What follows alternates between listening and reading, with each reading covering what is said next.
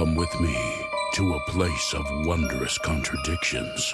A place that is silent and unstirring, yet restless and alive. A place of untold peace and boundless dread. Come with me into the very cradle of darkness, where those who dwell alone.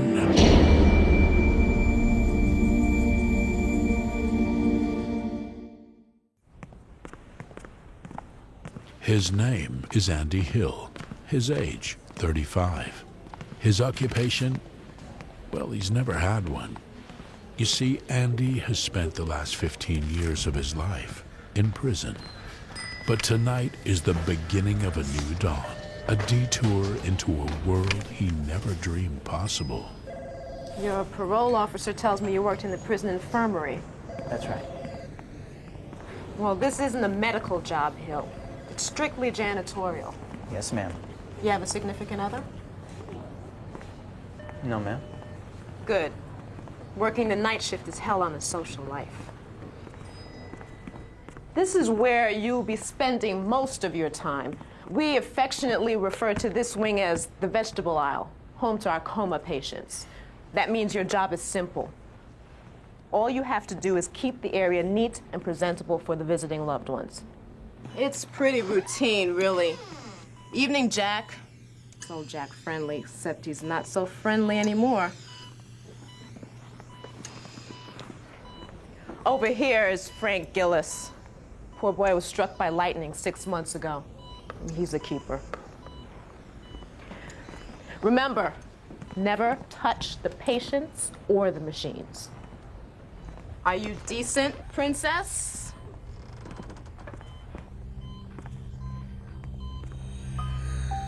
Who's that? Grace Matthews. Came to us about a week ago. Word is she was a real society cupcake. Fell into a coma after tumbling down a flight of stairs.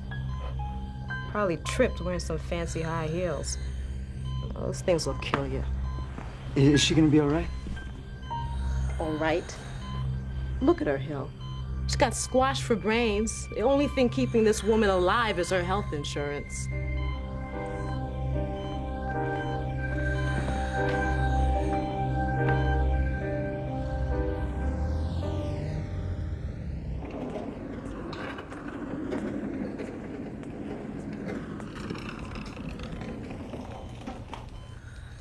It's so dark in here.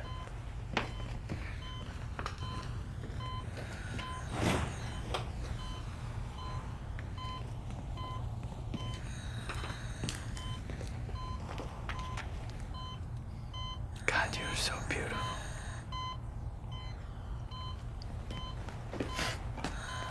What am I so nervous about? It's not like you're gonna get out of bed and kick me out of your room. Of course, if we were anywhere else, a classy woman like you wouldn't give me the time of day. Can't have that. A woman like you deserves nothing but the best.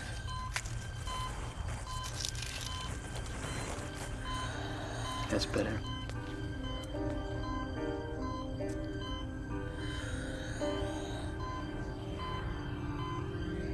They should take better care of you.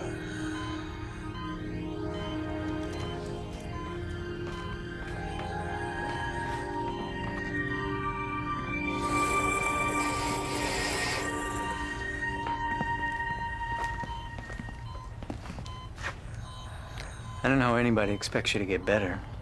I mean, this place is like a morgue. Beats listening to those machines, huh?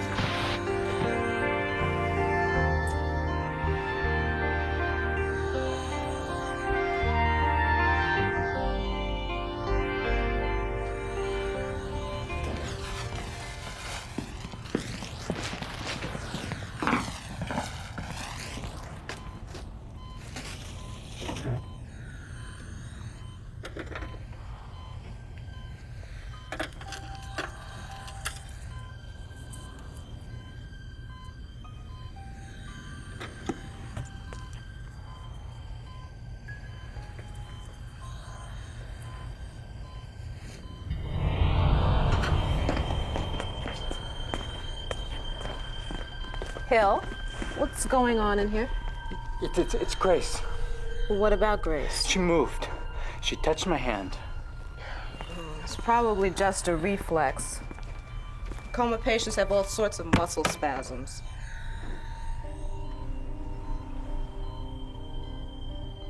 See? It doesn't mean anything. This wasn't a reflex. There's no sign of movement. You weren't touching her, were you? No, ma'am.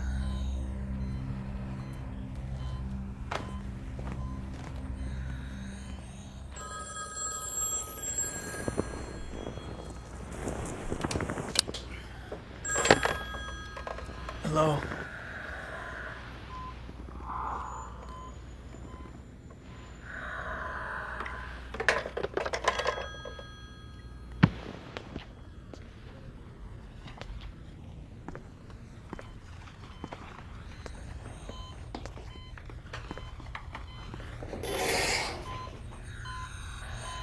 Who are you? Who am I? I'm Jonah Matthews, Grace's husband. This is a hospital, mister. You can't smoke here. Right, I was just leaving.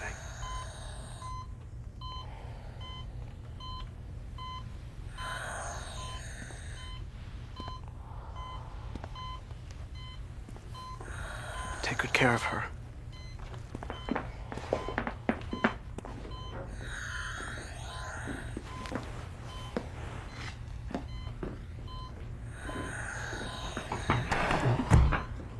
Thank you. Who said that?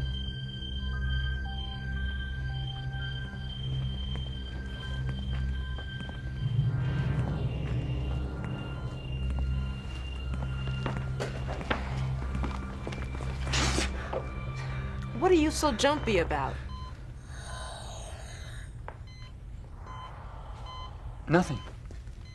Everything's fine.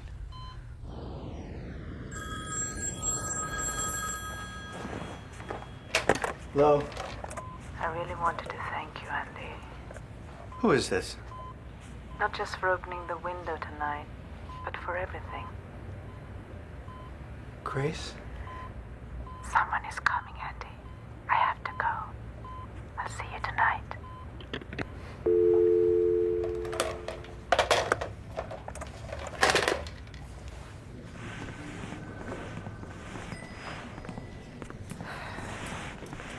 You cleaned Grace's room yet? Well, what are you waiting for? She's not gonna bite you.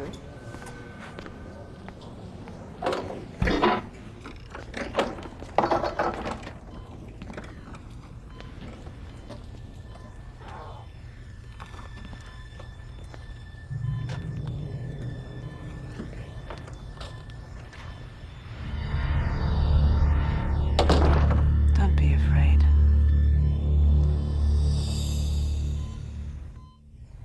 You can't be awake. This is all in my head. Does this feel real to you? Come, Andy. Sit down.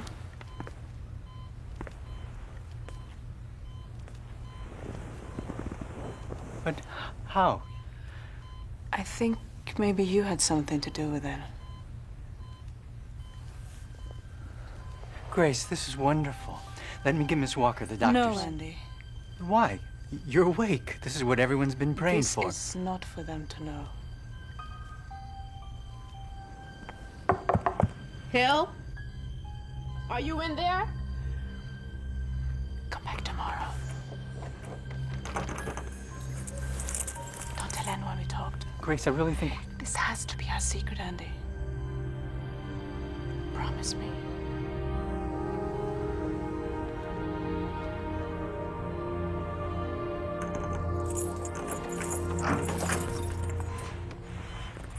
Who were you just talking to? Nobody.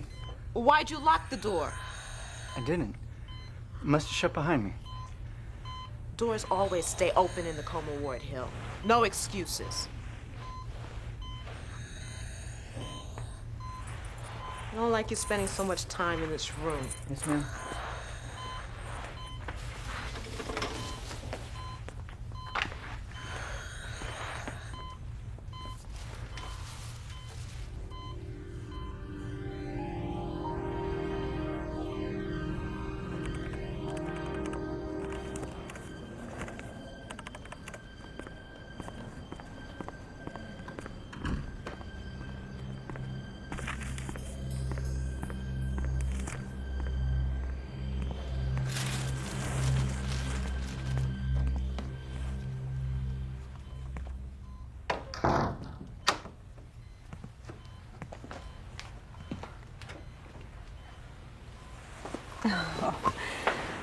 They're beautiful.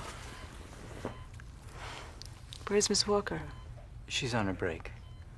Then we don't have much time. What's wrong, Andy?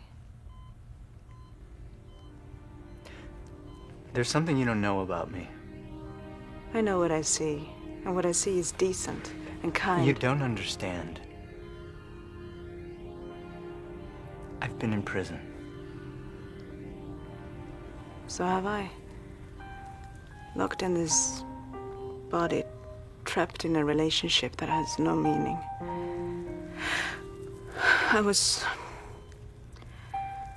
so lonely until you came along. Grace, I can never give you the things that your husband did. You've already given me more than I've ever had.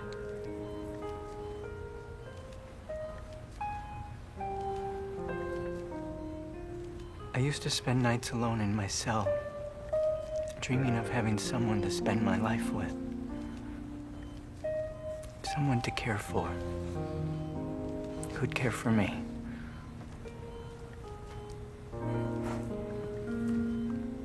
It's not a dream anymore.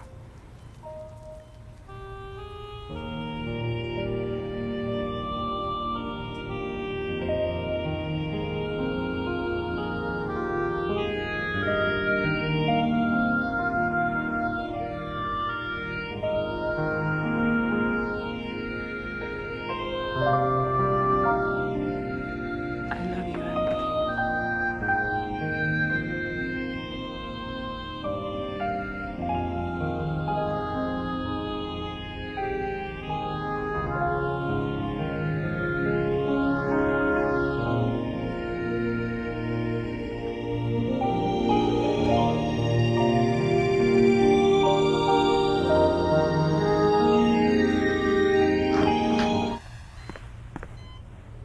What the hell are you doing?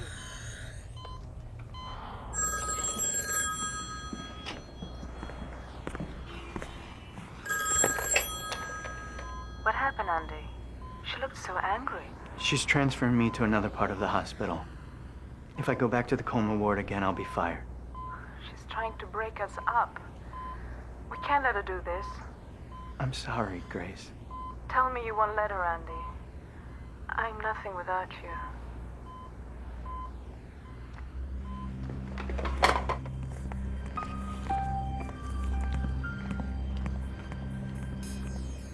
Yes, I know. The insurance company told me that our coverage runs out in 2 weeks. I don't care what it costs.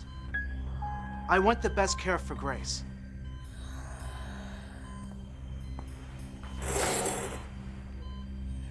Excuse me, I'm with my wife. Can you come back later? Visiting hours are over. You need to leave. I'll call you back. I don't make the rules. No, you don't. Thank God he's gone. You're shaking. Grace, what's wrong? What happened? Just hold me, Andy. I'm so afraid. Tell me what happened.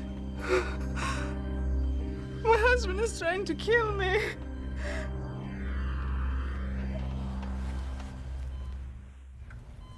Now, I'm sure it wasn't an accident. The railing didn't just give way. Jonah tampered with it. He fixed it so I'd fall. But he's always here fawning over you like he really cares. But don't you see that's his alibi? Trust me, Andy, he wants me out of his life. And as long as I'm like this, he can't get his hands on my money. God. I've been watching him every day. He comes by, waiting for the right moment to finish what he started. I'm not gonna let him hurt you, Grace. No, and you go back to prison.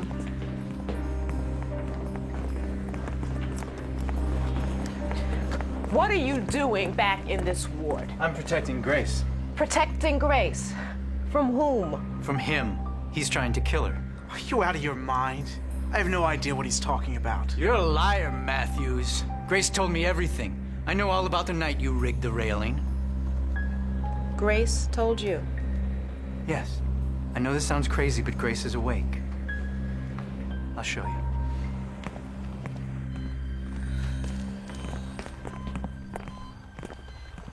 Grace, it's me, Andy.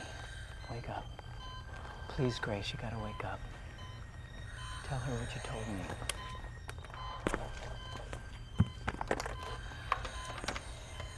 This is Kate Walker. I need security up here. Stat. No, wait, Miss Walker. All right, Hill. Clear out your locker. I'm telling you, Grace needs me. You're fired. End of story. You don't understand. Grace is in danger. He tried before, now try again. Grace! Grace! Grace! I'm sorry, Mr. Matthews. This parole officer will be hearing about this. Parole officer? The man belongs in a psycho ward.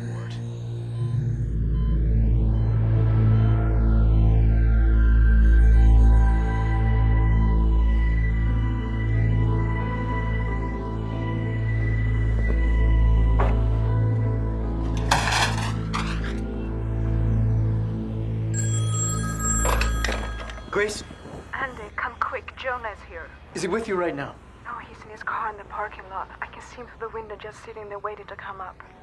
He's going to kill me tonight, Andy. I know it.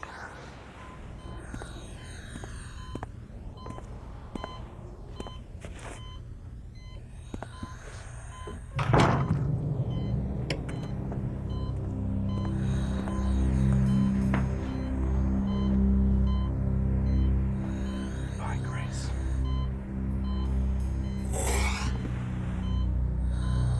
You! It's over, Matthews. I'm turning you in. It's my word against yours. No! No!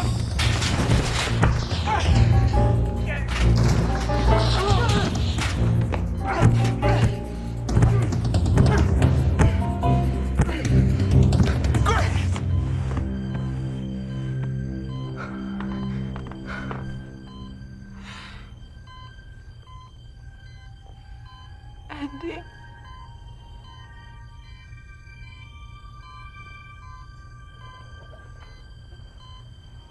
You killed him.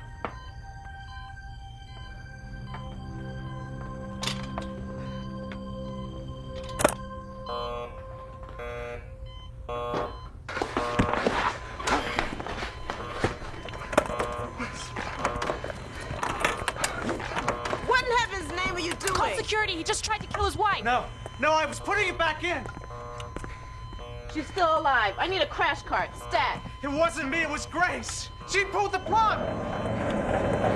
You gotta believe me, it was Grace, I swear it was. Tell me it was you, Grace. Claire. Tell me you're awake.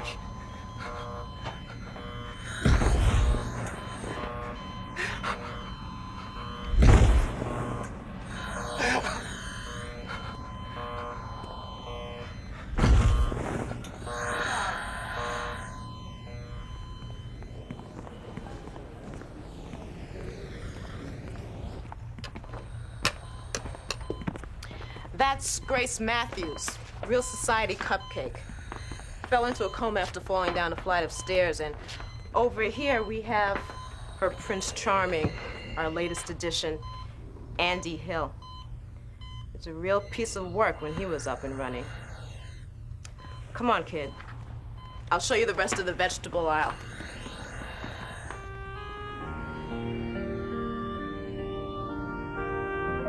Somewhere between this world and the next, there lies a void.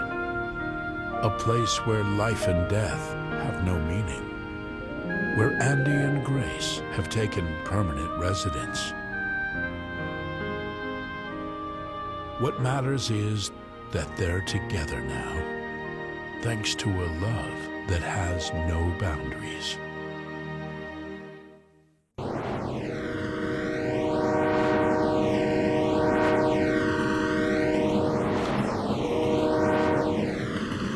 All aboard the Evening Express. Some travel on business, others visit family and friends. Cheryl Bruder is about to embark on an unexpected journey, a non-stop voyage to the darkest corner of her heart.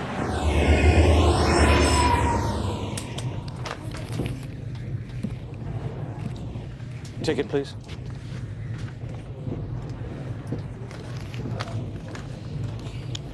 This fare is for South Falls, miss. You're on the wrong train. I do this every week. That's not possible. Well, we're headed northbound. I'm afraid you're going in the opposite direction.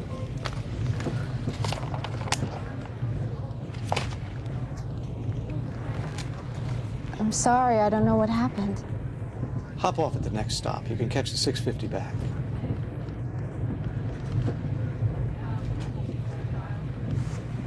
Ticket, please.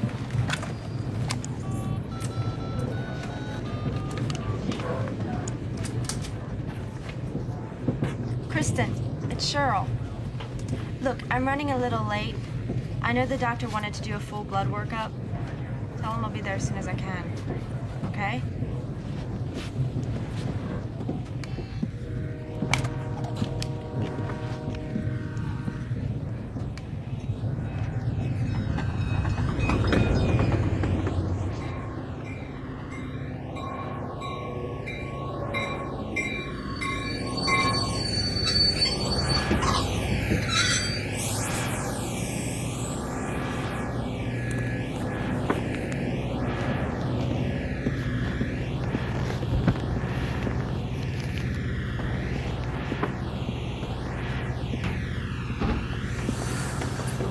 Excuse me.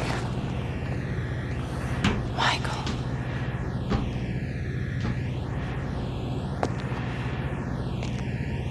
Speak to him.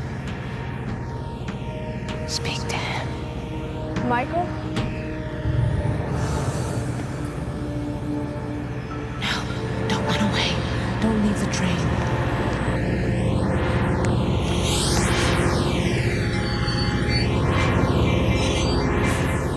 Once we get to Seacliff, I'll call the caterer. Don't forget to bring the gifts for the wedding party to the rehearsal dinner, okay? Scotch, please. Can I put your cousin Leonard next to my Aunt Jo and Uncle Don? They always fight at weddings.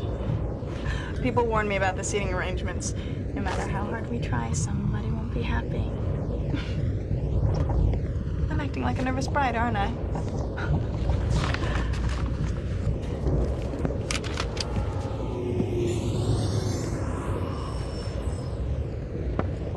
Sweetheart, what's wrong? The strangest thing happened when I was getting back on the train.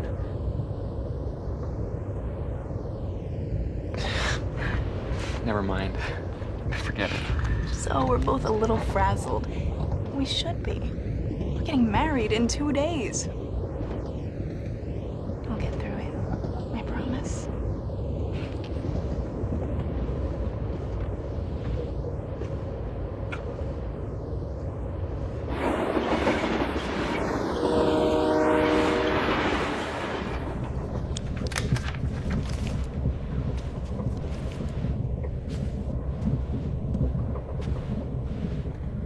Looks like someone decided to stay. I haven't been upstate since I was a kid. Must be pretty this time of year. How far would you like to go? Kingsborough? Goshen? End of the line, Seacliff. Seacliff. Sounds perfect.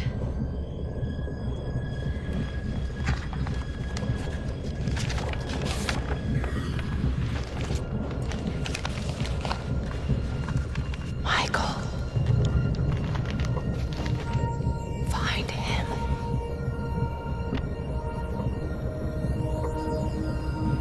Go to Michael. He's waiting. Stop it! Stop it! Are you all right, miss? Can I get you some water?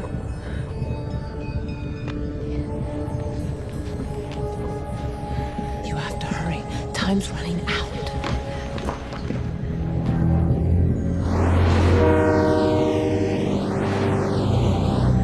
They're together. Can't you feel it? Honey, did I tell you my mom's adding flowers to the top of my veil? I'm sorry, what did you say? Michael, you've been in a daze ever since we boarded. Talk to me. No, it's just... I've got a lot on my mind. You're thinking about her again, aren't you? Who? You know very well who I'm talking about. It's not about her, Natalie, I swear. I know I shouldn't be jealous anymore, but I can't help it.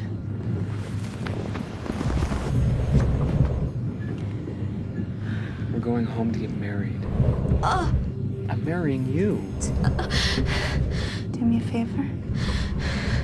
Kiss the bride.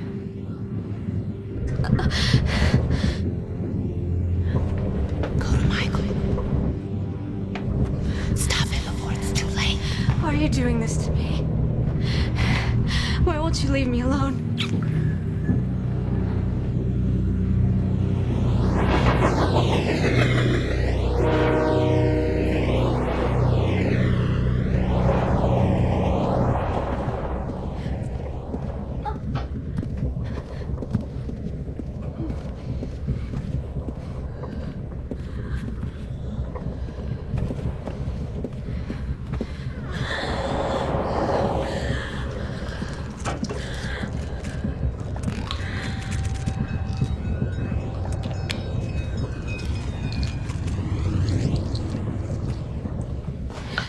I didn't mean to startle you. It's just... I don't know why I'm here. You feel it too, don't you? I don't know what I'm feeling. Look, this is crazy. My fiancée is on this train. I'm getting married in 2 days. Hold him. I bump into a total stranger and I can't stop thinking about her. Take him in your arms. Who are you? Let go of me. Don't push him away. He needs you. Leave me alone. He needs you. Michael? Natalie, No, don't let him go. Don't let him go.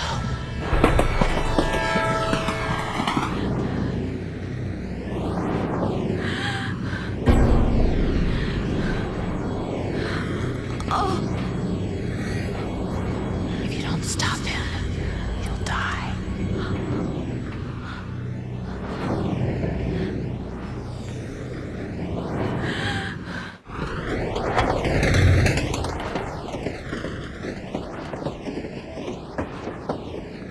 Who is she, Michael? I told you, I don't know. Of course not. That's why you were holding her. Believe me, Natalie. Until tonight, I'd never seen her before. Do you want to cancel the wedding? Is that it? Of course not. There's something about her, the way she looked at me. Her eyes burning through me. It's exactly the way The way that Laura used to look at you? Laura's dead, Michael. The car accident was almost 2 years ago. You made me believe you were finally over her. I was. I am. I don't know. Maybe it's my fault. I was stupid to believe I could ever mean as much to you as Laura did. As she still does.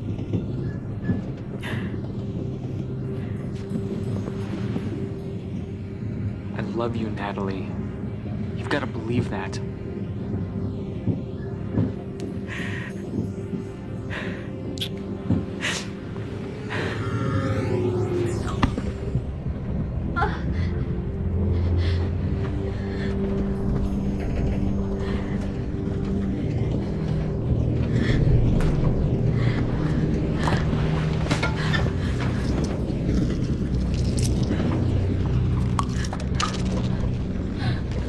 Let me help you with that.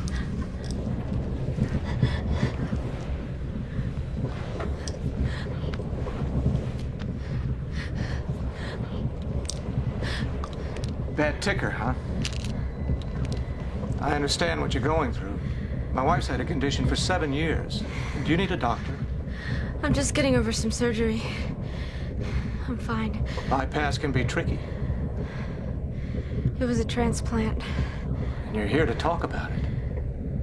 I've been sick my whole life. This was supposed to be a new beginning. But it's strange. I haven't felt like myself since.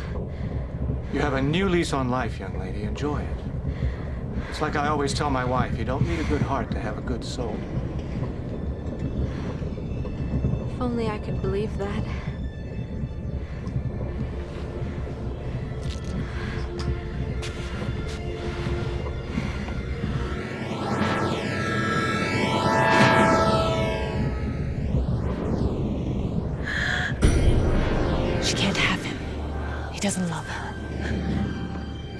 Please. You're hurting me. Don't you understand? It's her fault. The more they're together, the weaker you become.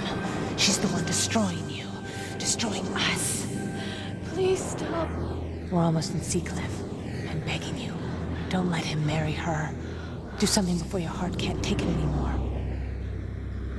Before she destroys us both.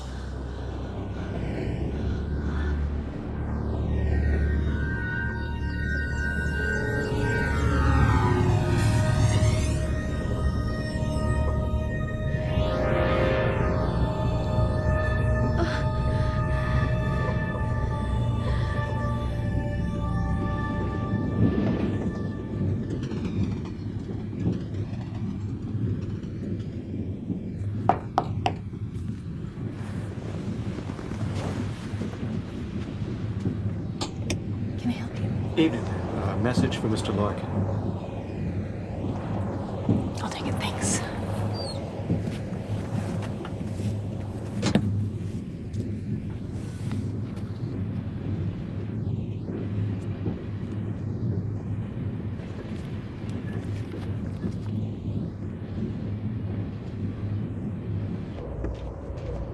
Michael, who are you? Why are you doing this to us? Where's Michael? I have to see him. Why are you trying to destroy what we have? I have no choice. I can't fight her anymore. Her? You have to leave this train. Both of you. Look, I don't know what your problem is, but just stay away from us. You can't let her have him. Leave me alone. She's killing us. Do you want to die after everything you've been through? Leave me alone! Get rid of her. Now. No!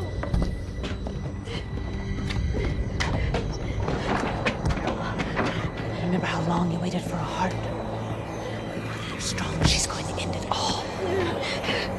Can't you see they're happy together? You're wrong. He needs me. You need me. There's only one way you can save us both. I won't. I can't.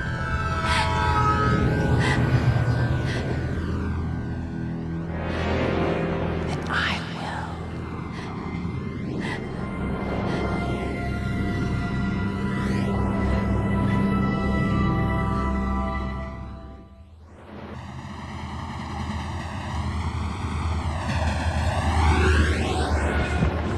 Michael!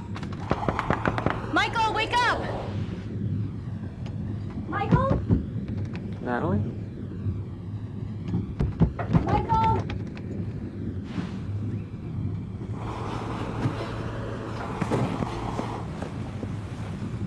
Who are you?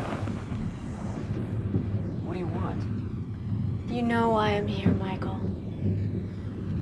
I'm the one who really loves you. The one you've waited for so long. What the hell are you doing? I want you to remember the way it used to be. How good it was. No, don't. Remember the night we spent on Beecher's Cove? The warm tide. I fell asleep in your arms, Michael. I can still feel your body. The softness of your lips. Laura?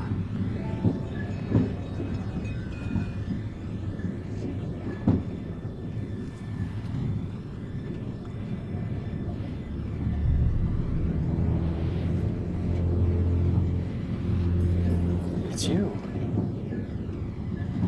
You're the one who got the transplant. You have Laura's heart. I'm back, Michael. That's all that matters. This is crazy. This is absolutely crazy. Remember what we had. What we can go on having. All you have to do is say yes. Look, whoever you are, if you care about me, get out of my life.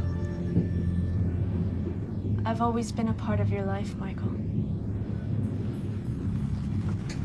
And I always will be.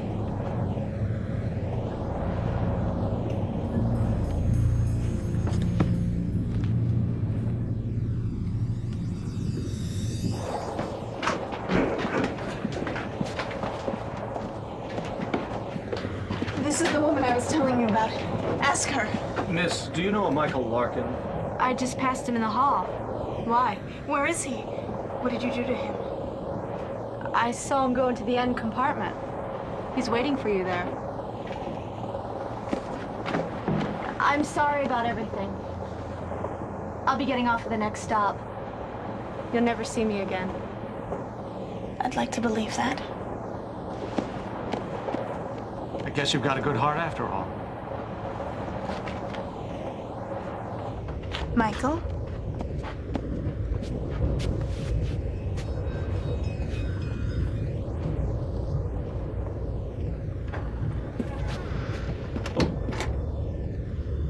That's always been your problem, Natalie.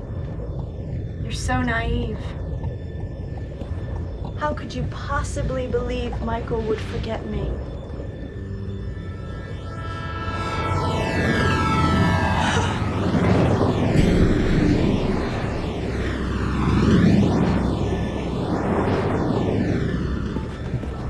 Have you seen my fiancée? A young lady just took her to find you. When? Where did they go?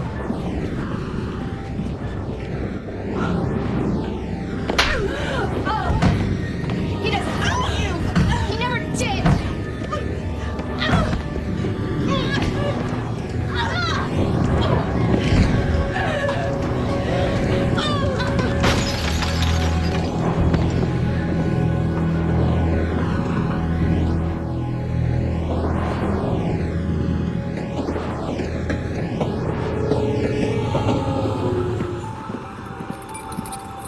Natalie! Open the door!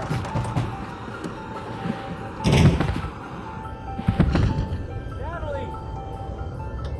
You know what you have to do. Just do it.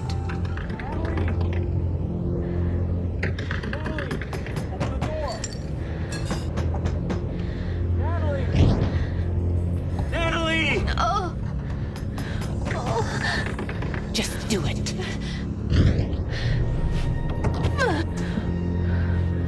I love you! Don't let them be together. I love you! No! It's your only chance to live. He doesn't love her. Natalie! He doesn't love her. Yes. He does. No. No. Please. No.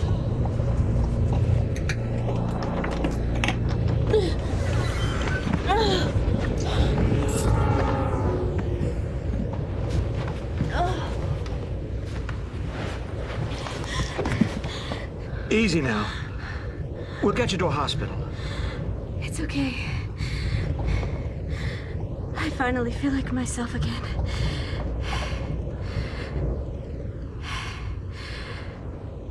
Feels good.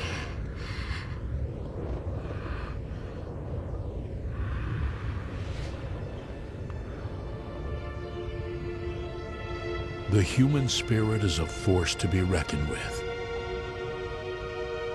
When all hope is lost, it can drive us to acts of compassion and self-sacrifice. Maybe the conductor was right after all. You don't need a good heart to have a good soul.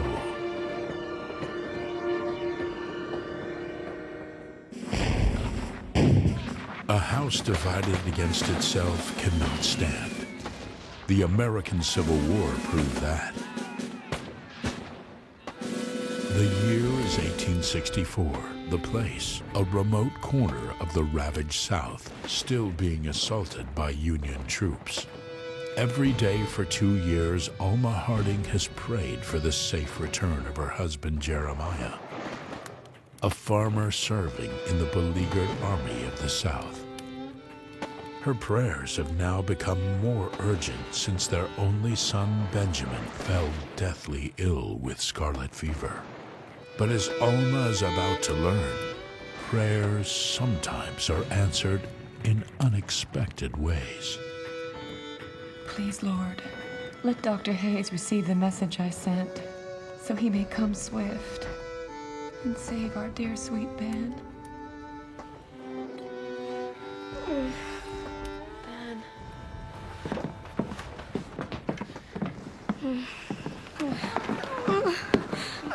Child, it's just another fever dream. I saw graycoats wailing, dying. And out of the smoke came a man on a black horse, fireballs in his hand. Fire? The Webbs were trying to escape. Here at our farmhouse. The horseman was right behind him. He threw his fireball. And Dear God, you're burning up. Mama, please don't let him in. Don't let him take me like he did those soldiers. Mama, please. No one's taking you anywhere.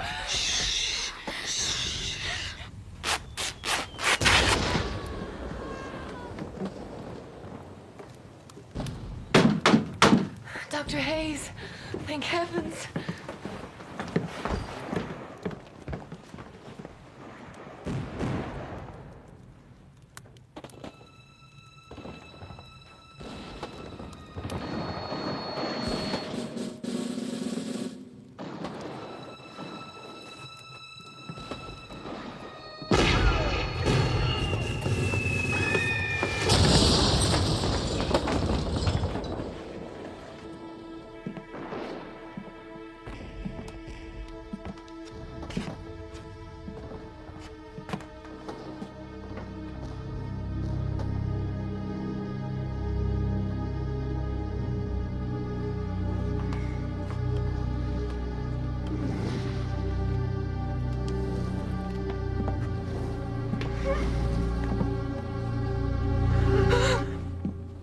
Easy, ma'am. You're lucky to be alive. Ben? Oh, dear God, tell me he's not. He's asleep is all. It's not his time yet.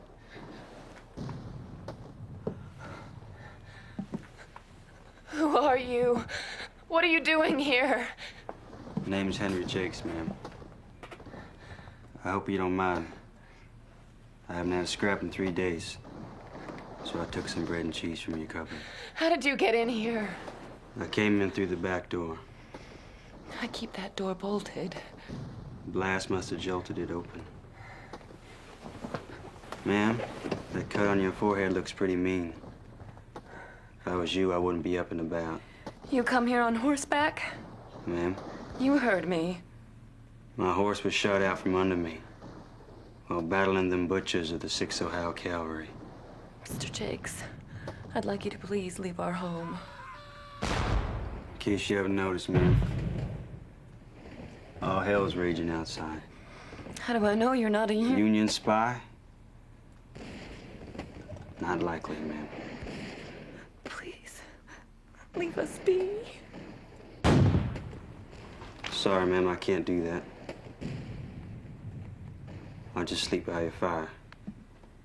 I'll be gone by first light.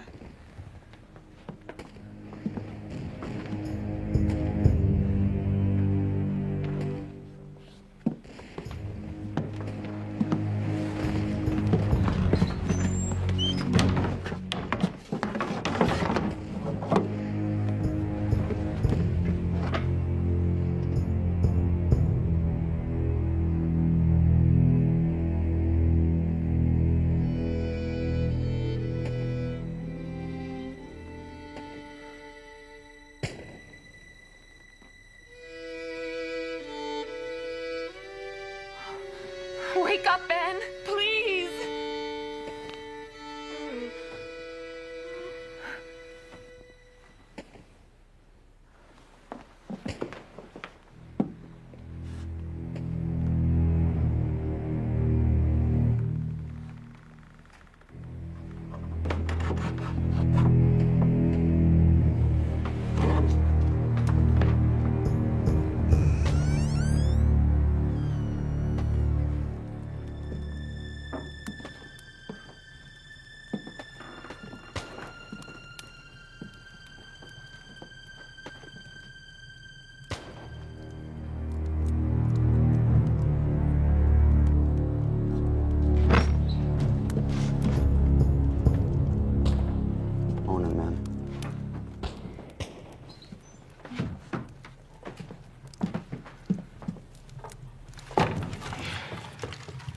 Fire was getting low, so I took the liberty. You said you'd be gone.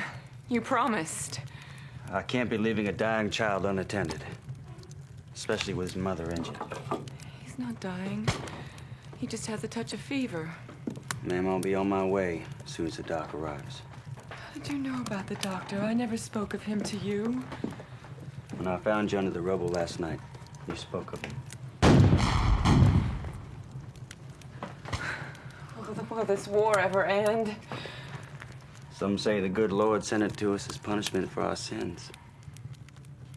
I've seen things, ma'am, that make your heart curdle. Men lying dead like rows of cordwood. You say that as if you're an observer, sir, not a soldier. Tired is what I am, ma'am. Tired of burying men in unmarked graves, where their family and friends will never be able to find them. Men like them brave souls I fought with at Chattanooga. My husband's last letter came from Chattanooga. Perhaps you know him. Jeremiah Harding? What happened to Chattanooga? Was there a terrible battle? I ain't never seen a battle that wasn't. Were there many casualties? Let me put it this way, ma'am. If I was the angel of death, I'd be very tired. My husband is alive! Best get some rest, Oh, he man. is! No! Ben needs me! And if Dr. Hayes doesn't get here soon... Don't worry. I'll watch over your boy. I knew it was you. I knew it. No, I won't let you take him away! There's nothing to be afraid of.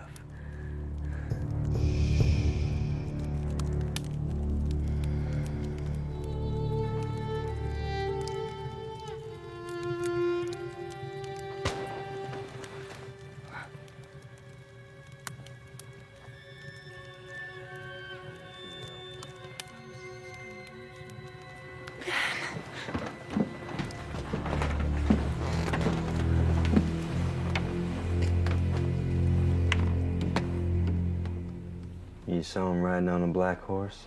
And fire in his hand. You know? Only too well, boy. Only too well. Tell me about my papa. You said you knew him. Mama said she promises he's coming home soon. Don't be afraid, boy. If it's the good Lord's will, you'll be seeing him soon enough.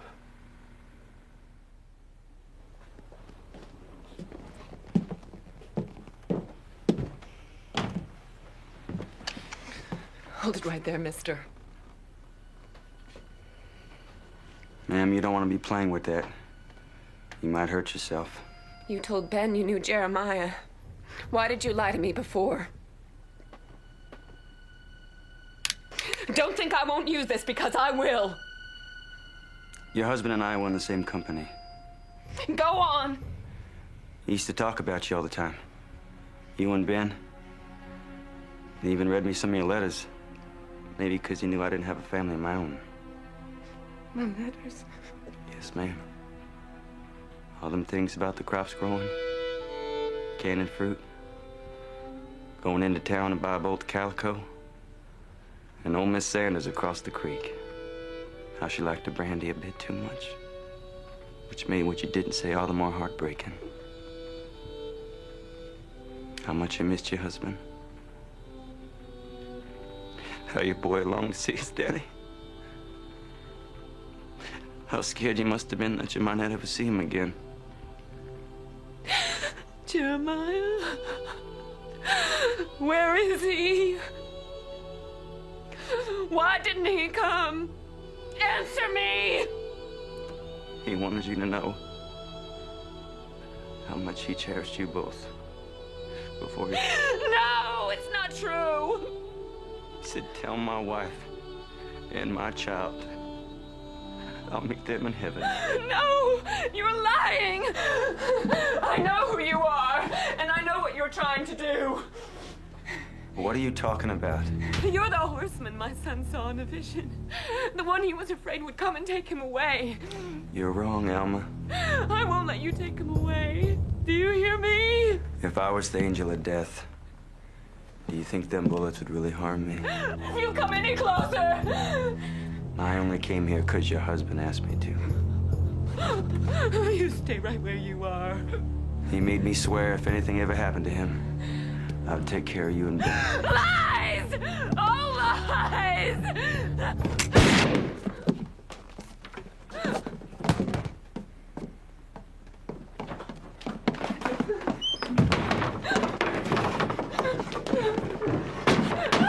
Open up the door, Alma!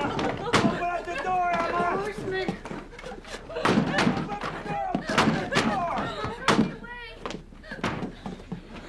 Mama! Oh, it's all right, child.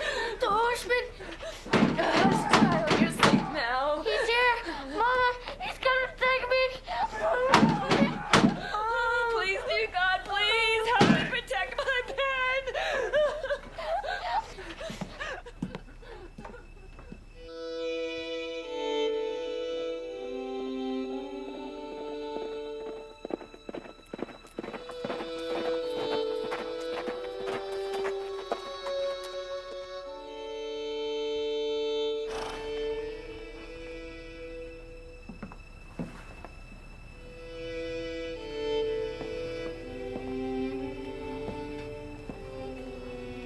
Dr. Hayes.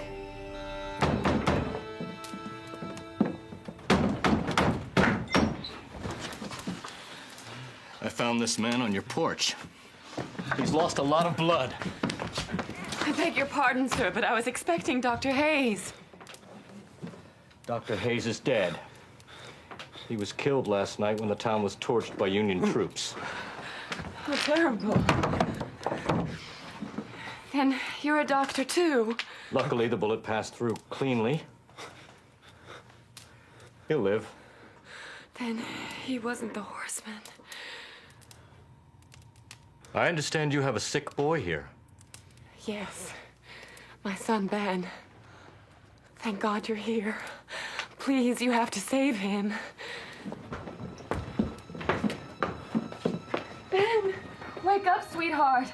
The doctor is here now. Everything's going to be all right.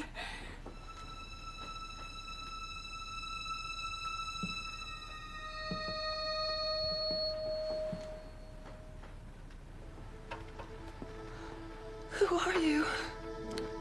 I believe you were expecting me. But you said... I never said I was here to save your boy. Afraid I'm here for another reason.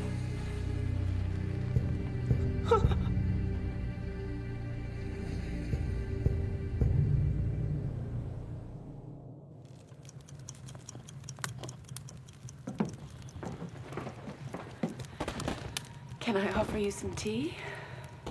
No, thank you. Perhaps you'd like to take a rest by the fire. You look tired. It has been a long 4 years. Thankfully, with the war coming to an end soon, my services won't be so much in demand. Your services? Then again, there'll be another war soon. He's never even been sick before. In fact, last winter when everyone else was ailing, Ben would be outside playing in the snow for hours on end, just a happy, healthy 10-year-old boy. I understand. And did I mention that he's a model student? At school, he studies his letters and his numbers real hard. Miss Johnson assures me he has the most unusual talent with words. Why, I remember the time he wrote me a poem for my birthday. Mrs. Harding. And he loves his father ever so much. They used to go cane pole fishing all the time. But dear Ben would always want to let the poor little things go. Mama? Mama, where are you? Please, sir, I beg you. Don't take him away from me. You've already robbed me of my beloved husband, Jeremiah. Ben is all that I have left in the world. I'm truly sorry. Then at least allow a mother a few last minutes to say goodbye to her only son. 5 minutes.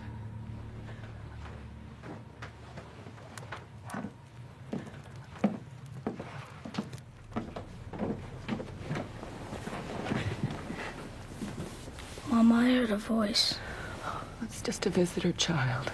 He'll be on his way soon. No. Papa's voice. Your father spoke to you? He told me not to be afraid. Not to worry, because he's safe now. We'd all be together again. Together? And I felt his hand on my forehead. And I wasn't afraid anymore. Really, Mama, I'm not.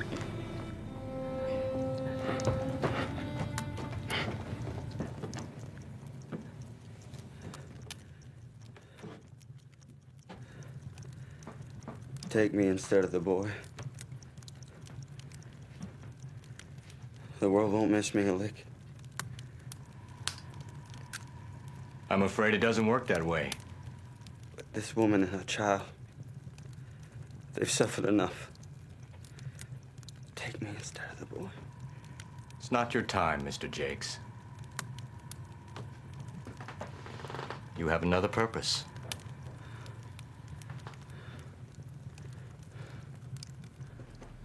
I want you to know, Ben, whatever happens, you will always have a place in my heart. And never forget your dear father's words. One day we'll all be together again. Yes, Mama. Mama, I love you.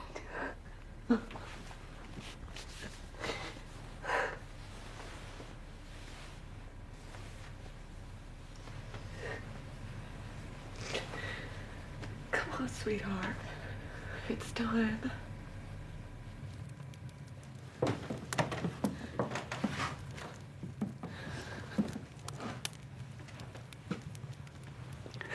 Once more, sir, I humbly beg you.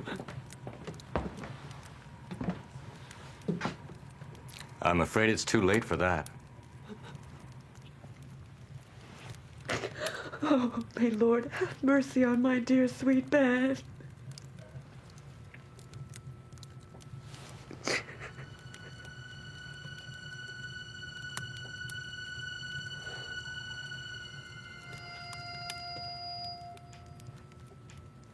Me?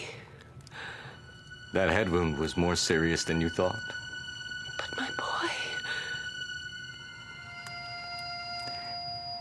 It was never his time.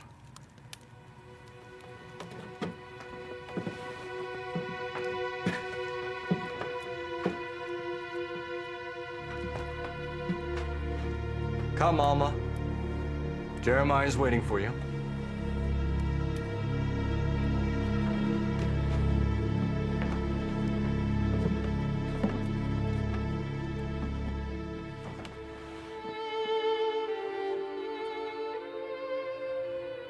Don't you worry, ma'am. I'll take good care of him. I'll raise him like my own. Just like I promised your husband.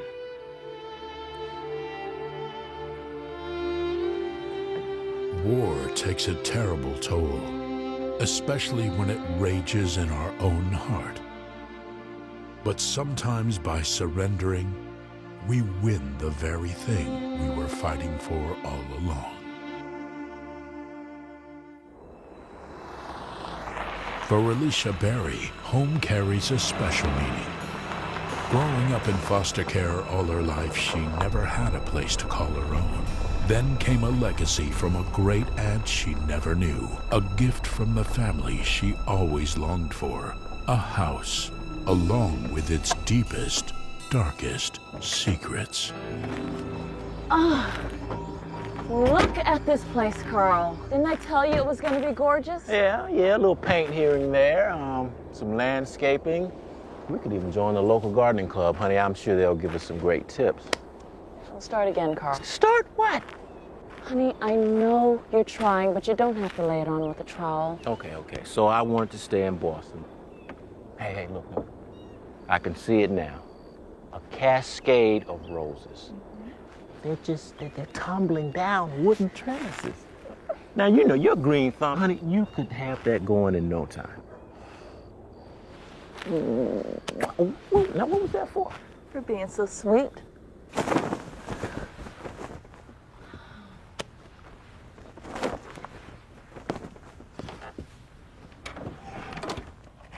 Hey, hon, this looks like genuine Victorian. Look at this. Your Aunt Jessie did real well, huh? Probate attorney told me that she and Uncle Paul owned a hardware store in town. Built it up from nothing. Yeah? First black family to break the color barrier in the neighborhood. Well, I always knew you came from good trailblazing stock. Huh? You want to see if the bed works? Whoa.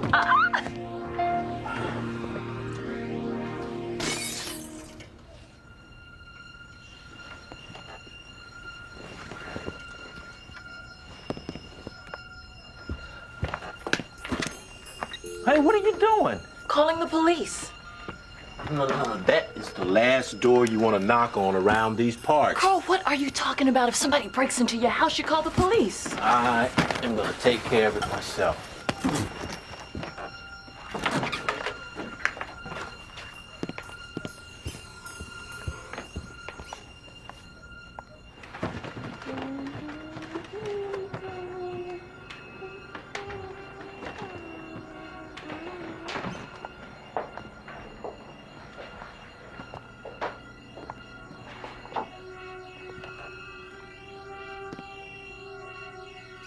Ruthie, you're not allowed to stay here. I can too. She said so. Don't move.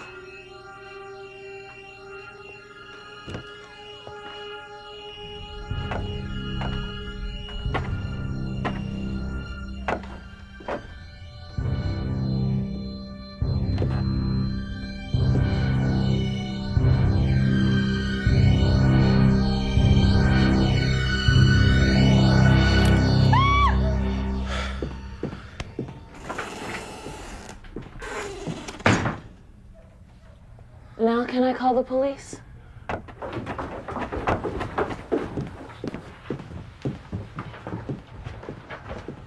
Ruthie, it's Sheriff Williams. I want you to come on out right now. It's Ruthie James. Old Jessie was kind to her, let her stay here on and off after Paul died. Ruthie, you come quietly now or you're going to the county hospital.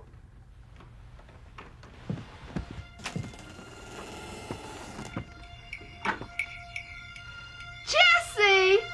What are you doing? You're not supposed to be down here, remember? Calm down, Ruthie. What's she talking about? Don't pay her any mind. She's obviously gone a little soft. Everything's all right now. I'll get her home.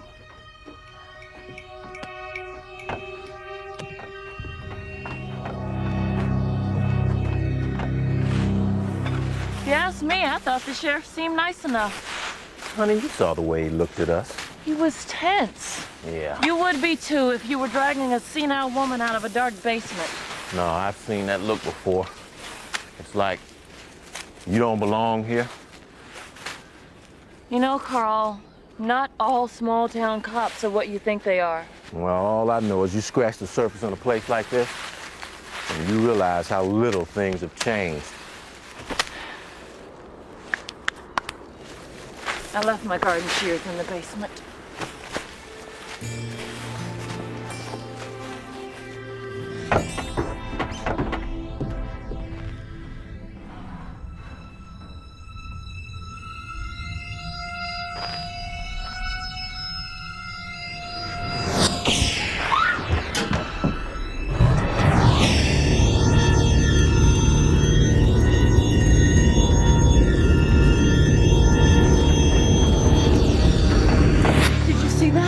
See what? Right over there. The floor. It was burning. It looked like the outline of a body. Don't you smell it? It's like a distillery down here.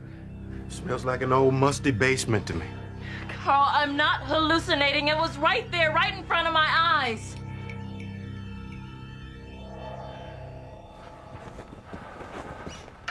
I'm sorry. Honey, I really didn't mean to hurt you. I don't know. It's just all the stress, the move. Maybe I just imagined the whole thing.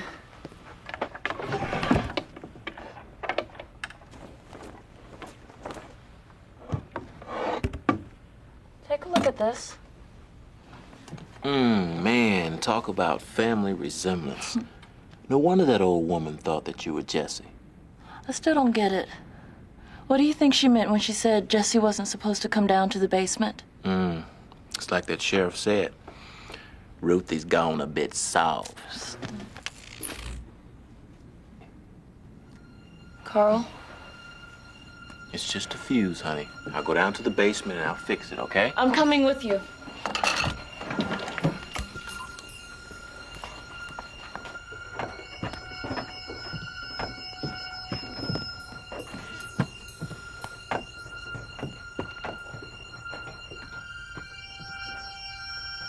I think I saw it in the root cellar. Wait here.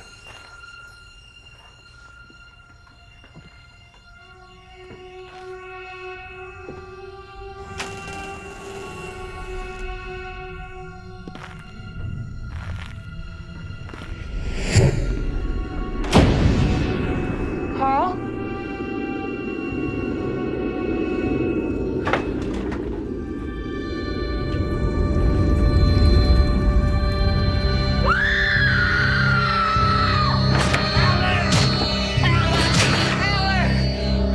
What's going on? Are you okay?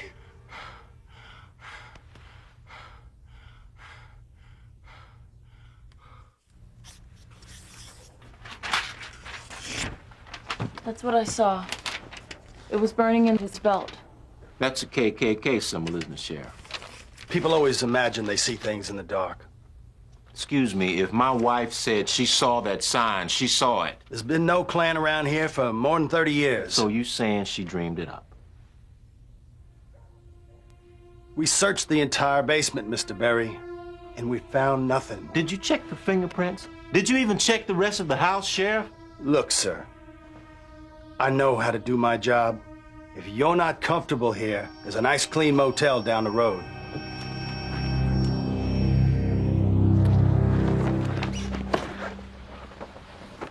Carl, we're not leaving this house. We are being harassed by some Klansmen.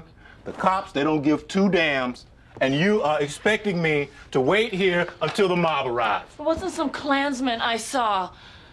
I don't know what it was. Well, you said you saw something. I defended you to that cop. All I know is it was like something out of a nightmare. Allie, whatever you think you saw, honey, it is only one more reason for us to get the hell out of this house. I'm not going. Honey, when are you gonna realize that we do not belong here? You're wrong. I do belong here. This house is all I have left of a family I never knew. I just can't walk away without a fight. You sure you don't want to come with me? It's too nice a day to be cooped up inside a library. Besides, I have flowers to plant. I'll be fine, sweetheart, really.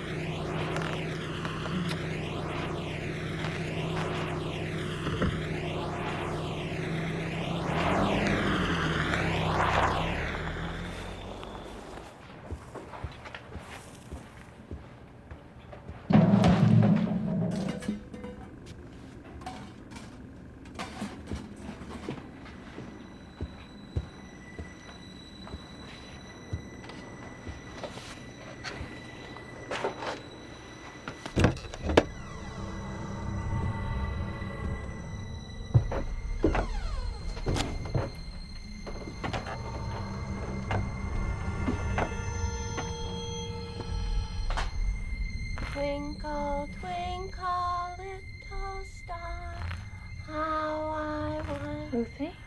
Up above. Is that you? I came to get my dolly. You gave it to me, Jesse. I don't recall that, Ruthie. Can you tell me about it? No, not here too painful. What's painful, Ruthie? What happened down here? He'll hurt me, just the way he hurt you. What do you mean? How did he hurt Jessie? You made me promise not to tell. You made me. You made me.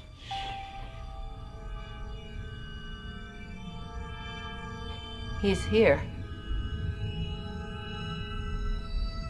Don't you feel him? He's here watching us. Always watching us. Who, Ruthie? Who's here? No! Ruthie always keeps a promise. Ruthie! Ruthie! Ruthie! Ruthie, wait!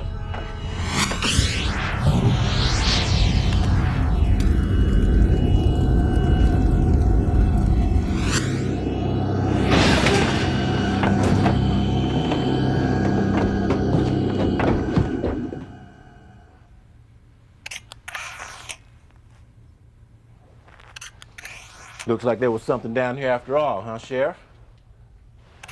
Seems it's Frank Stone. Man was sheriff here a long time ago. The whiskey, that's what I smelled. What I want to know is what the hell is a cop's body doing buried in the basement? 30 years ago, Stone vanished off the face of this earth. It's been a mystery in this town ever since. Till now. 30 years ago, huh? Now, isn't that the last time you said the Klan were active in this area? What are you driving at? What does this tell you, Sheriff? Ruthie told me that someone hurt Jessie down here. Maybe Stone and some of his Klan buddies decided to come and welcome the new neighbors. I wouldn't know that. Considering the evidence of foul play, I'll have to conduct an investigation. But with all the time that's passed, I doubt we'll ever know what really happened here.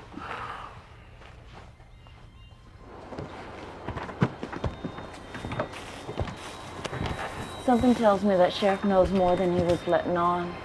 Now you're starting to sound like me. I still can't understand why he only came after me. Honey, let it go. Stone is finally out of this house, and from now on, the only disgruntled spirit you're gonna have to deal with is your husband, trying to finish his dissertation. You're right. Maybe it's better not to know.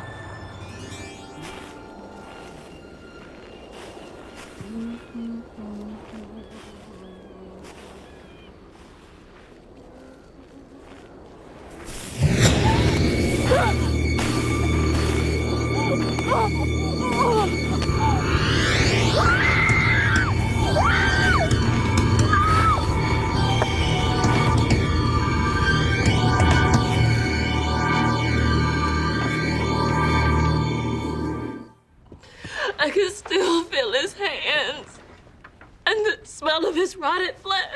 Honey, take it easy. The body is gone. Why won't he just go away? Okay.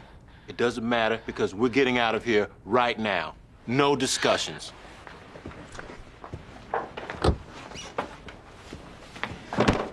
It's Williams. Now, what does he want? Maybe he found out something about Stone. Okay. Hey. I will go talk to him. You go pack some things, and we are out of here in 10 minutes, okay?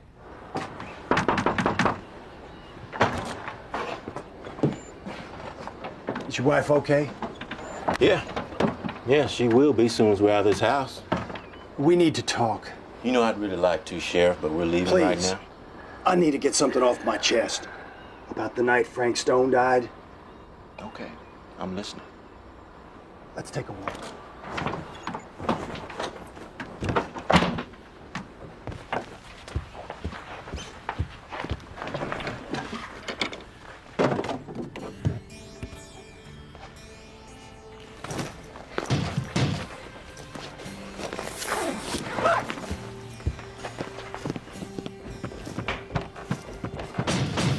Carl, the door's open.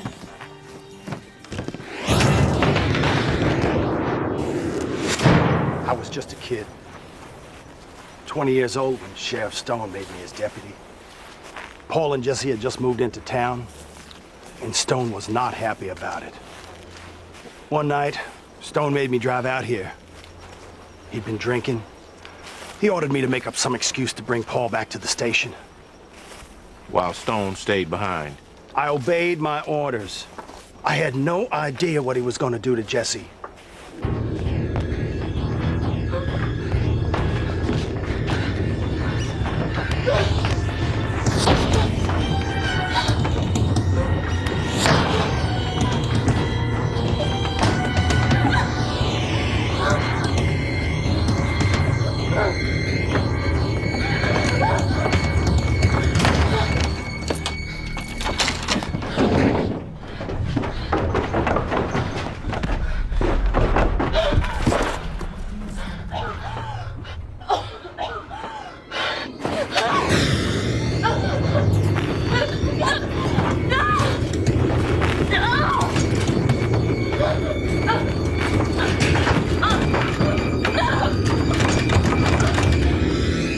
Something was wrong.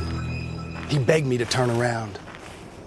By the time we got back, Stone was already dead. His throat cut with a broken whiskey bottle. Jesse was lying in the garden, clothes ripped off, bleeding, crying. I helped Paul carry Stone's body to the basement. None of us ever said a word about it again. Even though it ruined all our lives. Oh, God. Alicia!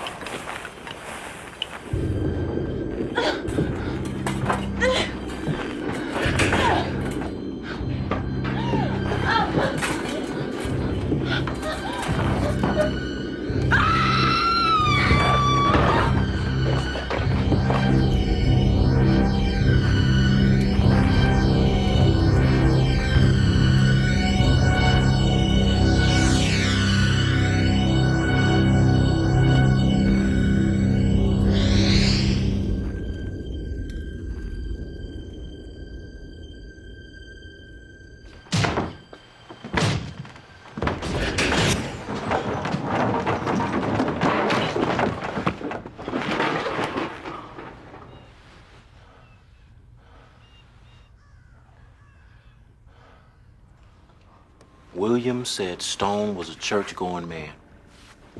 And I guess like any other sinner, he's just begging to be saved. But why does he want me to forgive him? What do I have to do with any of this? I guess because you're Jesse's kin. Or maybe because when you're burning in hell, you look for forgiveness anywhere you can. And the only way we're gonna live here in any peace is if you release him. All my life I was taught to forgive. But I can't forgive that man. Not after what he did to Jesse and Paul and Lord knows how many others before them.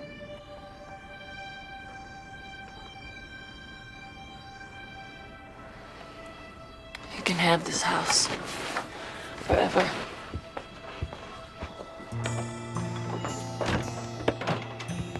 With a single act of forgiveness, we can erase the past, healing ourselves in the process.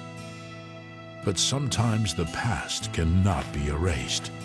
It lives on within our hearts and minds, and by not forgetting the evil that men do, we lay the foundation of justice for generations to come.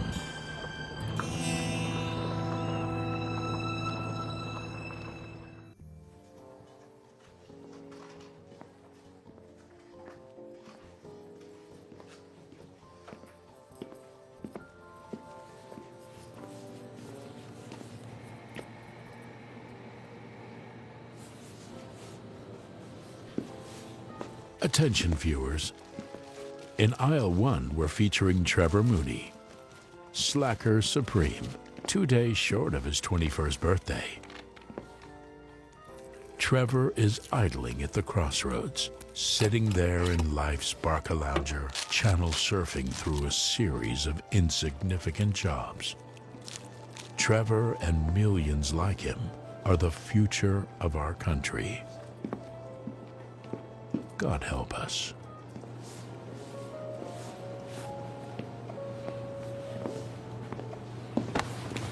Got milk? Dude, Don't ever do that again. Whoa, check it out. Cretin alert. That can't be Scotty. Boy went legit on us. Scotty's going places, gentlemen. Just like I know you two will someday. Good evening, Mr. Kravitz. If you boys are done here, I could use you on aisle 3. There's shelves to stock. Yes, sir.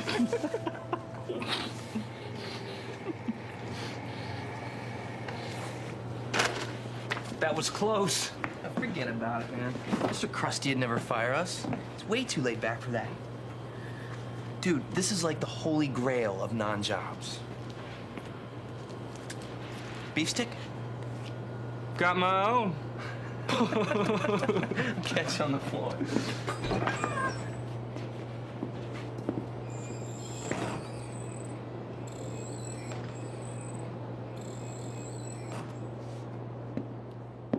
Good evening. Would you like to try some Senor Spicy's chili?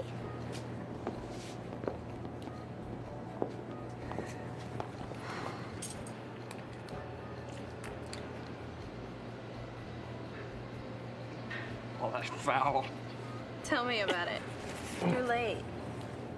I needed nourishment. Hey, what's the deal with Scotty? Vic says he's got a total tood. Mr. Kravitz promoted him to assistant manager. Major overhaul from last week. He's got the disease. His parents had to put him up to it. No doubt. It's a conspiracy.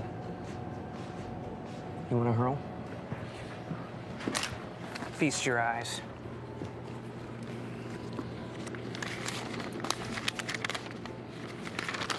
College? My parents pulled an end run on me. Luckily, I intercepted. No one's gonna bust our plans.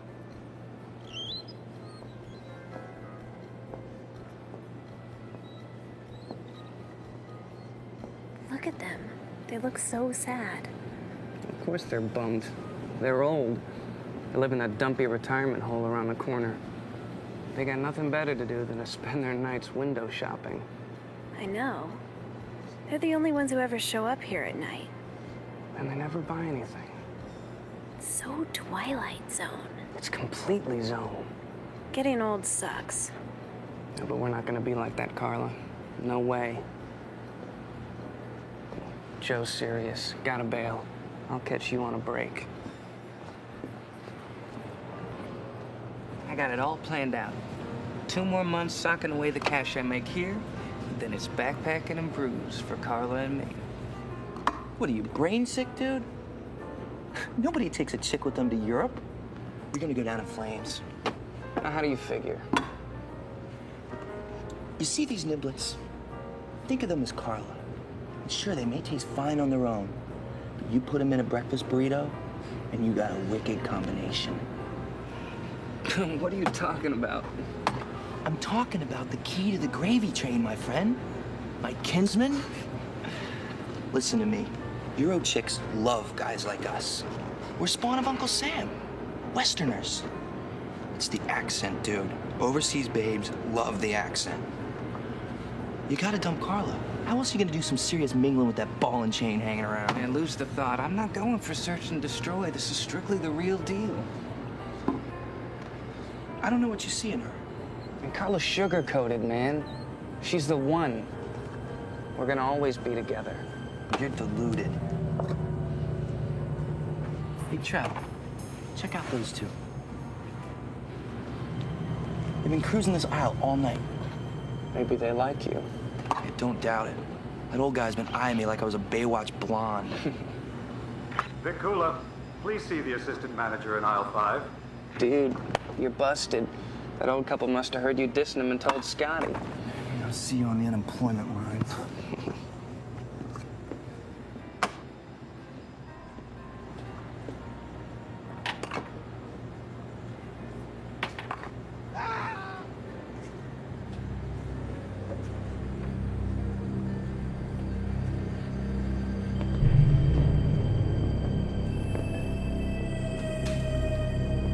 Did you hear a scream?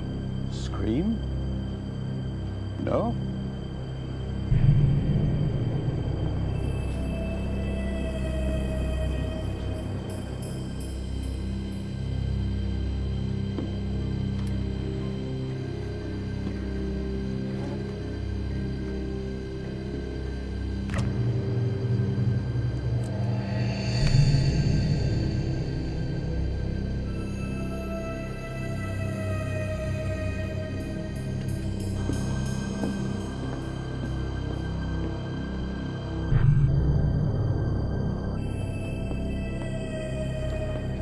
Carla, have you seen Vic? No? Why? What's up? Vic left early. He wasn't feeling well.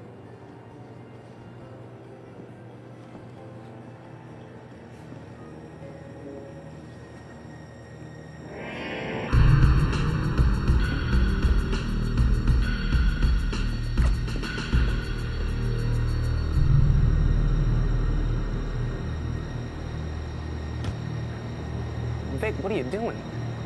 If Scotty and Mr. Krevis catch you playing around, they're gonna flip and can your butt.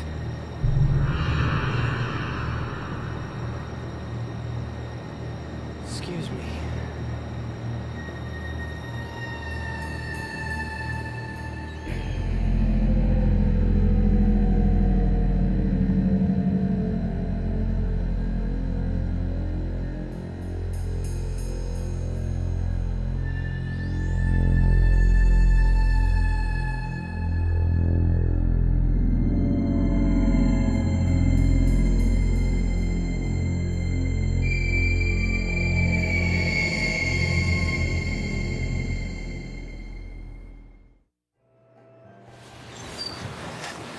I'm telling you, Vic walked right out of the freezer.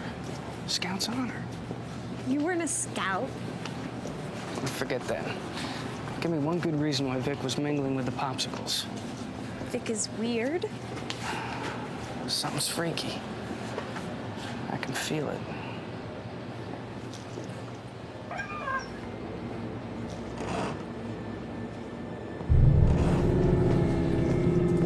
Vic. What's up? I quit. Huh? I'm moving on to bigger and better things, kids. I don't have just me to think about anymore.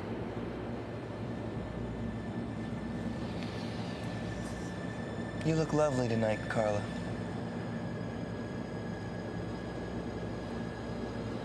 He's so weird.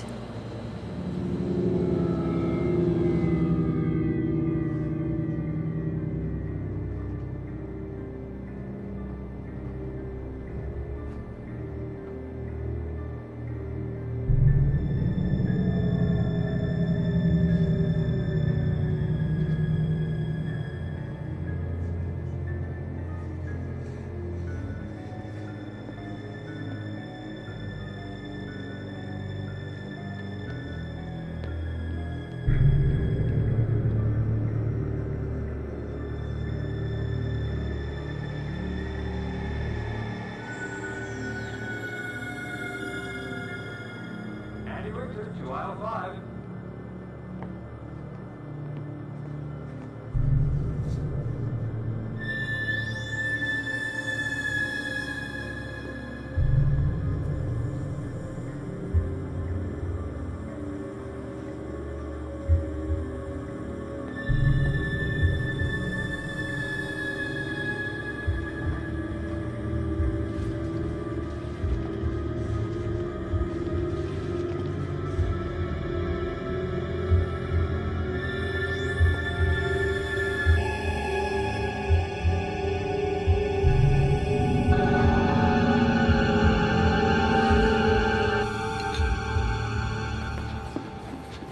We have to get out of here. Something freaky is definitely going on. I can't just leave. I'll be fired. Forget the job. We're in danger.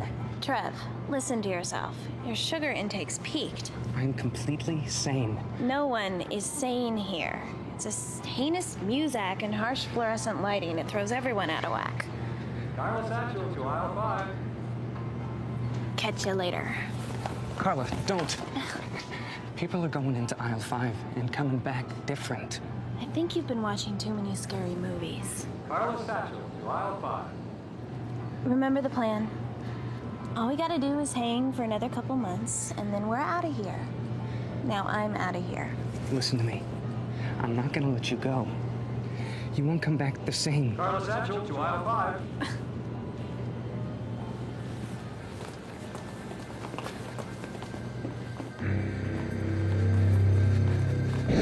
Why don't you just let her do her job? I thought you left. Just came back to do a little shopping. For God's sake, Carla! Don't go near there! Carla! Carla!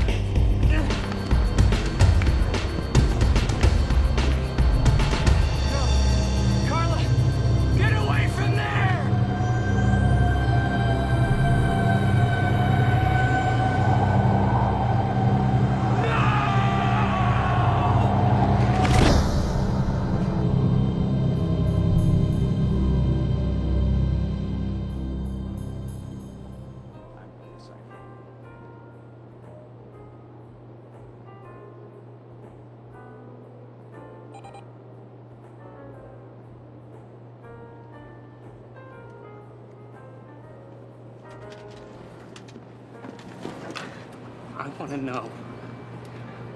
want to know what happened to Carla. Carla went home. She wasn't feeling well. Don't lie to me. I saw what's going down on aisle 5. Aisle 5? I'm not sure I understand. You know what I'm talking about. The guys who work here, they're being changed. Changed, Mr. Mooney? In what way? Talk to me. What's wrong with this place? Nothing's wrong. Business is better than ever. In fact, we're running low on stock. And what do you mean? The shelves are full. I stocked them myself. Why don't you and I go have a look at aisle 5? I forget that. I'm not going anywhere near there. Very well. I'll go see if something's going on.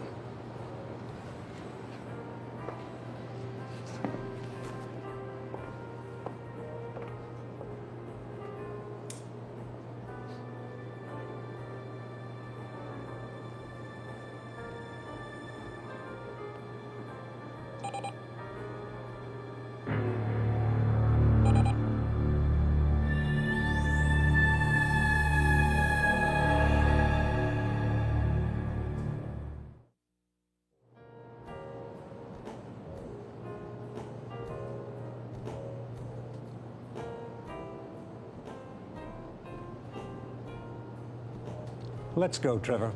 I have a customer waiting.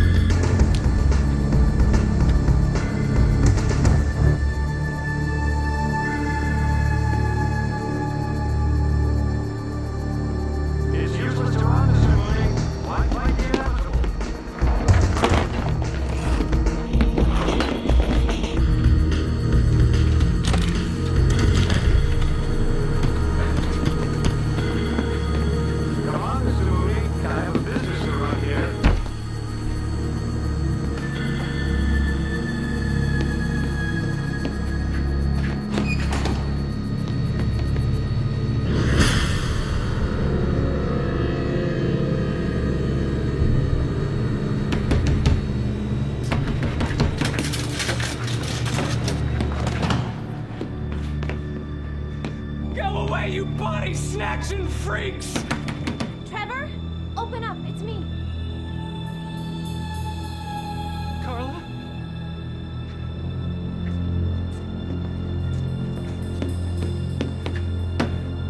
No. I saw you go into the freezer. I managed to get away from them. Open up, Trevor. They're after me, too. Here they come again. Please, don't let them get me. Please, Trevor.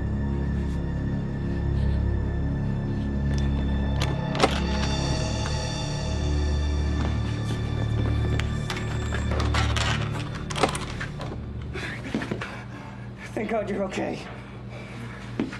We have to get out of here. Come on. I know the way. This used to be an old emergency exit.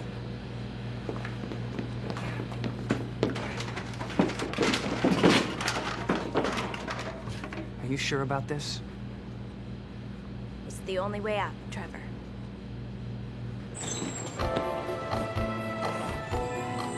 The only way out of our unproductive lives.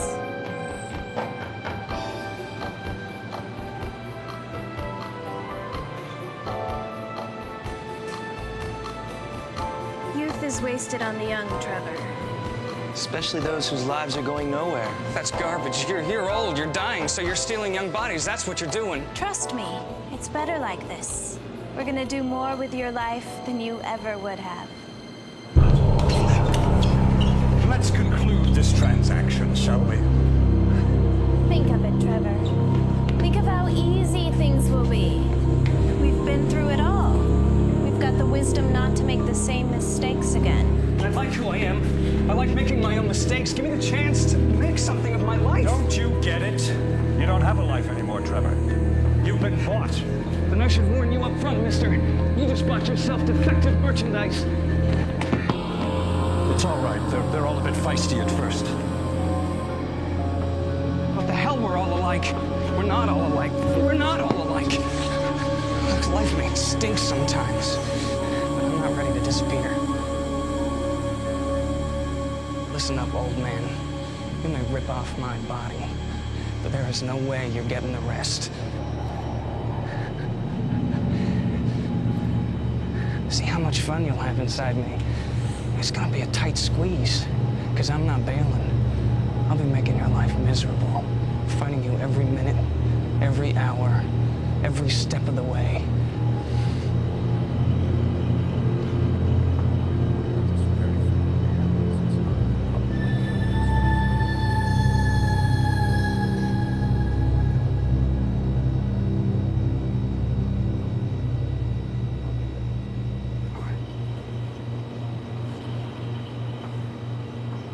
I'm sorry, Mr. Mooney, there's been a misunderstanding here.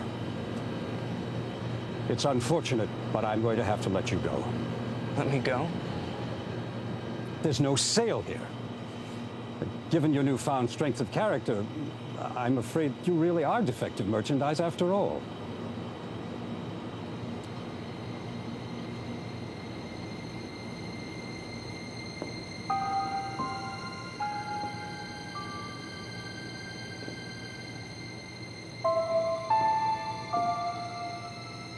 He'll be back in about 50 years.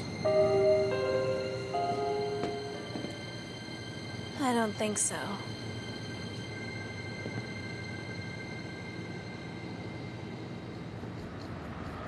He said I was selling bodies? Yes, sir. Those were his very words. Well, it sounds like Trevor Mooney was trying to get back at me for letting him go. I tried to give the kid a break, but as you can see by this crazy story, he was a troublemaker. Sorry to waste your time, sir. By the way, if you still need someone, I got a son who could use a job. Really? How old is he? 19. Lord knows he could use a little structure and discipline in his life. Send him by. We'll make a new man out of him.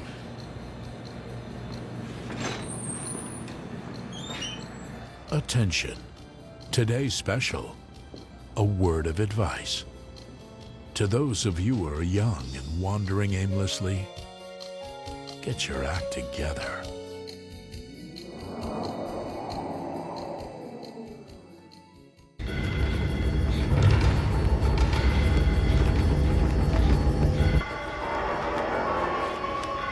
Oh man, what a surprise.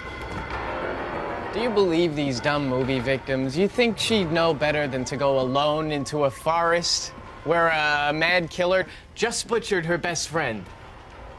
You know what? That's the thing about the horror industry these days. They don't make Joey Howell knows all about horror movies. He eats, breathes, and dreams them. But now, Joey's about to learn something new about the genre he loves. Something for which he isn't prepared. And the ending. How many times do we have to see the cop boyfriend come to the rescue just as the killer is about to rev up his chainsaw? Hey, where are you going? Just name anything in the horror section, I'll tell you if it's any good. See what I mean, Babs? You try and do people a favor. You can't be too hard on them, Joey. Not everybody knows scary movies the way you do. You got that right. I mean, you're like a walking encyclopedia. I have a sense of history, that's all. Jason, Freddy, Chucky. They just don't make them like they used to. Joey, I was wondering, you've been so nice to me since I started working here, teaching me about all these great films. Anything you want to know, just ask. Actually, I was thinking there's a midnight show of Gore Circus playing at the Bijou and... Gore Circus, talk about anemic. Same old slice and dice, except the killer is a ringmaster. Scary? I don't think so. Maybe that's because you've seen these things too many times. Nothing scares you anymore. Tell me about it. What I wouldn't give for just one spine-tingling jolt. One unexpected twist. So let's forget the movie. But tomorrow night there's this really cool band playing in the park. Maybe we could go. That is, if you're not busy. Yeah, sure, whatever. Really? Great. So I'll see you tomorrow. Okay. Don't work too hard. What happened to you, Mr. Bones? First time I saw you, you scared the hell out of me. Now I can't even get a goosebump. Hey. What's going on? It's a stupid flashlight.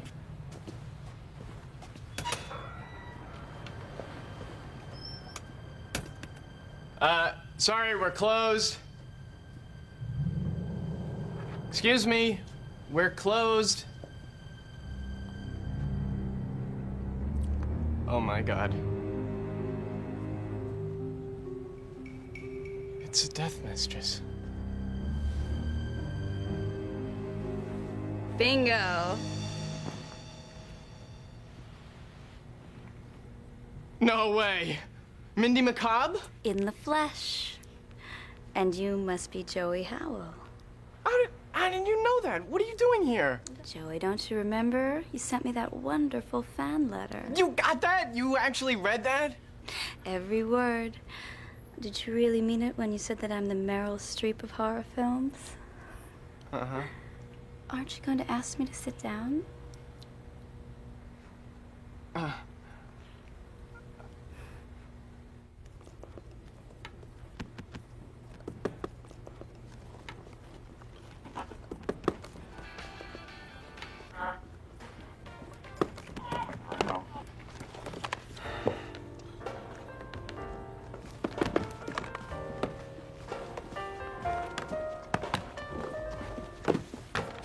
Mindy Macabre.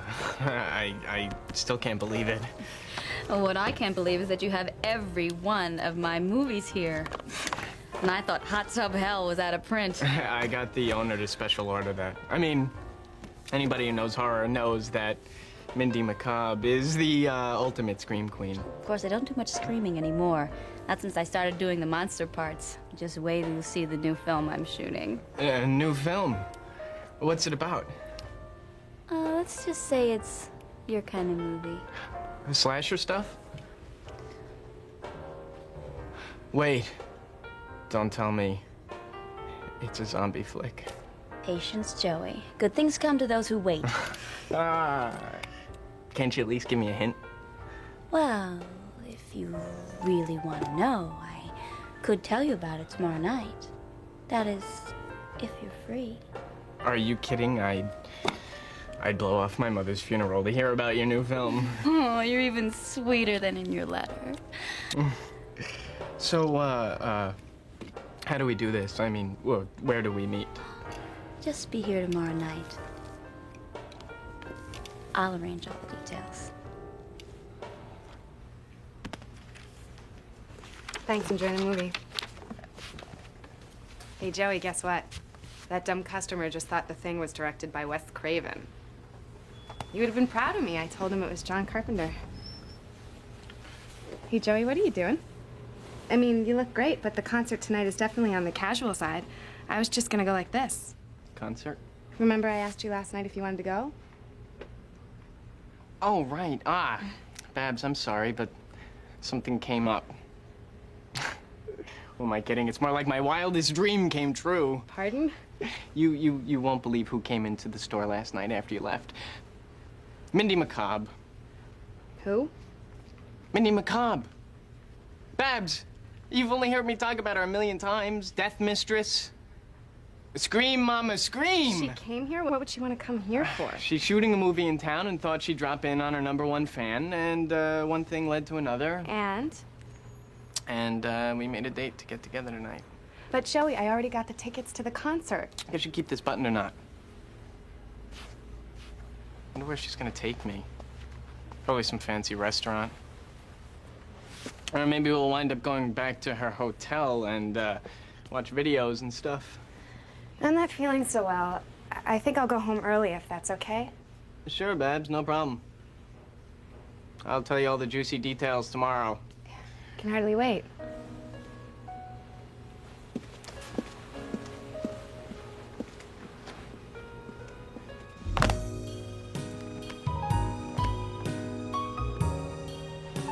This is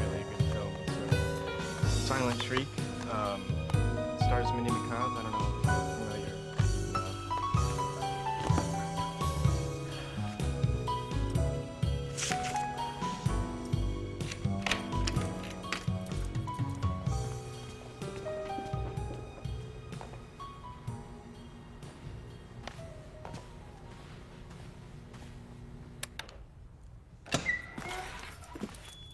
Can't you read?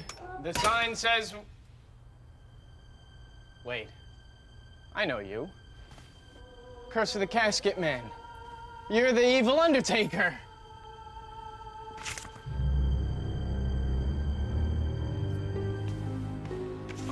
I knew she wouldn't stand me up. So where is she? Oh, yeah, right. You didn't talk in the movie. Just silent, menacing. Oh, wow. That's great! Just like when Casket Man kidnapped the wet t-shirt contest winner. How'd Mindy know I love that scene? Oh, delicious. Oh, not so tight there, guys. Oh, this is good. Okay. All right, I could walk on my own.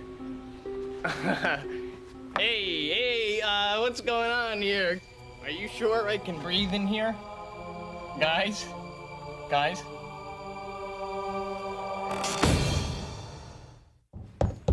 Open up! I can't breathe in here! About time, you guys. Thought you forgot all about me.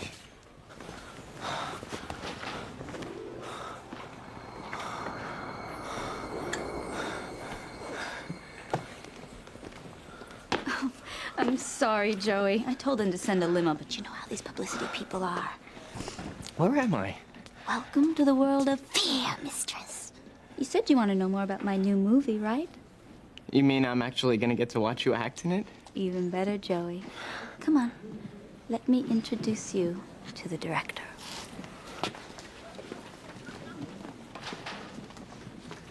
Jeff Kovac, meet Joey Howell. The Jeff Kovac? Zombie Honeymoon? The Hungry Dead? So what do you think? He'll do. Do? Do for what? Oh, Joey, I have a big surprise for you. How would you like to be in a Mindy McCobb movie? You're kidding me, right? The least I could do for my #1 fan. You even get to act in a scene with me. But I don't know how to act. I never acted before in my life. Don't worry. It's just a small part. Just one line, but a key role. In fact, you're going to love this. I get to kill you. This is too good to be true. So you'll do it? When do we start? Okay, people, rehearsal's up. Let's get quiet on the set.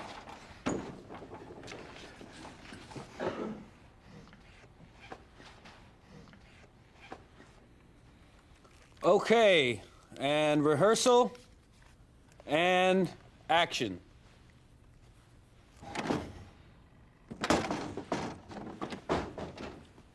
Okay, Joey. You just snuck into your girlfriend's house. Her parents are away. You're excited. You call out her name. Tiffany! Tiffany! Good, that's good. But there's no reply. Suddenly, you flinch at the sound of thunder outside. How original. Okay, good. Now you cross the room. Cross. Glancing around. Fear mounting. And that's when you see her there beside the chair. You freeze in horror. And then, suddenly, as if by instinct, you turn, and that's when you see the fear mistress. No. You're in mortal fear, Joey. She's gonna kill you. Okay, let's take a break. Mindy, I'm sorry. I don't know what I was thinking. Your eyes. They were glowing. Must have been the lights. Come on, let me give you a crash course on how to show fear.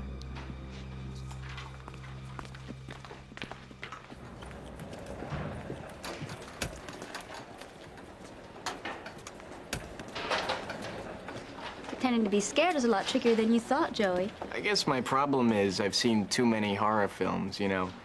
Nothing scares me. That's because you're not digging under the surface, getting in touch with your deepest, darkest fears. And what if you don't have any fears? Come on, Joey. Everybody's afraid of something. Some people just hide it, that's all. Take you, for example. You were 7 years old when you saw Freddy Krueger for the first time. Each night, you'd wake up in the dark and see him standing in the doorway, grinning at you. How do you know that? You were so scared you couldn't even tell your parents. So what did you do? You made Freddy your friend so he wouldn't kill you. Stop it! You know what your greatest fear is, Joey? That the movie isn't just a movie. It's real. You'll be stuck in the dark, and the monsters will get you. Shut up! See, Joey? I knew you could do it. Huh? Real fear. That's what the scene's all about. Okay, picture's up. First team on set. I don't know about this. You'll be fine. Trust me. You're perfect for this part.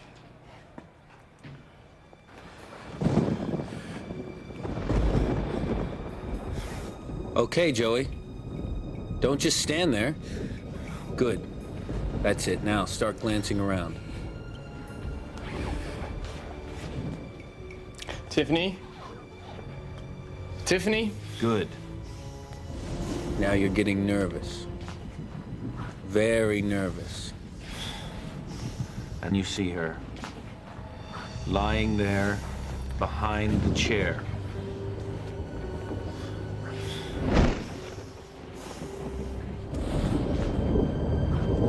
And cut. Okay, not bad, Joey, not bad. We got that shot. Let's set up for the kid's death scene. Miss? Excuse me, miss?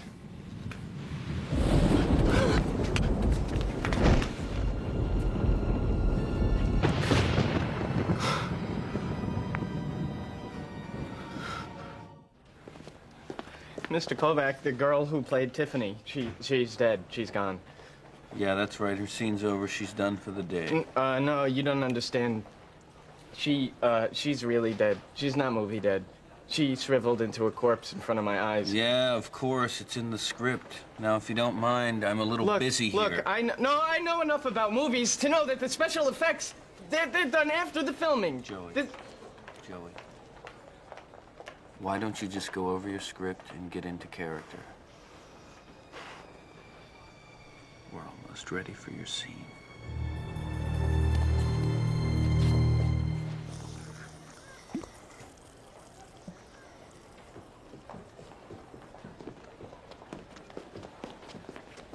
Well, if it isn't Mr. De Niro, still in character. I've had it. I'm getting out of here.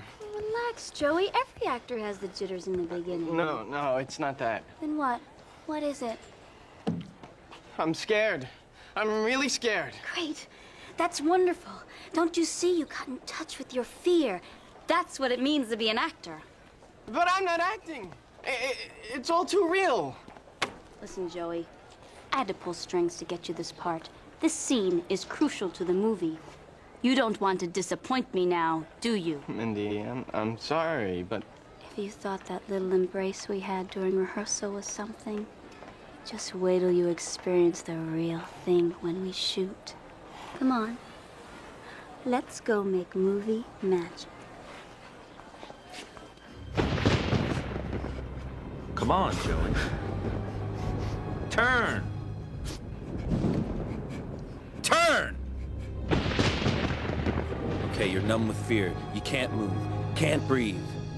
And just then, she wraps her arms around you in a final embrace, ready to suck the life out of you.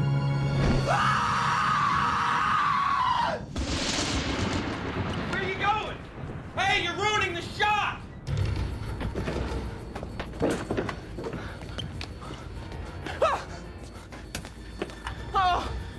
are you running away, Joey? Isn't this what you wanted? Oh, no! That one spine-tingling jolt? No! That unexpected twist? No! Please, I want to go home! Wrong movie, Joey. You're not in Kansas anymore.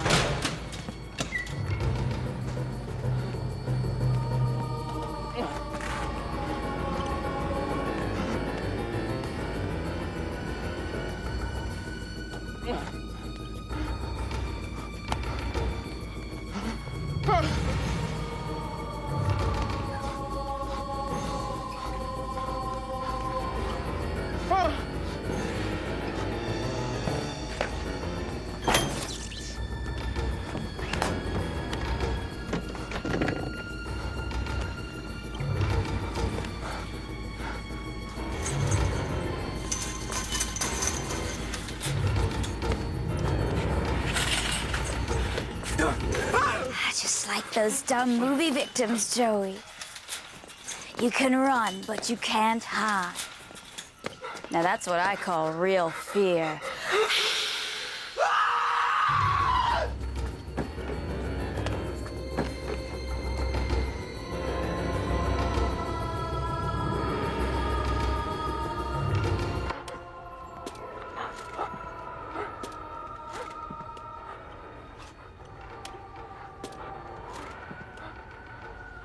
Hey, what movie is that? Don't know, we just got it in. Looks pretty scary. You know horror films. You seen one, seen them all. A good scare is worth more to a man than good advice. Unfortunately, no one advised Joey Howell that the ultimate scare was within his grasp all along, playing in the horror movie of his own mind.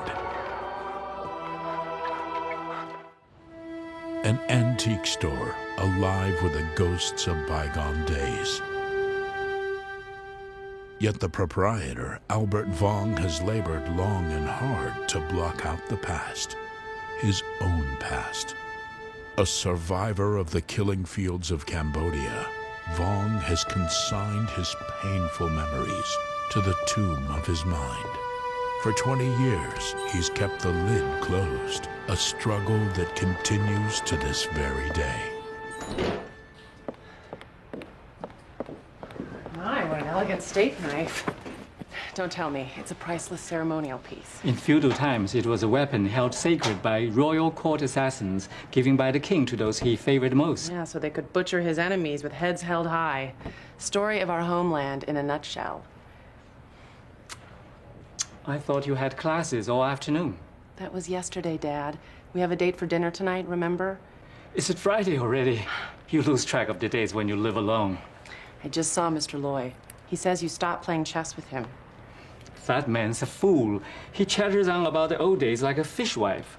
Mother would have hated to see you cut yourself off from your friends. Your mother was my only real friend.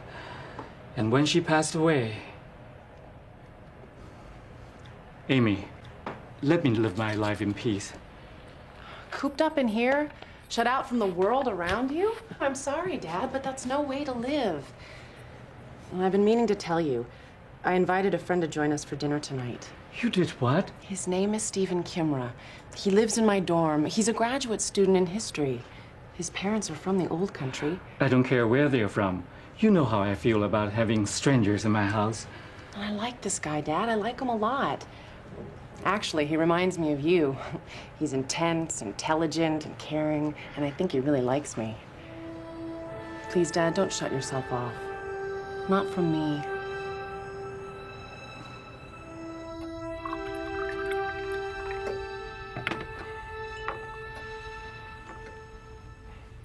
Thanks, Amy. Interesting design. From the looks, I'd say Qing Dynasty, 16th century. 19th. Of course, the Tongqi reign. 同治. You should have seen Stephen admiring your collectibles downstairs. It was all I could do to tear him away. An appreciation of the past is a rare trait in the young. Well, I feel it's important that we should study the past, Mr. Vaughn. We live in a world that's quick to forget, especially when human suffering is concerned. Take our country, for example, the time of sorrows, of the hooded death squads. Would you believe my sister's children had never heard of these things? Maybe that is for the best. I can understand how you feel. Amy tells me you're one of the survivors. The world has a lot to learn from those who escaped the slaughter. Escaped? No one ever escaped. Not as long as they remember. I'm sorry, Steve. It's just that... I'll be right back.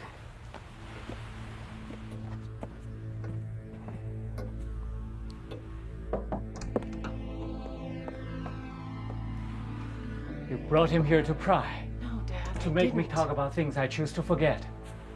It's just that Stephen is writing his thesis paper about the time of sorrows.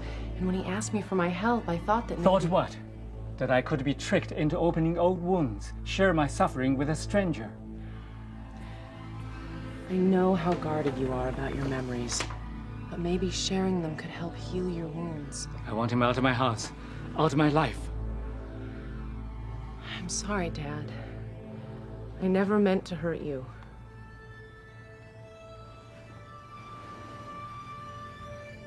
Some things are best left untold.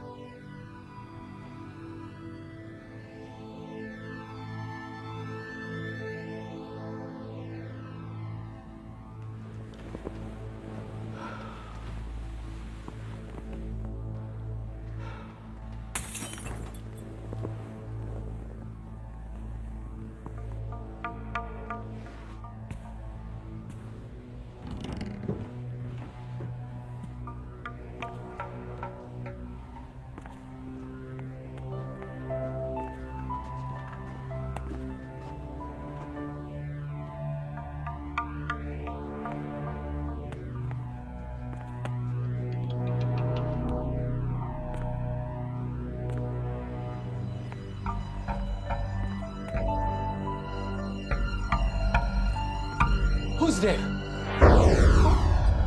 Who are you? What do you want? Answer me! You know who we are. And why we've come back.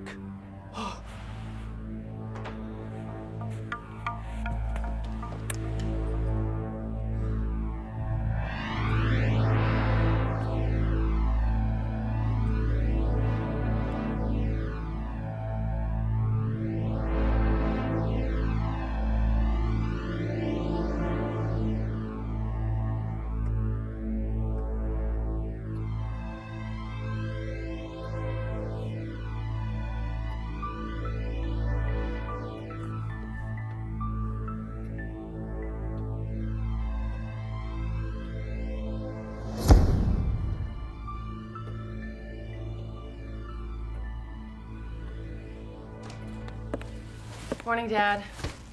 I know you go ballistic when I show up without calling, but I was passing the bakery on my way to school and... What's wrong, Dad? You're pale as a ghost. I didn't sleep well last night. The nightmares again? I'm fine, Amy. Really, I am. Are you? Friends of yours? They were, once. Then one day they joined the secret police. They returned to my village, rounding up people they had known all their lives, rooting out subversion by any means possible. You have no idea the depth men will sink to in the name of following orders. I've tried to put the past behind me, prayed for strength to erase the terrible memories from my mind, but it's no use. They won't let me. There's no shame in being a survivor. But maybe the only way to bury the past is to face it. Talk to Steve, Dad. Tell him what he needs to know. It's time to put these things to rest.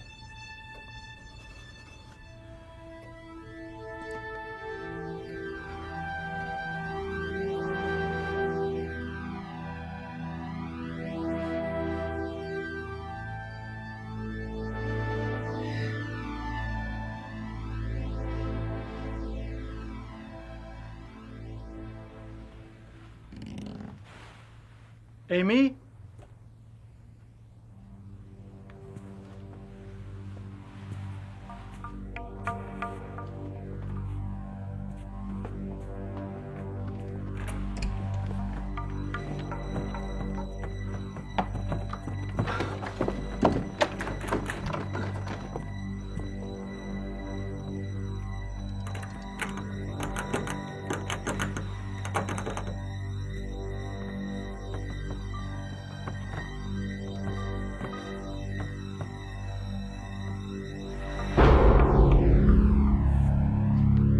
Dead! All of you are dead! You're not the kind who die easily, Vaughn. No one knows this better than you.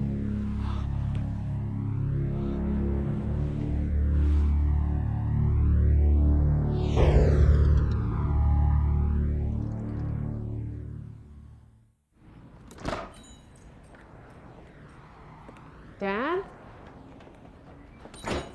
Are you here? That's weird. He never locks the door during business hours. Dad? Oh my God. Is he? It's okay, Amy. He's coming too. It's all right, Dad. You're safe now. They've come back from the dead to reclaim me, to punish me for surviving.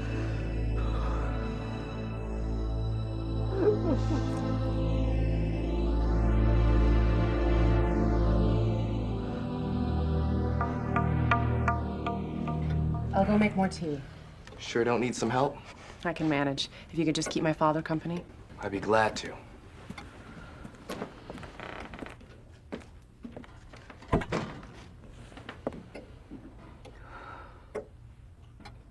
Those men you said came back. They worked at the S-34 interrogation camp, didn't they? An amazing achievement. You escaping that charnel house. How did you ever manage such a feat? I don't want to talk about it. Did you know out of 14,000 prisoners held at S-34, there were no other known survivors? I want to be left alone. Years later, after the death squad leaders were captured, many victims from other camps came to testify, but you weren't among them, were you? No more. After the trial, many people traveled for miles just to witness the executions. How appropriate. They got to wear their hoods before the nooses tightened around their necks. But you weren't there to witness it, were you, Mr. Vong? In fact, you never even left this store. What are you saying? What are you accusing me of? Just searching for the truth. The truth? I'll show you the truth. A souvenir from S-34. A scar so deep it refuses to heal. Is that proof enough of the pain I endured? But the question is, who was the one wielding the blade? That's enough! What the hell are you doing? I'm sorry, I don't even Amy, want to you hear don't- your explanations. Get out right now. Get out of my father's house.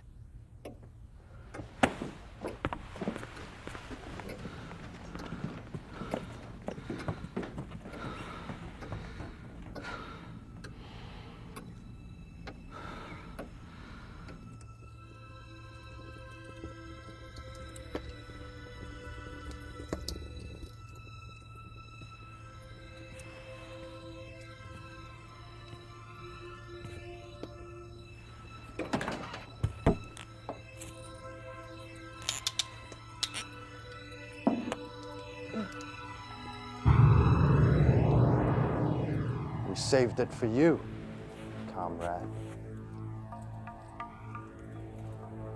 It seems like only yesterday when you wore that hood with pride.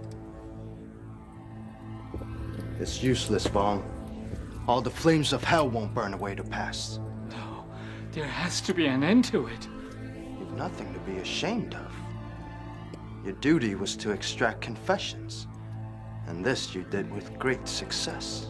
I had no choice. I was under orders. There was always a choice, and you chose to survive. You survived when that prisoner slashed your throat. And the war turned against us. You bribed your way to safety, to a new life in a new land. No one ever dares suspect. Not even your wife. It's all different now. I'm not the man I was. Amy His friend doesn't see it that way. He's determined to expose you, to bring you to justice at all costs. That's why we've come back to help you. No! You've survived too long to back down now. I can't. Not anymore.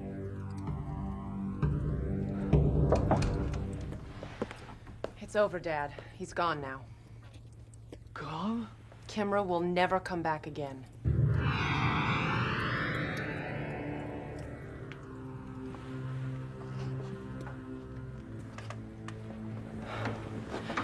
God forgive me for bringing him into this house. I thought his intentions were pure, but all he ever wanted was to spew his filthy accusations, his terrible lies. That's all they were, nothing but lies. There's just no way you could be guilty of such atrocities. A person lives with someone all their life. They know who that person really is.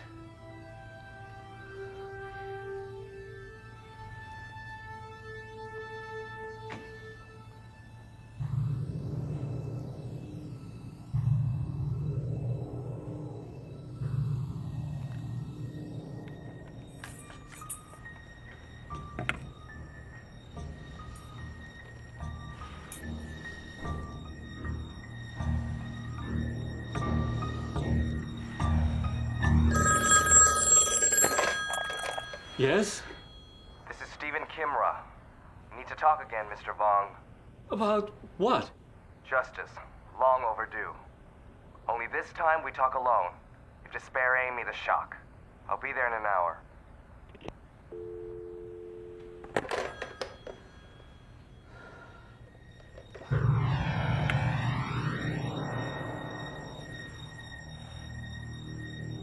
You know what you have to do.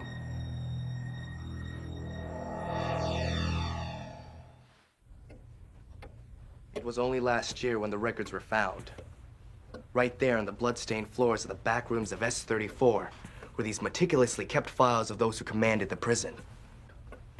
These daily logs of torture and genocide. These documents of death. Among the hooded interrogators, there was this one who stood out. A man so merciless that he became known by his own comrades as Brother Death. Seems that after a long day of beating out confessions or performing executions, Brother Death would retire to his room and while away the hours, admiring the beautiful antiques he obsessively collected. He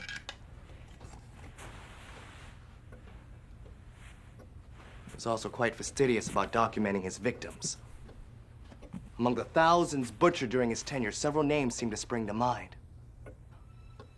My grandparents, for example, were near the top of the list.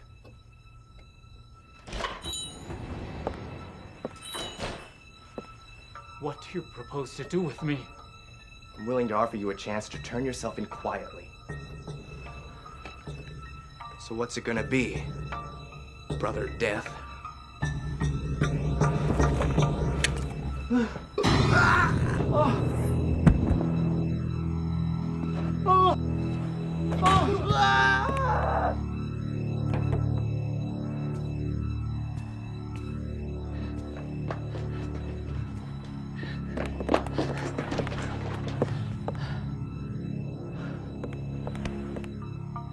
Amy! You killed him. Amy, I swear I didn't. Even when he threatened me, I couldn't. Threatened you with what? Where are you going? To call the police? No, don't. All those things he said about you, they were true, weren't they? Amy! My whole life I looked up to you like you were some kind of saint. God, help me. And all the time you were living a lie, pretending to be a victim to save your own worthless skin. You're still my little girl, my own flesh and blood. Don't touch me. You're not my father. You're not even human. I don't know who you are. I never did. And I never will. Amy, come back! Amy!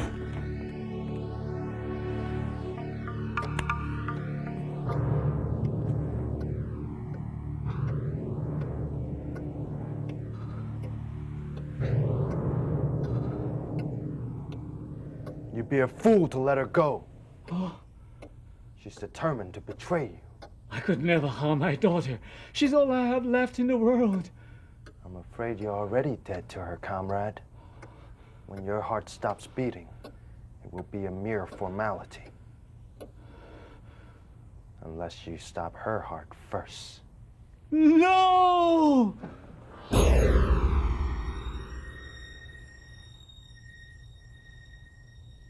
Fourth precinct. Hello? Hello?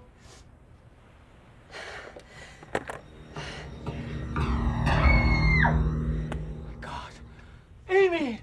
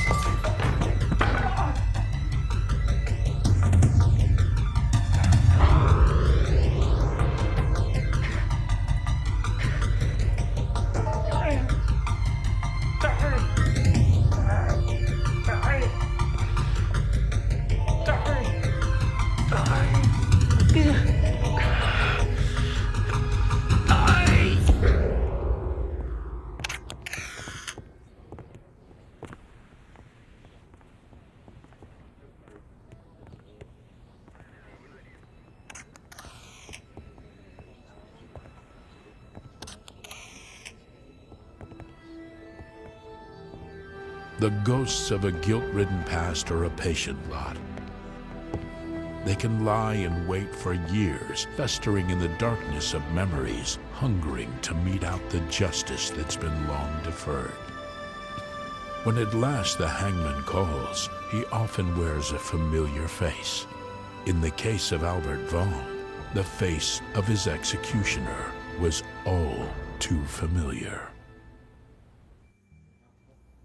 Croft International, resting securely on the Fortune 500. Thanks to CEO Blaine Croft, it offers unique advancement opportunities to hungry young executives, unlike those of any other corporation. Which is why anyone who does not have a cost-cutting proposal on my desk first thing in the morning will be out of a job. That's all, ladies and gentlemen.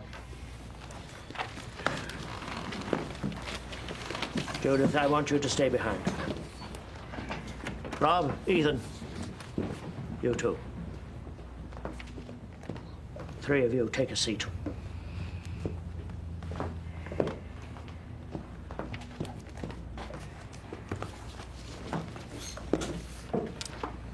In the time you've been working for me, I've observed that each of you possesses a unique and valuable quality. Ethan, for example, is a consummate risk-taker, afraid of nothing. Rob seems to have an infinite source of vitality, someone of rare energy and drive. And Judith, I think we both know what your strongest quality is. I'll come to the point. I want to invite you all to join me tonight in a game of chance. Just the four of us. I assume you're all familiar with the rules of poker? Hey, poker's my middle name. I'll have to cancel my plans this evening, but count me in. With all due respect, Mr. Croft, I don't believe in gambling. I think you'll change your mind when you hear the stakes. The person lucky enough to win tonight's game will be the new CEO of Croft International. That person will have the power to shape the future direction of this company in any way that he or she wishes. Pardon me, sir, but it sounds too good to be true. And what sort of a buy-in are we talking about here? All the money you need will be provided for you, which, by the way, the winner will also be allowed to keep. I assure you this will be a game unlike any you've ever played. So, shall we say 8 o'clock this evening?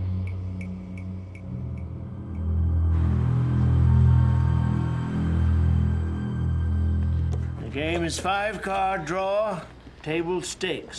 As you see, we'll each be starting with $250,000. Somebody pinch me. Tell me I'm dreaming this. Whoever wins will walk away with $1 million and the reins to this company.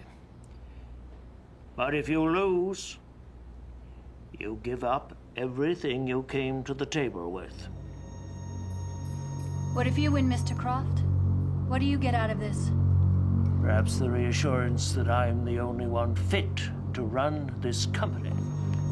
What was that you said about not believing in gambling? If I had this company to run, a lot of good causes could be funded.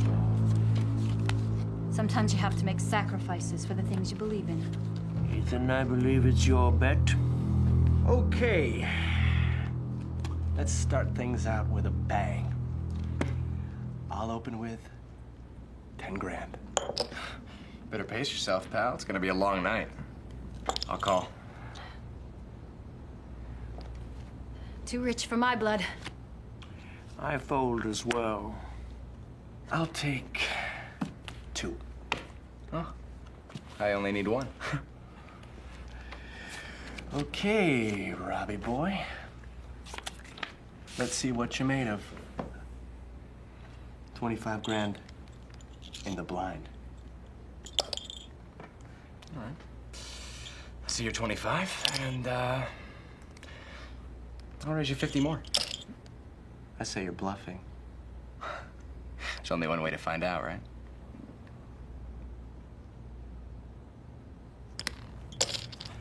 Read 'em and weep. Trip Cowboys. Not so fast. 9's full. Come to Papa. Beginner's luck. Come on, let's deal the next hand.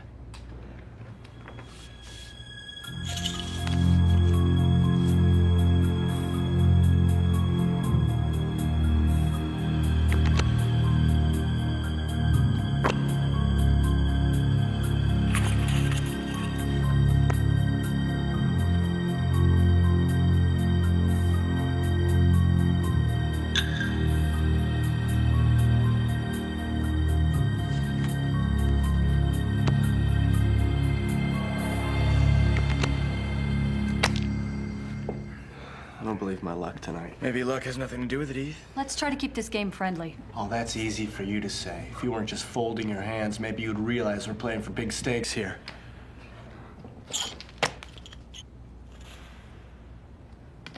You guys, did you hear that? Hear what? There it is again. Sounds like somebody shoveling dirt. Ethan, you don't seem your usual fearless self.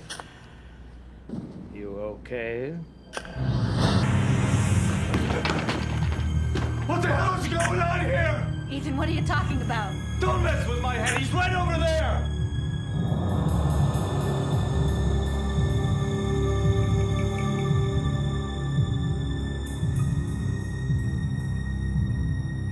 Perhaps we should all take a short break.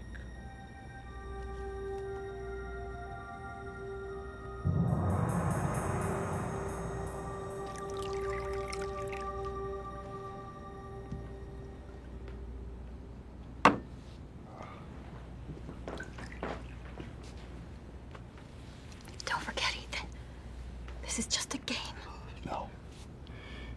No, don't you remember what he said? If we lose everything we came to the table with. What did he mean by that? Are we ready to resume our game?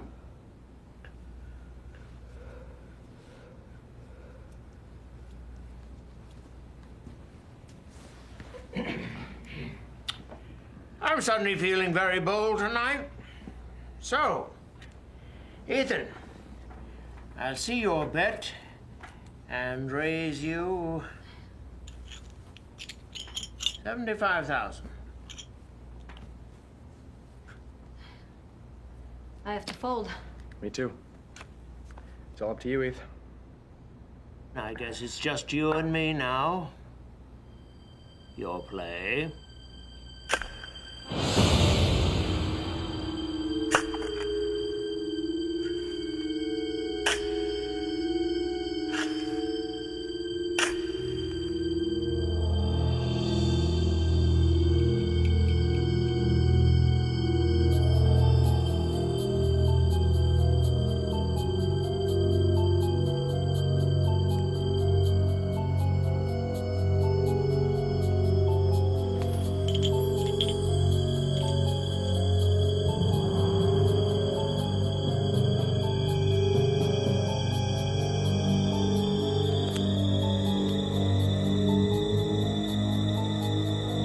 You know what they call that, don't you? Dead man's hand. All hearts. I'm afraid you've lost, son.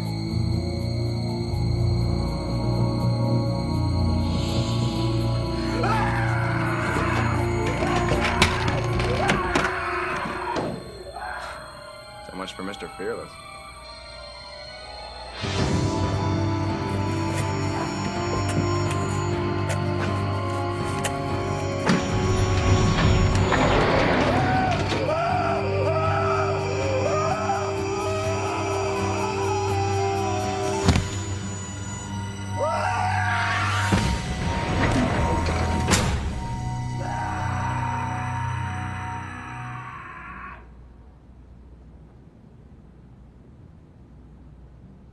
Some people just can't stand losing.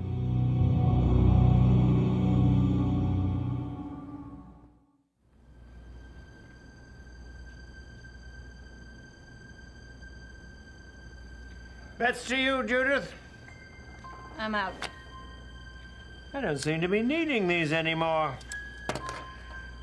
Rob, I call. I have 2 pair. Finally. About time my luck changed. Queen high straight. Obviously, you didn't hear me very well. I said 2 pair. 2 pair of 4s. I think we better take another break, Mr. Croft. If you insist. I feel like I'm just getting my second wind. Rob, what is it? I'm so tired. Oh, I've never felt this tired in my life. 2 coffees, black. He's gotta be cheating. There's no other way. I thought of that, but I would have caught him by now. Since when are you the expert? Saw my dad cheat at cards for years. Watched him pull every scam in the book. I also saw the price he paid for cheating. Bullet in the chest. Yeah, I learned all the tricks from him. Rob, what's wrong? I've never seen you like this. I'll be fine. Just let me catch my breath. Come on, people. We've got a game to finish.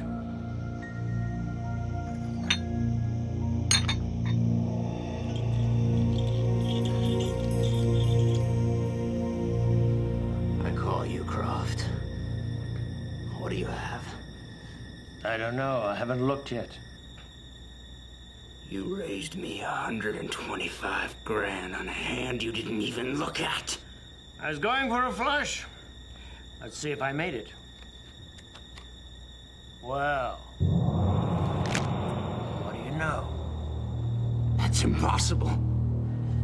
You cheated! Now, Rob, let's not be a sore loser. What the hell's going on? What are you doing to me? Rob, take it easy. You really disappointed me, Rob. I actually thought you'd last longer. You know the rules. Winner takes all. Rob? Rob! Call the doctor!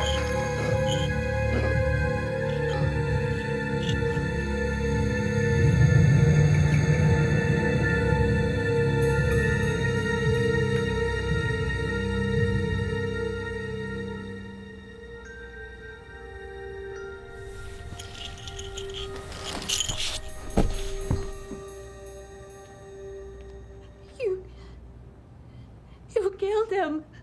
Wrong, Judith. I simply won. Can I get you something at the bar? I'm getting out of here. You can't leave, Judith, until the game is finished. Game? Is that what you call this? It's not just a card game. Surely you've figured that out by now. You destroyed 2 men tonight, God knows how. Remember when I said that each of you had a special quality that I admired? Well, perhaps admire is the wrong word. Now all I need is what you have to offer me.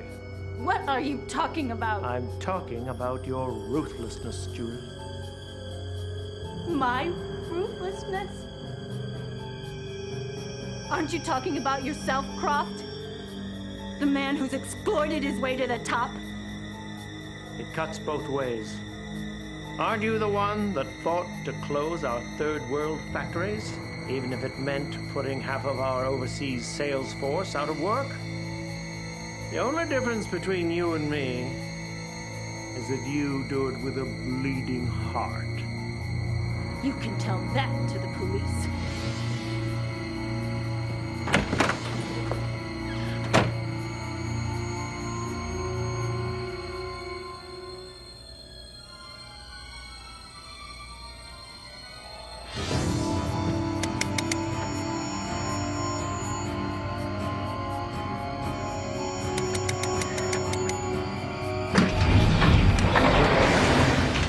I'm so glad you decided to come back. Shall we finish the game?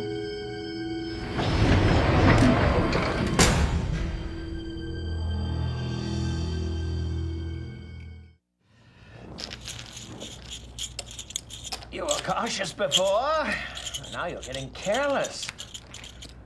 Wonder what your father would say. What? We both know you got your killer instinct from dear old Dad. You don't know anything about my father. I know you've always been ashamed of him. That's why you've dedicated yourself to saving the world. To atone for those lost souls you watched your father rob and cheat. But like it or not, he gave you that quality you've spent your whole life trying to run away from.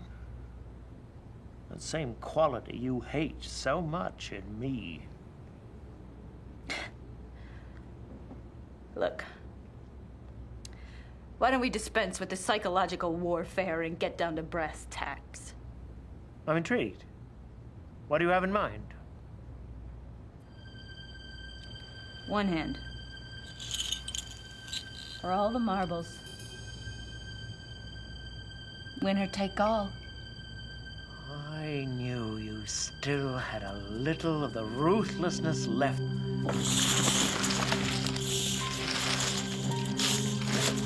I believe it's my deal.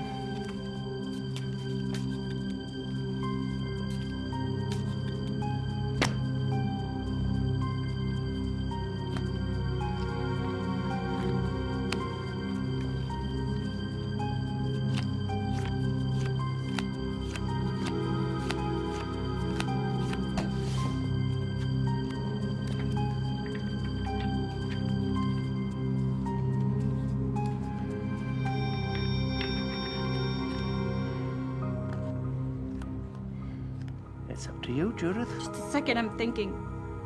What'd your old man always teach you? Don't think, baby. Play from the gut. Something wrong?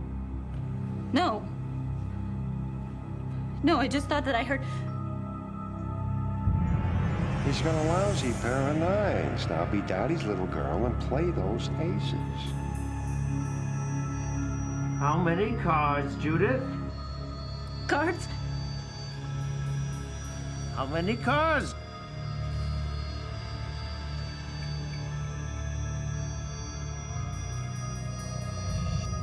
I'll take one.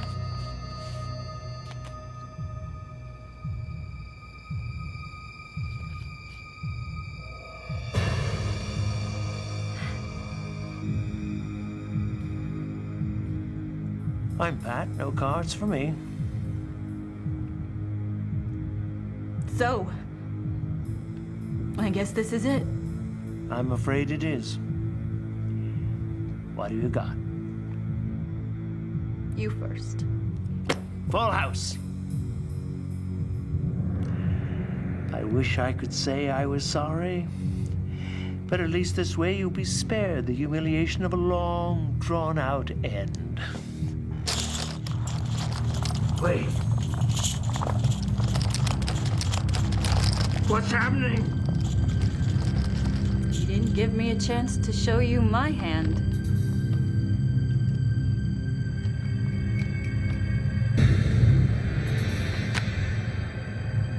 How? I had you beat!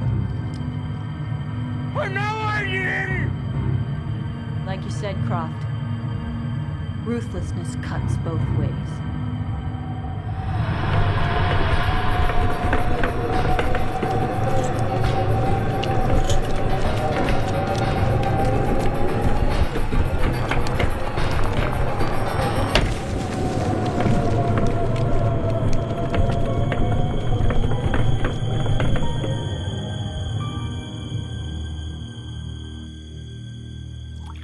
Results, people.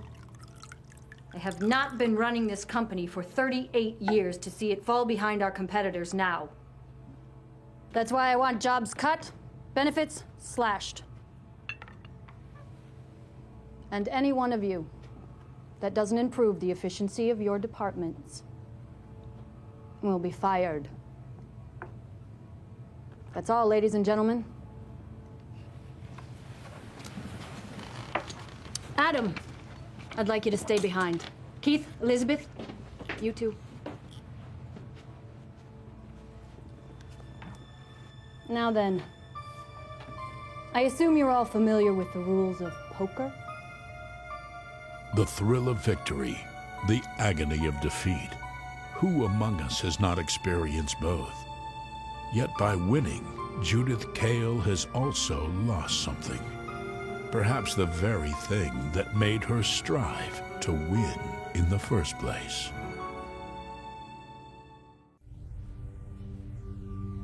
It's been 3 years since Gail Brand was murdered, a tragedy her husband Marty still cannot accept.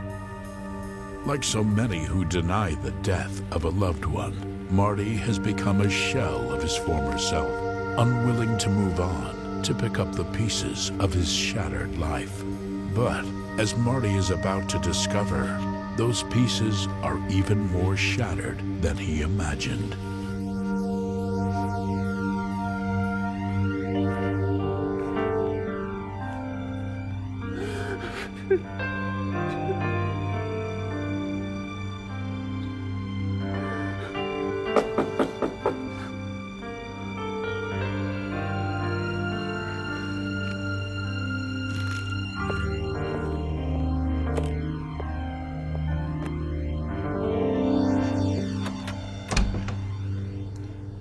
I tried to talk to you yesterday after court, but with the press all over you. May I come in?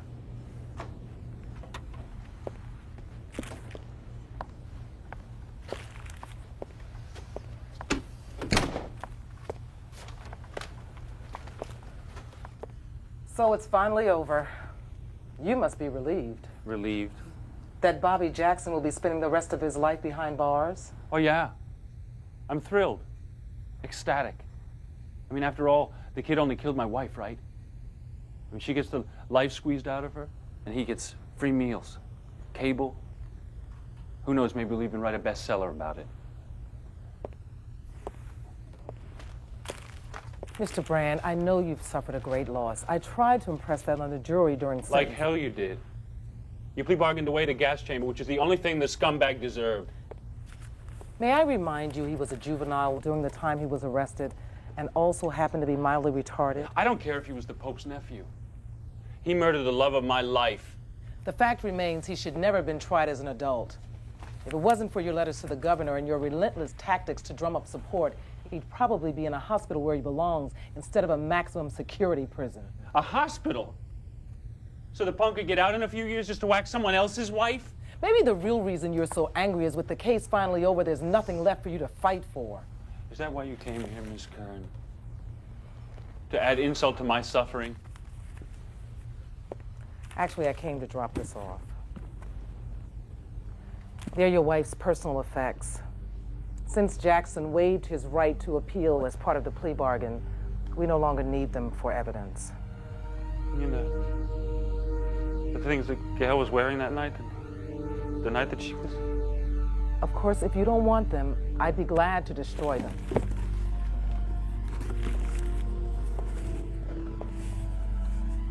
Look. Perhaps it would help to talk to someone. You want to help me? Give me back my wife.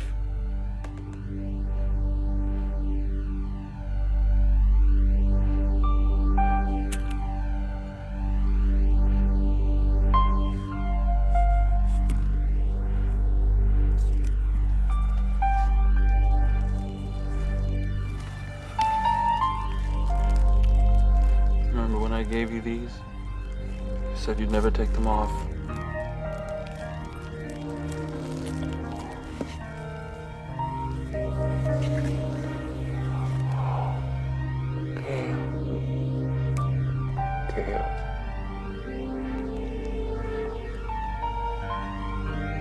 How am I supposed to forget you? How do I go on with my life?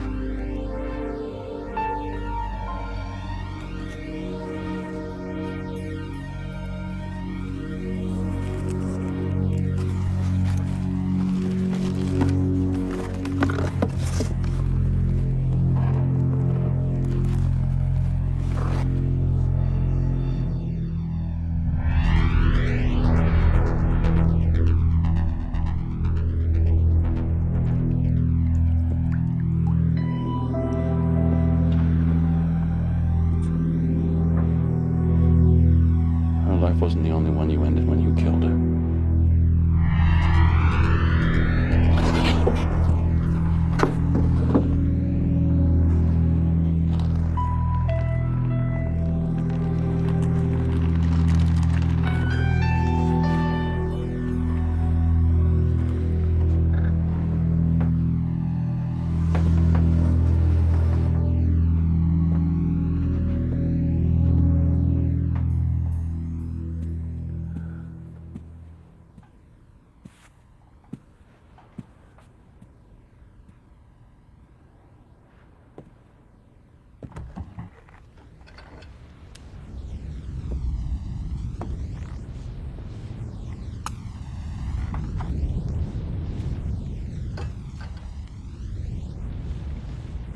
Okay.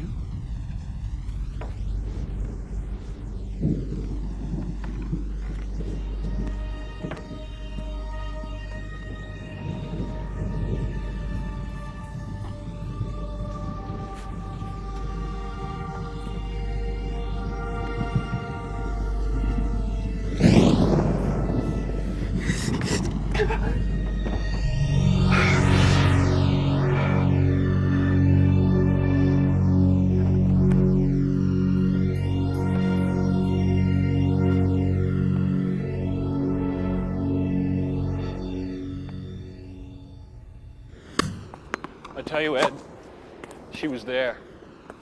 Trial, the press. You've been under a lot of pressure lately. Bend your knees. I don't blame you for not believing me. I hardly believe it myself. But when I saw her face, so alive, so beautiful.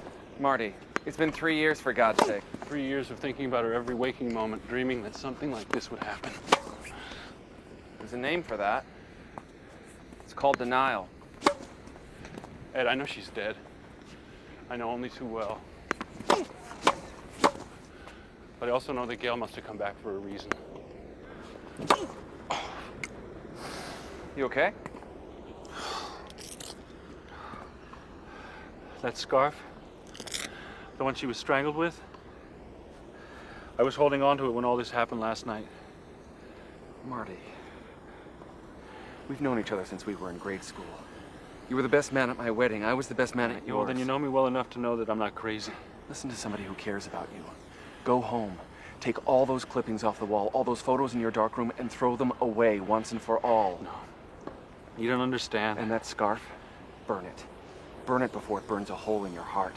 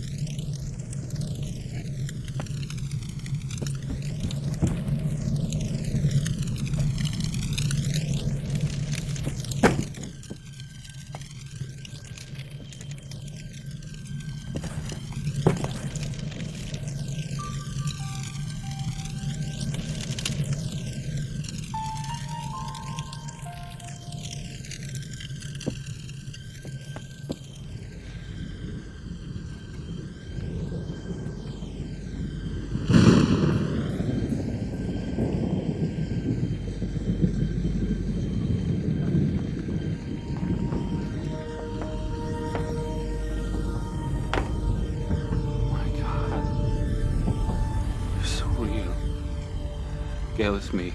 Marty. I'm right here.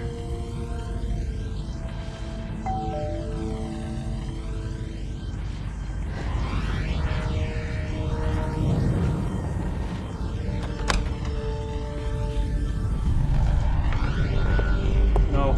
Can I help you? No! What do you want? Gail, it's him. Get away from her!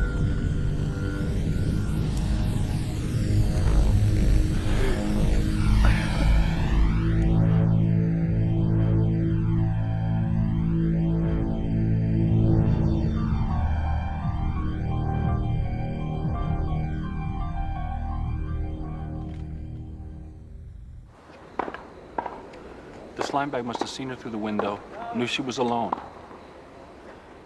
But according to the store clerk's testimony during the trial, Gail never ordered a delivery. So why wouldn't she just check through the peephole the way she always did with strangers? Marty. And there was something else was weird. She wasn't wearing that scarf. What are you talking about? The murder weapon. The one everyone figured she had on that night, but she didn't. So how did Bobby get it? He could have dragged her upstairs, pulled it out of the drawer or something, but why was she found dead in the kitchen? Marty, stop it. Do you hear yourself? Are you listening to me, Ed? I was right there, right when it happened. Okay. Suppose you did have some kind of vision. Even if you did, why obsess about it? Still won't change what happened to Gail. She was my whole life, Ed. And I can't put this behind me until I know. Know what? I have to go back to the scene of the crime. Marty, as a favor to me, go and see that doctor I told you about. I know you're only trying to help, Ed. You're the only one that stuck by me since I lost Gail. But even you don't know how deep this goes, what's driving me. It's not denial, Ed. It's guilt. You see, if I hadn't been out of town that night, Gail might still be alive today.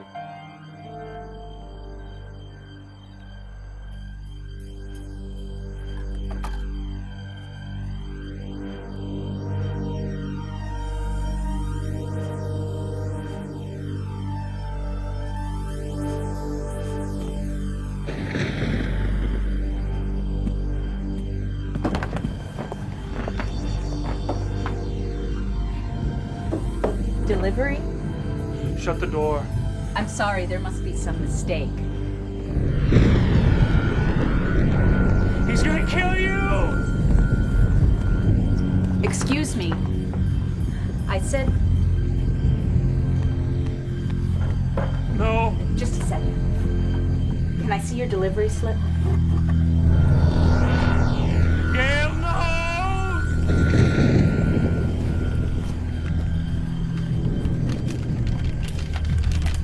See here, it says 211. This is 214. The place that you're looking for is across the street.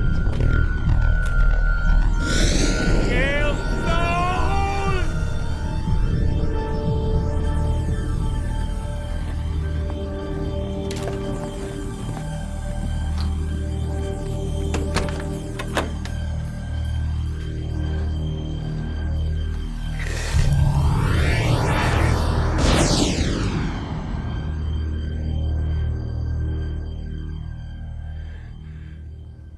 Let me get this straight. For 3 years, you make my life miserable, demand that Jackson be executed for murdering your wife, and now you have the nerve to sit there and tell me he's innocent? Look, the kid couldn't have killed her. I saw him leave, which means that it had to be someone else, someone who showed up later. And you saw this all in your hallucination. You have to release him and reopen the case. How do I put this politely? Not a snowball's chance in hell. Lady, don't you get it? There's a killer still out there. Not as far as I'm concerned. Now, if you don't mind, I have serious cases to try. Okay. If you won't listen to me, well, maybe the press will.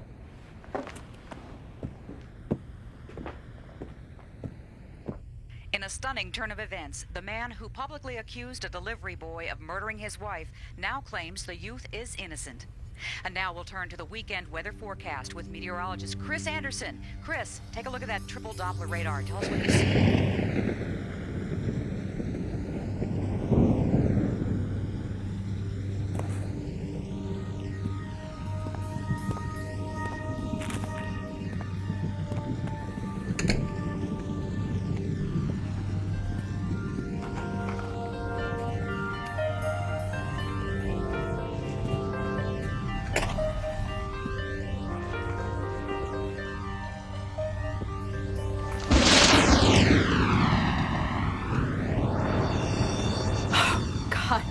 scared me.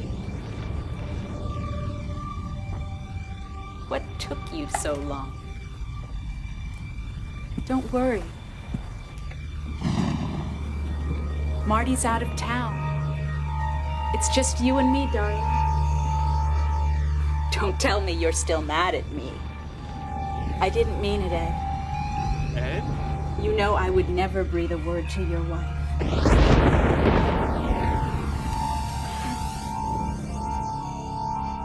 Ed? Gail? No! You're not following through. Feel the difference? Yeah. Good. Marty? It was you all along! You killed her! What are you doing? Get up, you lowlife scum. Look, whatever this is about... This is about you sleeping with Gail, then murdering her in cold blood because you were afraid that she'd tell your wife. You're crazy. Oh, yeah? Then tell me to my face that you weren't sleeping with Gail. Tell me to my face that you didn't betray me. You were my best friend. I trusted you. All those business trips you take, what did you expect, Marty?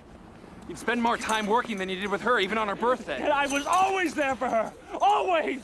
Until you took that scarf and... No, I swear. Okay, look, I did go there that night, but by the time I got there, she was already dead. Nice try, Ann. But I saw you there when she was still alive. I heard her call you by name. It's not true. If you were so innocent, why didn't you go to the police and tell them that you were there that night? Because I was scared. Wouldn't you be? I figured it was safer if I just kept my mouth shut. So you just, blocked it all out? Pretended it didn't happen? Well, listen, people don't just block it out unless they have something to hide.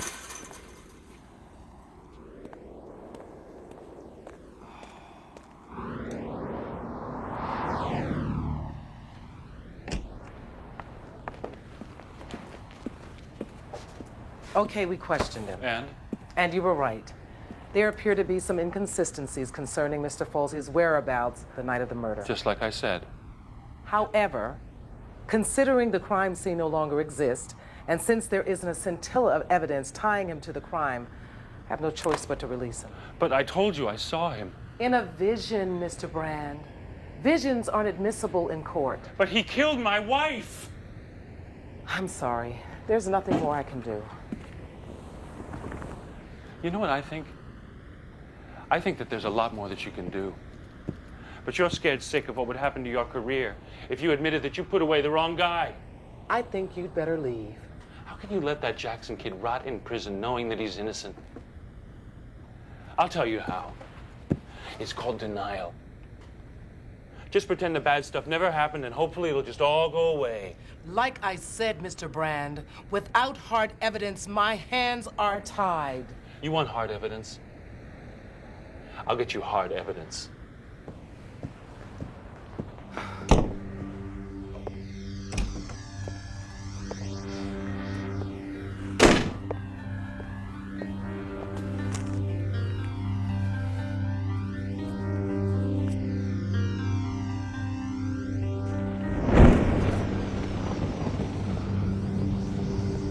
Don't worry. Marty's out of town. It's just you and me, darling. Don't tell me you're still mad at me. Why, Gail, why? I didn't mean it, Ed. You know I would never breathe a word to your wife.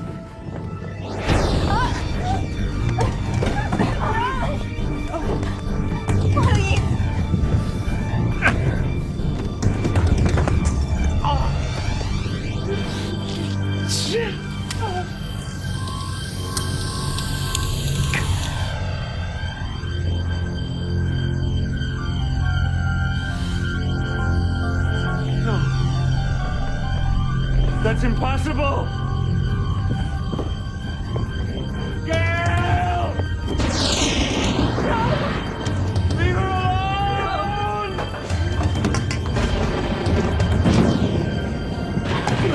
God! Please don't kill me.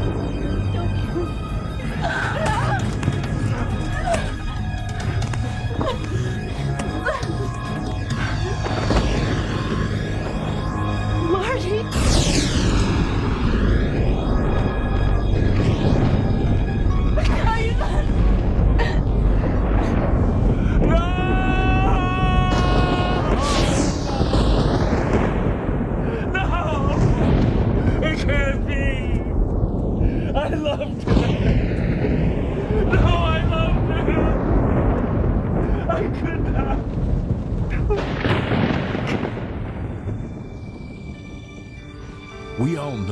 life is a journey paved with self-discovery.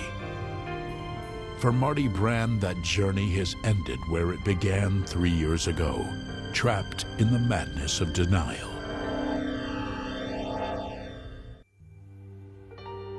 Meet Nicole Osborne, the editor of Dazzle magazine. A woman so obsessed with her appearance that the cries of her soul long ago became inaudible. Hi, honey, it's me. I'm stuck in a meeting. I'll be late. No, I didn't get a chance to call the caterer. Walter, I can't talk about it now. Listen, I really have to go. I can't believe I've been married to that man for 25 years. Put the poor slob out of his misery, Nicole. Tell him you want a divorce. How can I? He's been planning that damn anniversary party for 6 months. If I call it quits now, it'd break his heart. As if you really care. Walter's not a bad man, Cliff. It's just that people change after 25 years. Oh, he's gotten so old. I don't believe in getting old. As your plastic surgeon, I give you my solemn oath that you'll never look a day over 35. In that case, I guess I'm gonna have to keep you around.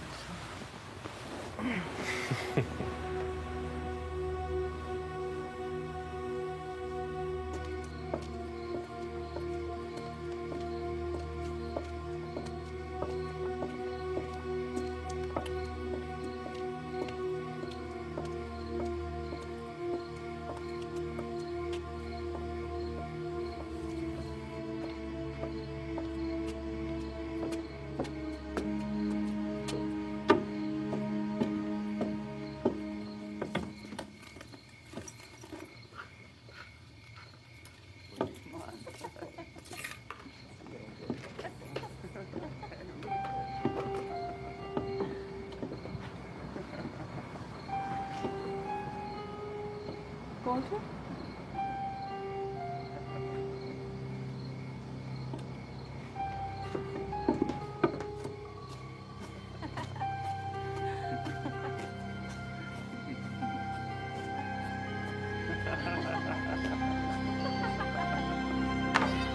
Aren't you going to introduce me? Introduce you? To whom, dear? Your lady friend, the one with the quaint little ponytail. The only lady friend I have is you. Come on, Walter. I saw her standing in the doorway. Where is she? No one here except us chickens. I've been writing the graphics program for Langley Architectural. I heard the two of you laughing. Oh, you must mean the caterer. I was on the phone with him a few minutes ago. He needed the final head count for our party. I could have sworn there was someone in here with you. You're probably just tired. I know I am.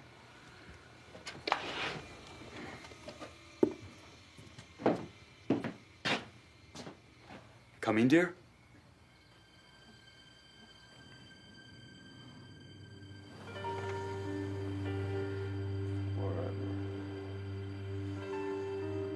Always. Always. Walter, wake up. Forever. Forever. Walter.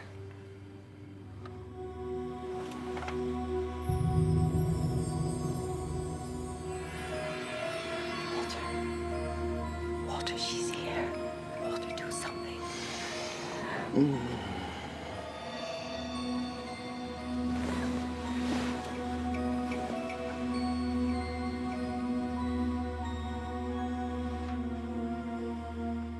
I'm telling you, Walter, she was in our bedroom. I saw her standing in our doorway. Are you sure you weren't dreaming? Dreaming. I could hardly get any sleep at all with the way you were tossing and turning. Sorry if I kept you up. Nothing a little concealer won't fix. You know, honey, I think you're beautiful without any of that war paint or facelifts or implants. Please, we've been through this before. It's my body, my eyes, my nose, my mouth. I believe in making the most of them. Just one man's opinion.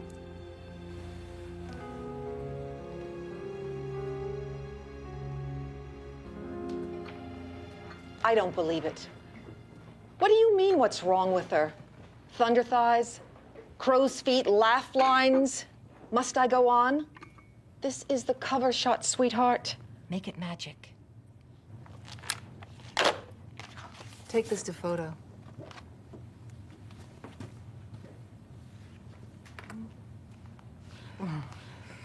Any messages? One or two. Let's see. Your new contact lenses are ready. Oh, and the caterer called about the cake for the party. Tell her to call Walter. What's this? I must have picked up Walter's file by mistake. I thought he designed software. Obviously, he's branching out. Nicole Osborne's office. It's your plastic surgeon. Are you in a meeting? I'll take it.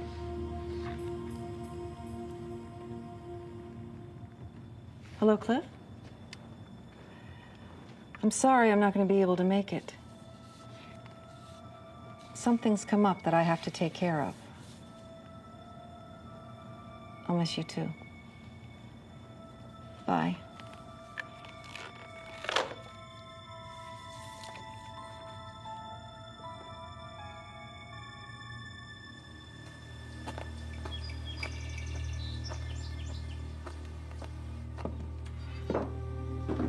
Walter!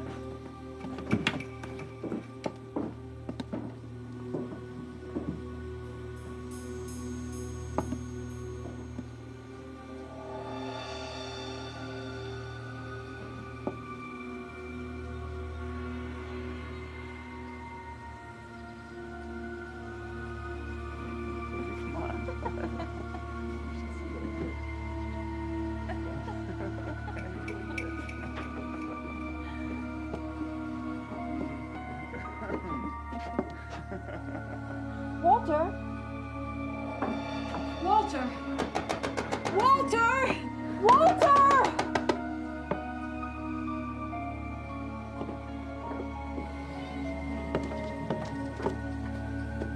Walter! What the hell do you think you're doing? Walter! All right. Game's over.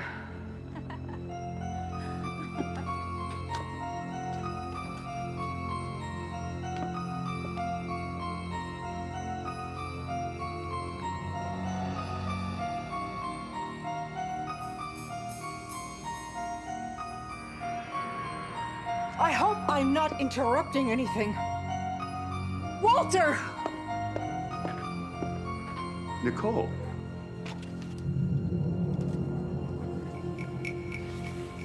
I didn't hear you come in. I was just thinking about you.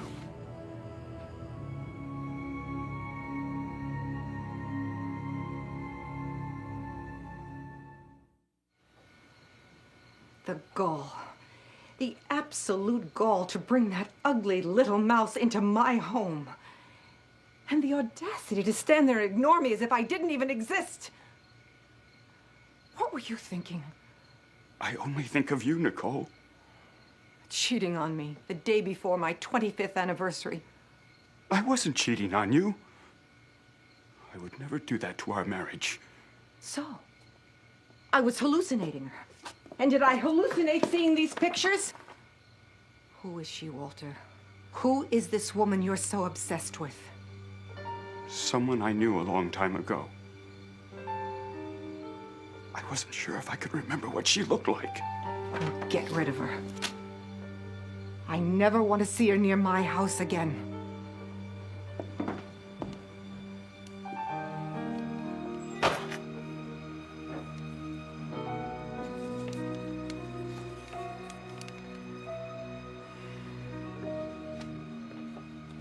I really can't explain any of it. I was screaming and screaming, and they both just stood there, as if they couldn't hear me. Hey, can we save this for later? I've only got an hour for lunch. First she was there, and then she was gone. Look at the bright side. Now you can get a divorce without breaking poor old Walter's heart. What kind of a woman would have an affair with Walter? She must be 20 years younger than he is. May-December romance. Perish the thought. What does she see in him? If I didn't know any better, I'd say you're jealous. Of what? Some frumpy little four eyes?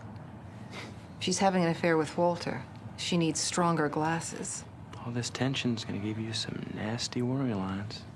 You know, Cliff, I'm really not in the mood for this right now. I'll call you later.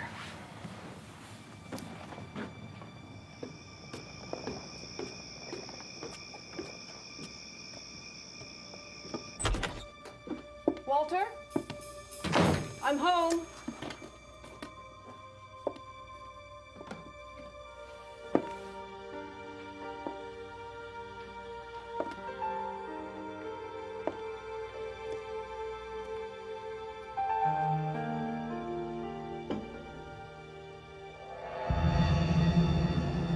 Who are you?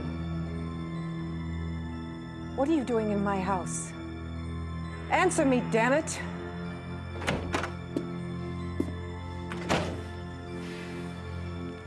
Daisies and marigolds. Your favorites. Walter, what are you doing? Stop it! Stop it this instant!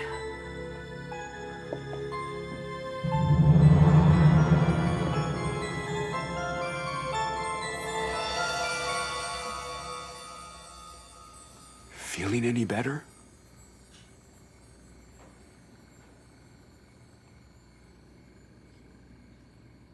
What happened? You must have passed out. I found you on the floor downstairs. I think you're working too hard, dear. What are you doing to me, Walter? I'm taking care of you. You're taking care of me, all right. You're trying to make me disappear into thin air. Trying to get rid of me. So you can be with that other woman. There is no other woman. Don't lie to me, Walter. I saw you kissing her. When I tried to stop you, my hand passed right through you. You really need some rest, darling. We have a big party tomorrow night.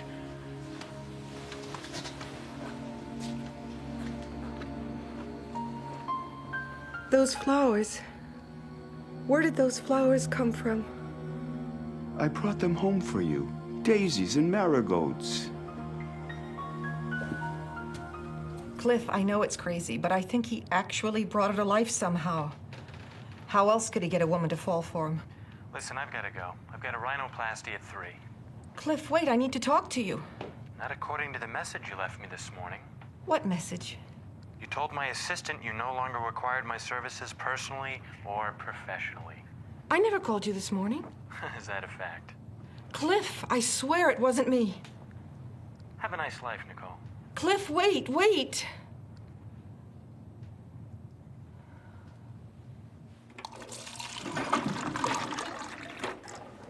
And then she nearly bit my head off, excuse me. But I didn't realize it was my responsibility to buy the stupid cake for her anniversary party. I never said it was your responsibility. Oh, and make sure the filling is almond mocha. It's Walter's favorite. Can't you hear me? I never told you to buy the damn cake. I hope she chokes on it.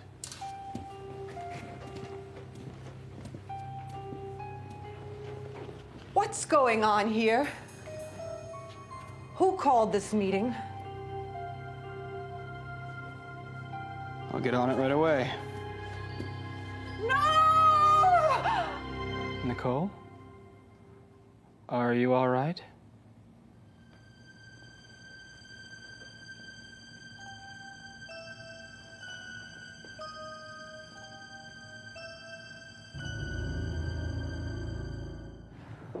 She was sitting right here in my chair. And all of you were fawning over her as if you thought that little dish mop was me. Who? Nicole, what are you talking about? Don't tell me you don't recognize her.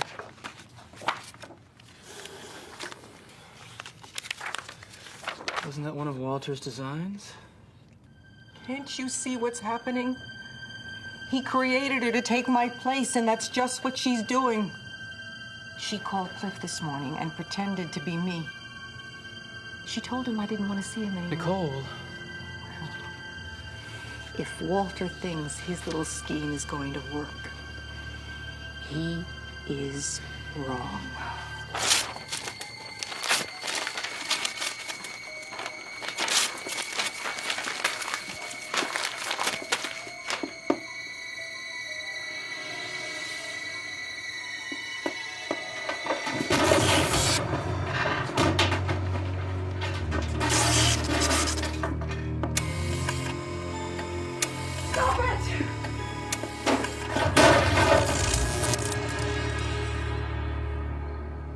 The guests will be here soon, dear.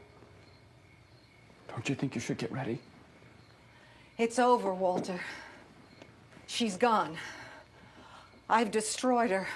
Darling, I can explain everything. I don't want your explanations. I don't care what kind of sorcery you used to conjure her up. It's finished. Do you hear me? It's finished. Nicole, I want you to come to the party with me. After what you've been trying to do to me? I want you to come with me and hold my hand and show everyone how much we love each other. Don't touch me! Please. If you don't come with me tonight, all that we have will be gone forever. It will all disappear. Funny thing. Seeing you've been trying your damnedest to try to make me invisible. I love you, Nicole. I can't bear to lose the woman I fell in love with. You lost me years ago. I just didn't have the guts to leave. Please, don't go.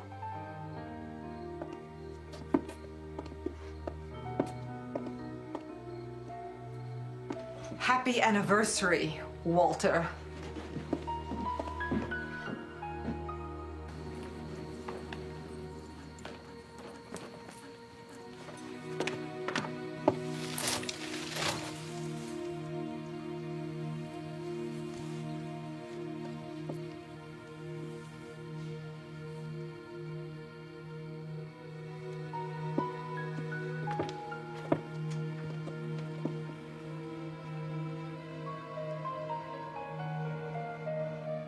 Can't be.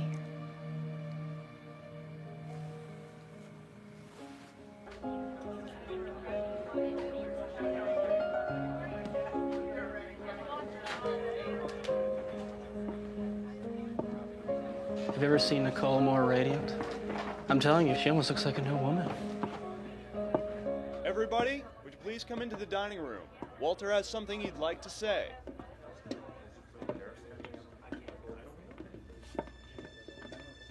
I'd like to read to you something that was written to me 25 years ago. A letter I found last week in an old trunk. Dearest Walter, my lover, my friend, you are the light of my life, the fire in my soul. You are the part of me that has been missing, the piece of my heart that makes me complete. I feel blessed to share my life with you. I want us to grow old together, knowing that what we have will only strengthen with time. I will love you forever, always. That's my letter. I wrote it. To my wife, Nicole, the only woman I ever loved.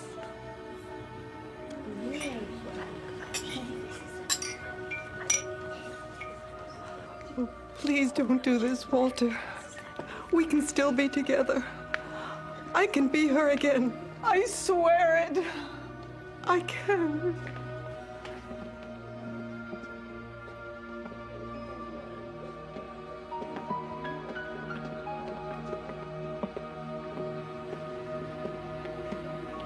Walter, please. Most of us live our lives in fast forward, eager to bury the past and forget who we really are. Yet there's one basic truth that should not be forgotten. The ghosts of our former selves are never easily erased. The reluctant subject of these photographs is rock and roll legend Nicky the Snake Man Van Adder.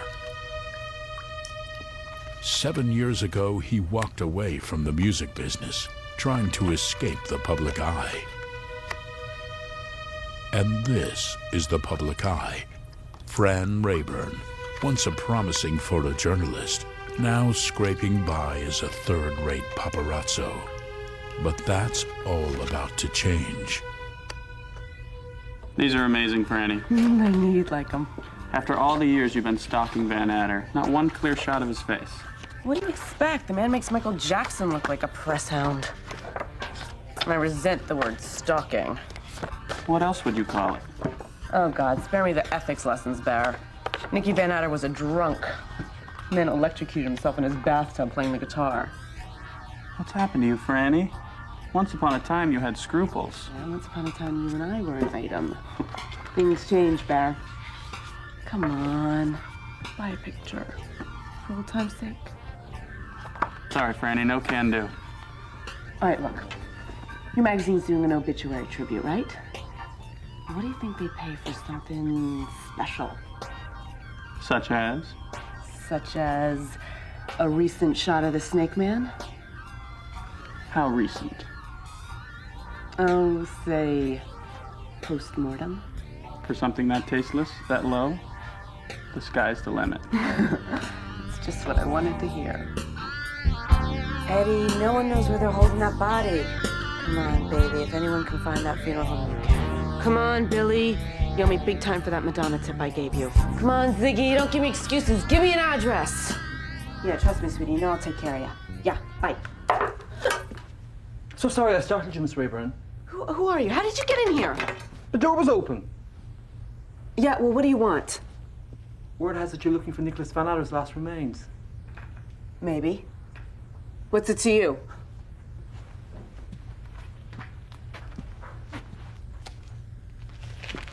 That's where they've taken him. Yeah, how do I know this is for real? Oh, it's real. A friend of mine drove the hearse. Security's tight. You won't get in without a cover story. Yeah, I'll come up with something. Maybe I can help you. A woman named Rose Del Motto used to do Mr. Van Adder's makeup. They're expecting her tonight at 9. I believe I can arrange for you to take her place. Oh, yeah, well, what's in it for you? Dedication to one's craft is such a rare quality these days. After all the years you've been hunting him down, I figure you should get what you deserve. Yeah, look, Mr. Flash! Just call me Flash. Yeah, assuming this address checks out, Mr. Flash, what's it gonna cost me? I trust you, Miss Rayburn. You pay me what you think is fair. Ordinarily, Miss Delmato, I do all the cosmetology, but the Van Adder people wanted a specialist. Do you know the deceased well? Oh, you could say I was sort of like his shadow. It's an honor for our establishment to serve an artist of Mr. Van Adder's magnitude. I understand he had a passion for privacy. Rest assured, we'll do everything to protect it. I think you would have appreciated that. I was about to begin the embalming when you arrived. Don't let me stop you. As you know, we're making every effort to ensure that nothing mars the dignity of tomorrow's proceedings. As an additional precaution, we have hired round-the-clock security. We're aware that Mr. Van Adder's notoriety attracts vultures. Vultures? The media. They rarely gave him any rest in this life. Miss Delmato? No, I'll be fine. Thanks. Oh, no.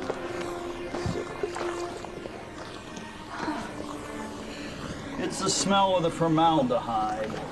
I'll get you a nice glass of water. You're too kind. Hey, Nikki, remember me? This time I expect your full cooperation. Okay, now let's see that wicked tattoo.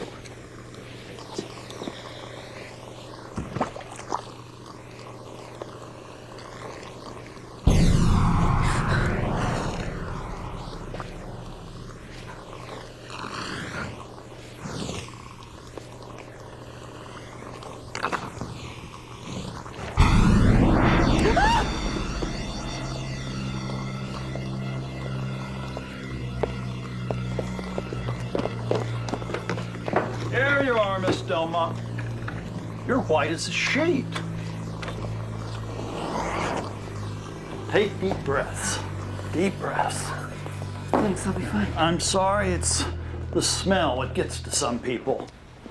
Make yourself comfortable. I'll let you know when Mr. Van Adder's ready. Thanks.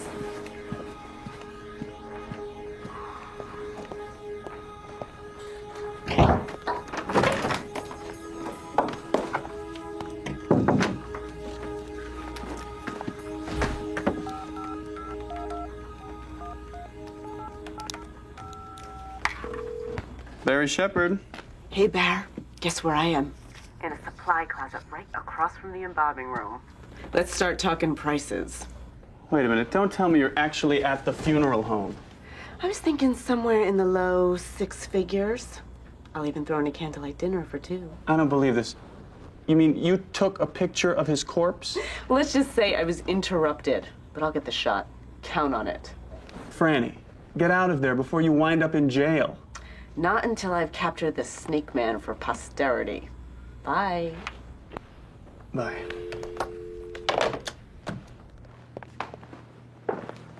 I like to give the impression that they've just drifted off into a calm, restful sleep.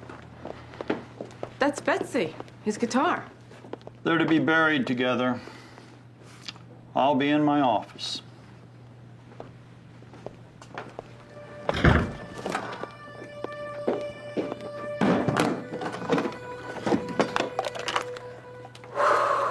Come on, Fran, just relax.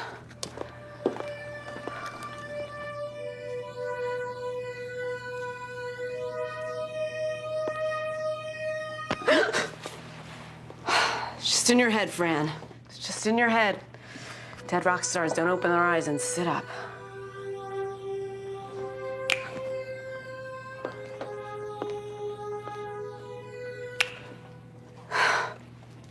So you're just letting your imagination run away with you, Fran.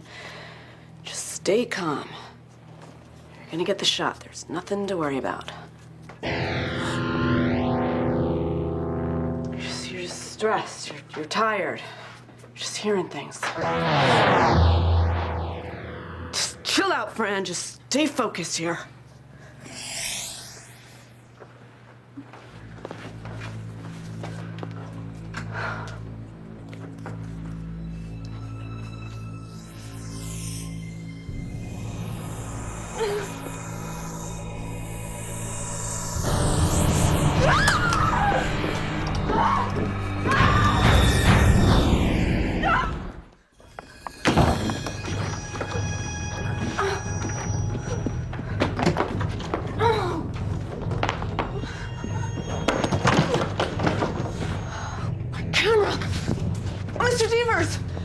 We're not quite ready in there yet.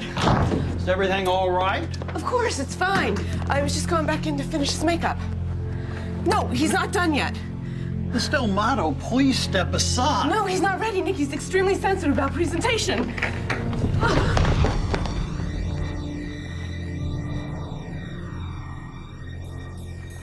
I owe you an apology. Don't worry about it. Well, since this is the way he wanted to be remembered, I think he's ready for casketing.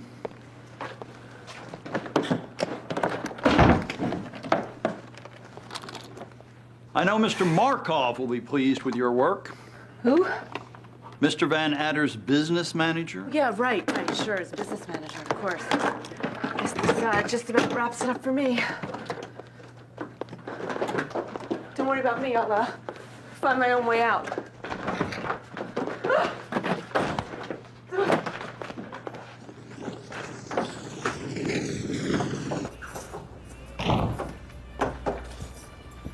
Jim?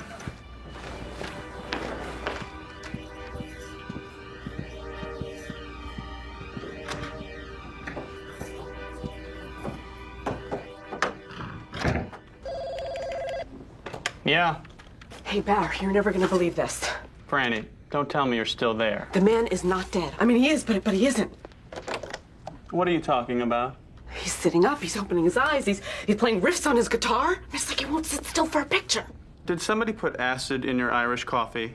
Barry, I am serious here. I don't know what to do. Well, I'll tell you what to do. Get out of there now. Yeah, but that is just what Van Adder wants. Franny, listen to yourself. You're losing it. Yeah. Maybe you're right, Barr. Maybe you're right. Hey, tell me something, Barr. If your magazine is willing to pay 6 figures for a shot of Van Adder dead, what's it worth for a shot of his corpse taking a stretch? That's it. Where are you, Fran? I'm coming over there right now. Go buy the champagne, sweetie. I'll call you when I get the shot.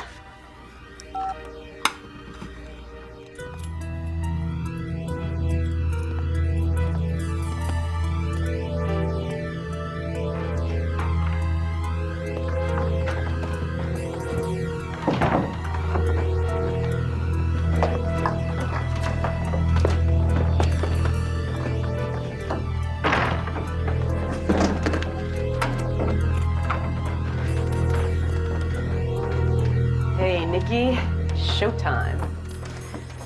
So, how are things up there in rock and roll heaven? Everybody up there? Janis, Hendrix, Elvis, Sid. We are gonna be bigger than any of them, Nikki. And I can make it happen for you. One picture, that's all it takes. Come on.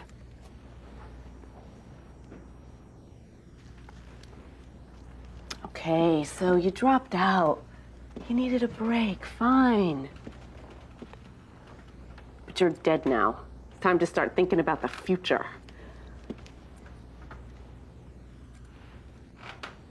Okay, look, can I be honest here?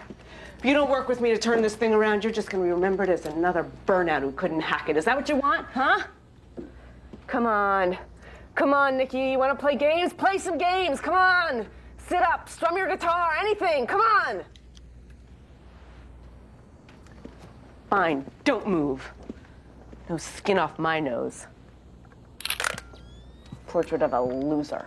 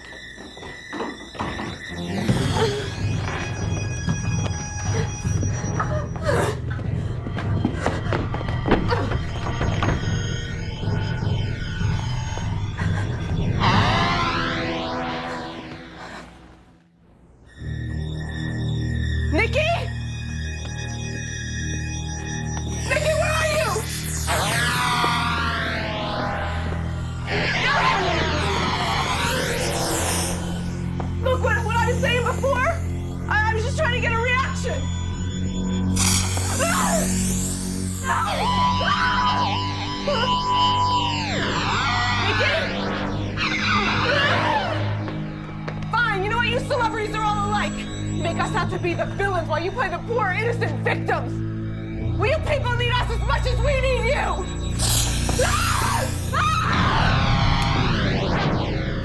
Oh, I can explain. I made a mistake. You made a mistake, all right. Rose Del Mato died in an auto accident. What? I spoke to Mr. Markov. He doesn't know who you are. But I do.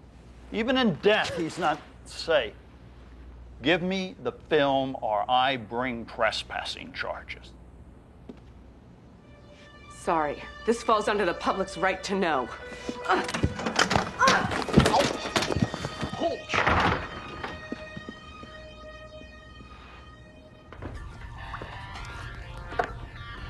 Hey, Bear.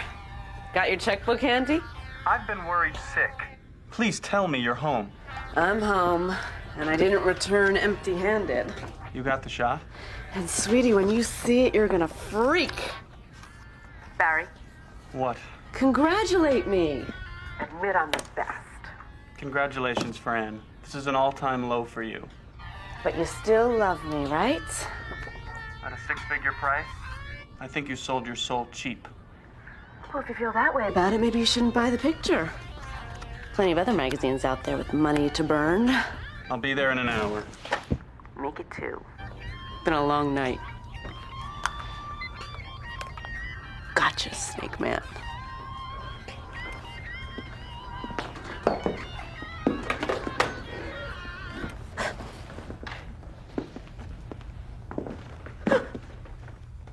What the hell's wrong with you? Don't you believe in knocking?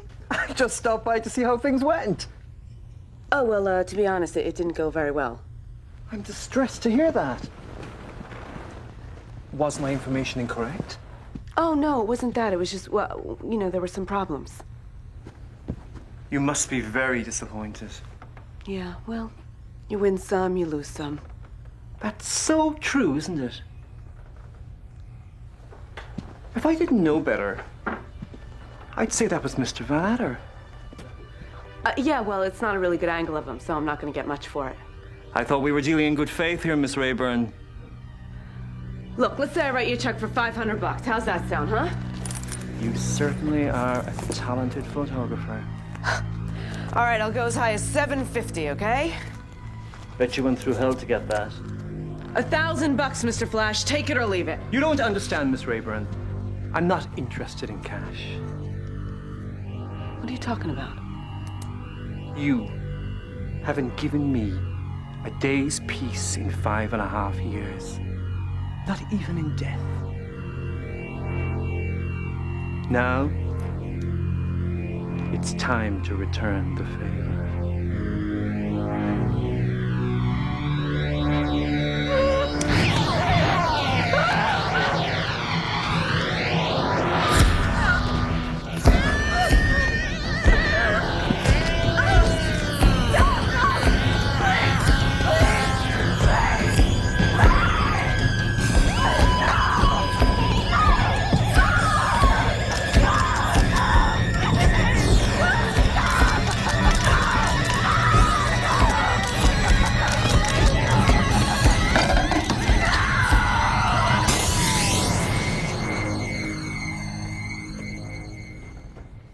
Franny? Franny, where are you?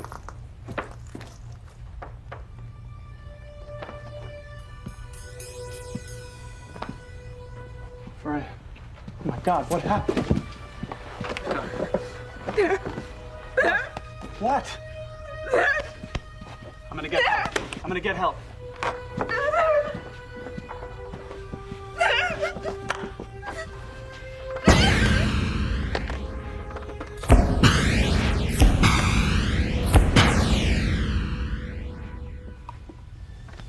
Every action has a consequence. Fran Rayburn made a living stealing pictures of unwilling subjects, but in her eagerness to turn a profit, she neglected to calculate the cost to her own sanity. 10 months ago, motivational guru Doug Swift set out to conquer the treacherous east face of Mount McKinley. When neither Swift nor his guide returned, it was presumed they had both died in a climbing accident, their frozen bodies lost in one of the unreachable chasms near the summit. Which was exactly what Doug Swift wanted everyone to believe. But even hiding out on a remote Pacific island can't make Swift, or Art Jones, as he now calls himself, escape the cold reality of what plagues him.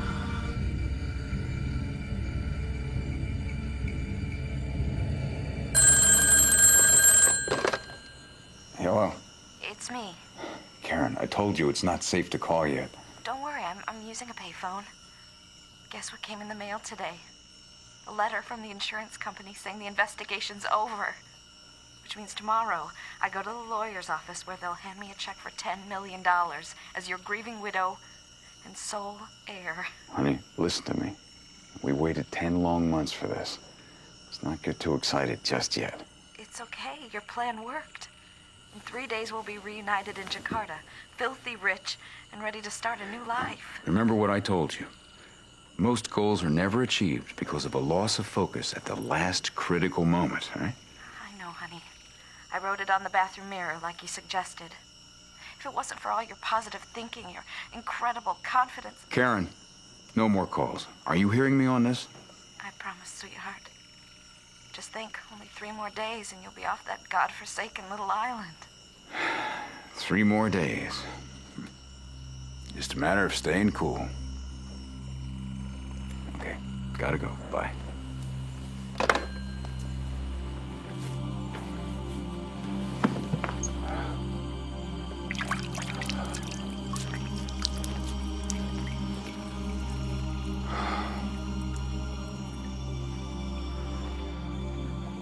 I had that dream again last night. I was back on the mountain, in the blizzard, and I heard the guide scream.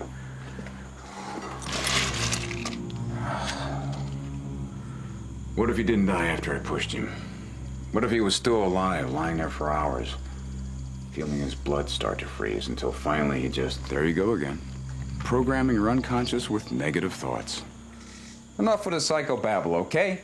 In case you forgot, that psychobabble bought you a Rolls, a mansion, a country club membership, until you gambled it all away. I just had some bad luck, that's all. Bad luck is one of the excuses that unsuccessful people use to justify their failures. One of your own pearls of wisdom. Look, all I'm saying is I feel bad for that guy. I mean, I didn't even know him. Whether he was married, had any kids. You planned it that way, remember? Like you planned every detail. Right down to choosing an inaccessible crevasse to push him into to make the accident look real while assuring that the body would never be found. Let's face it, it was the perfect crime. So why do I keep thinking I'm about to get busted? Chapter 3. To achieve success, stop thinking about the past and focus on the goal at hand. I strongly suggest you take your own advice to heart. It's easy for you to say, because you haven't been cooped up in this hellhole for nearly a year. Remember your mantra. I'm strong, I'm fearless, and I create my own destiny. I am hot, I am tired, and I'm bored out of my mind. Stop feeling sorry for yourself. Say it. I'm strong, I'm fearless, I create my own destiny. See, don't you feel better? Yeah, actually I do. Let's look at it this way. These are the last few days of discomfort you'll ever have, so why not enjoy them, huh? Come on, sport. You can take the heat a little longer. Yeah.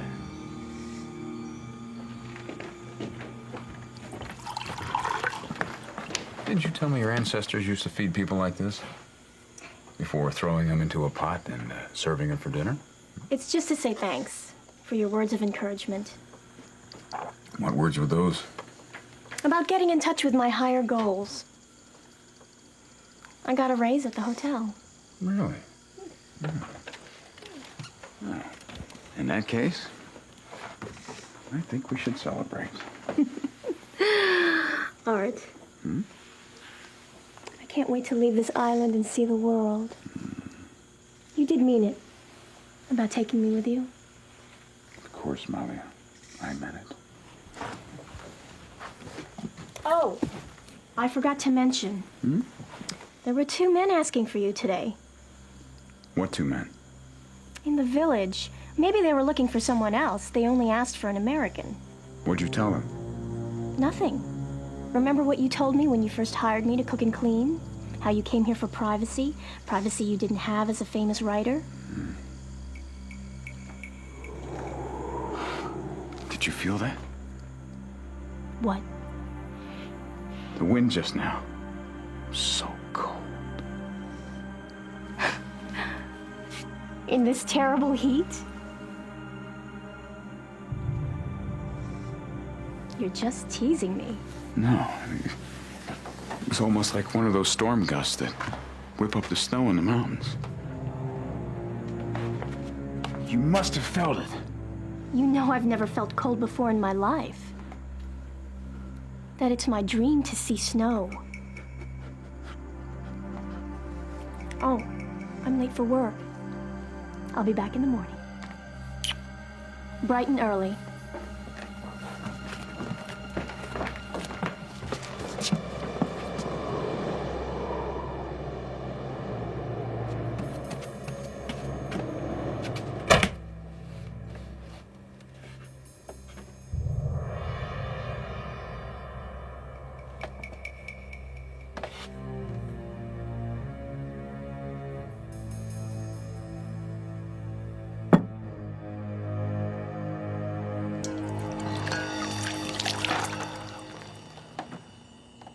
It's all in your head, big guy. There are plenty of Americans down here.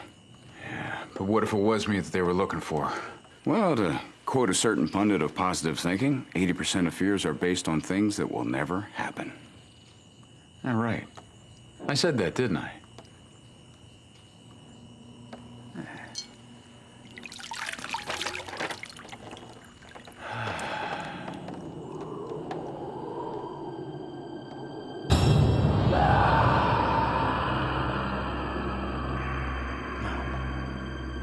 No!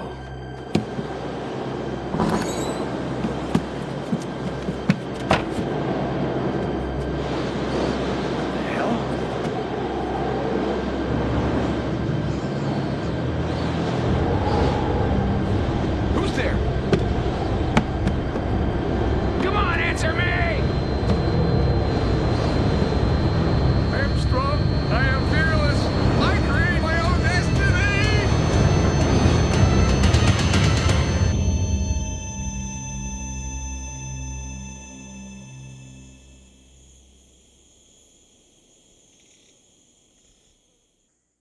I don't care what it costs. I need to charter that boat tonight. What do you mean they're all out fishing? Okay then, first thing in the morning, you hear me? First thing! Yeah. That's the spirit, buddy. You just gotta be proactive. Who the hell is that? Remember the theme of your first cassette series? A winner always sees the unknown as a challenge, not a problem. Hello. Honey, I've got it. I'm holding the check in my hand. Karen, I thought you promised. First thing in the morning, I'll take it to the bank. Then as soon as it clears, it'll be wired to the numbered account in Jakarta. Great. Now, will you please hang up?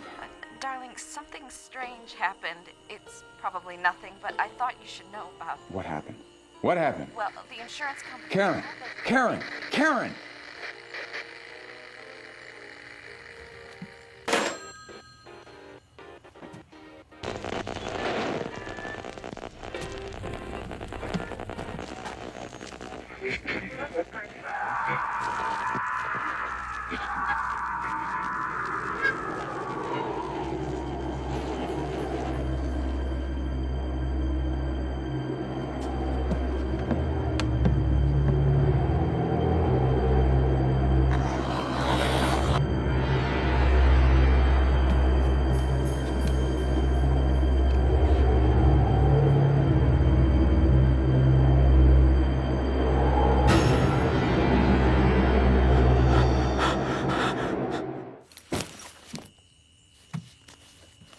Where do you think you're going? The boat won't be ready until tomorrow.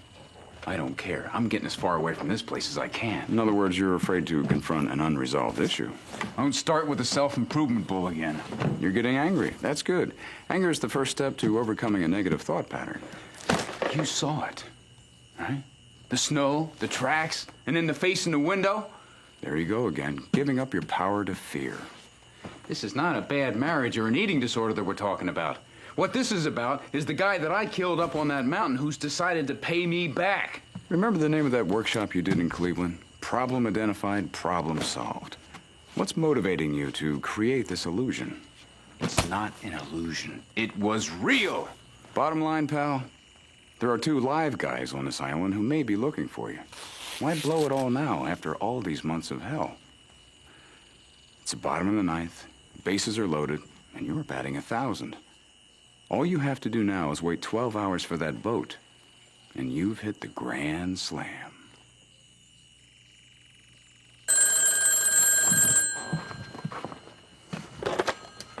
Hello. Thank God I got through. The line went dead. I was worried sick something happened to you. Karen, before we got cut off, you said something strange happened. Right. I got a call from the insurance company. They want to talk to me. About what? That's just it. I don't know. What should I do? What if they found out the truth? Karen, listen to me. 80% of our fear is based on things that will never happen.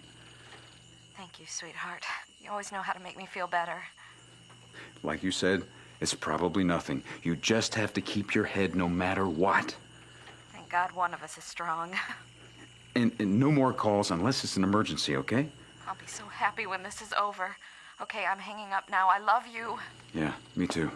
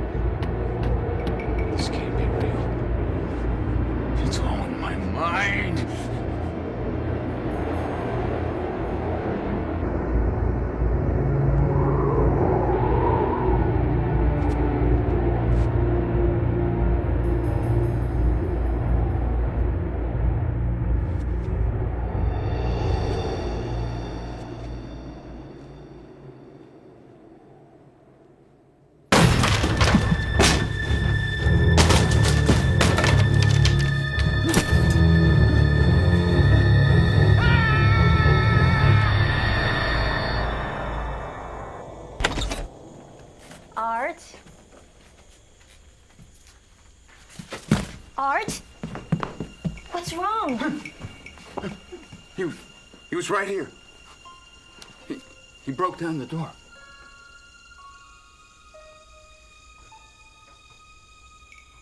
There's nothing to worry about. I brought somebody who can help you.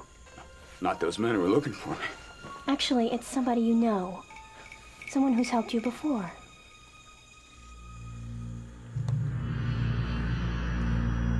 God. No! You did such a good job pretending your own death. Maybe you're not pretending anymore. Maybe you never were.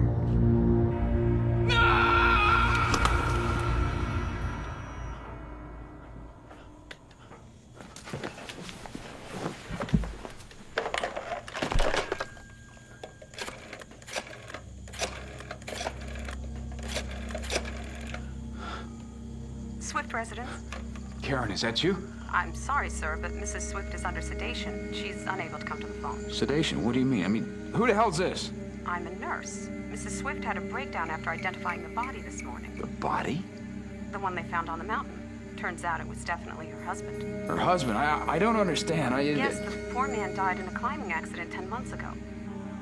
Seems Mrs. Swift was under the delusion that he was still alive.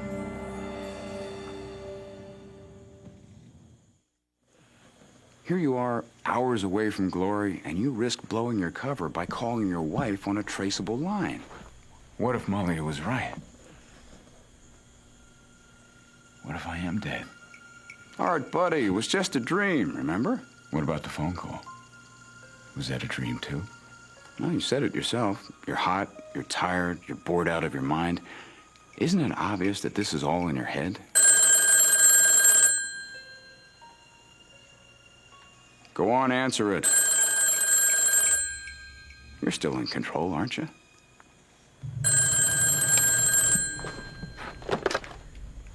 Hello? Honey, it's me. Karen? I'm at the airport. The money's been transferred. We're home free. But what about the body? What body? The one they flew back from McKinley, the one the nurse said you ID'd as mine. I mean, that's the reason the insurance company called you, isn't it? Sweetheart, it was just a misunderstanding. They called me in to sign some forms. What was that about a nurse? Nothing. No, forget it. It was just a bad dream I had. Just think, only 2 more days. In 48 hours, we'll be sipping champagne in Jakarta, starting our new life together. I can't wait to see you again. It feels like a lifetime since we held each other. Karen, I love you so much. I love you too, sweetheart. Bye. Who's Karen? Malia. All those promises you made, they were nothing but lies. Oh, no, let me explain. I was a fool not to believe those men when they said you were married. What are you talking about? They showed me your picture. They said you killed an innocent man to fake your own death so you and your wife could steal insurance money. It's true, isn't it? Isn't it?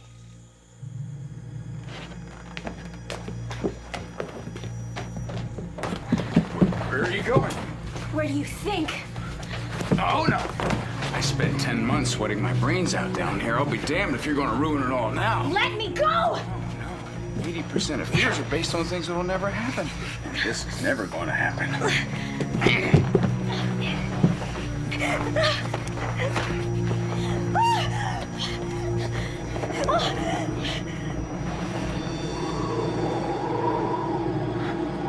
That wind. Can't you feel it?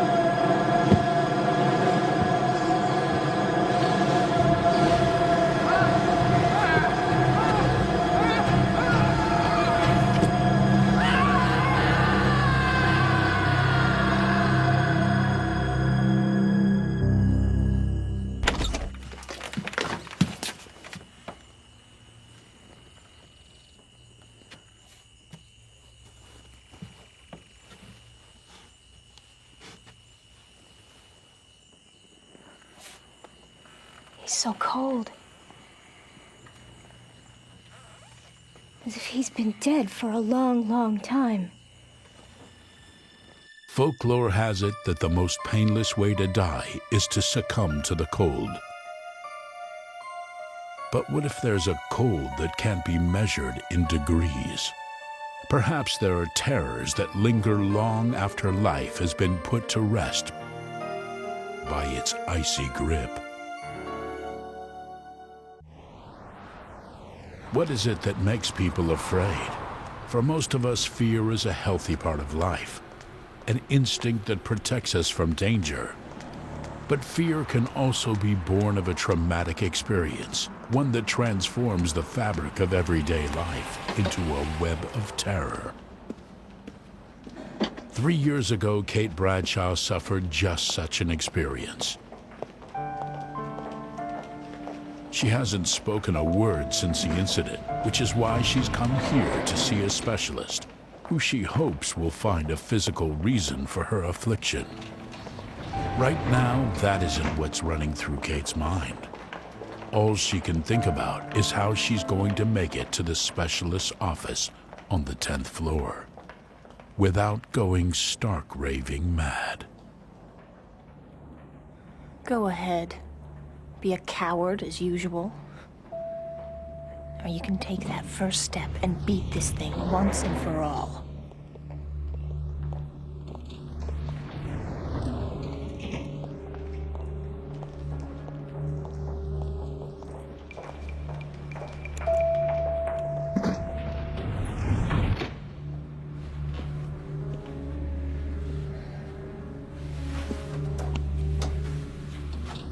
See? That wasn't so hard.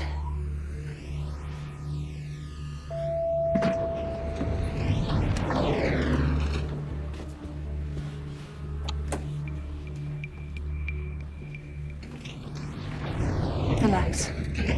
No big deal. 4 down. Only 6 to go.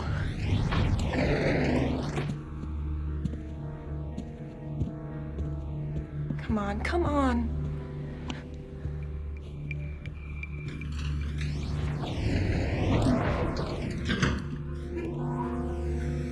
Remember what Dr. Richfield said. Be patient. Breathe deep.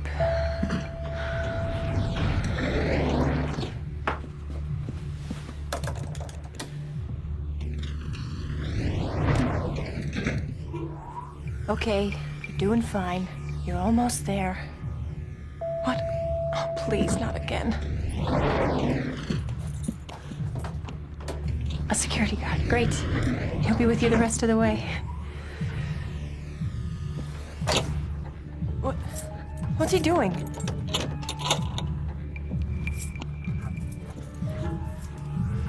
Please, I have to go up. Sorry, lady, I'm in a hurry. No, you don't understand. I have to go up.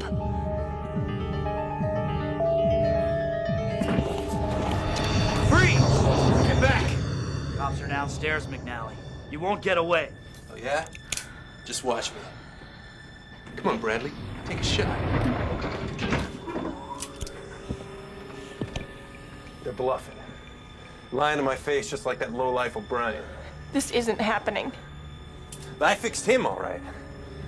He wanted to fire me, but I fired him first. Permanent. This can't be happening. I'm sorry, lady, but you're my ticket to freedom. I have to get out before it starts. What if they're not bluffing? These cops always hang out in that coffee shop in the lobby.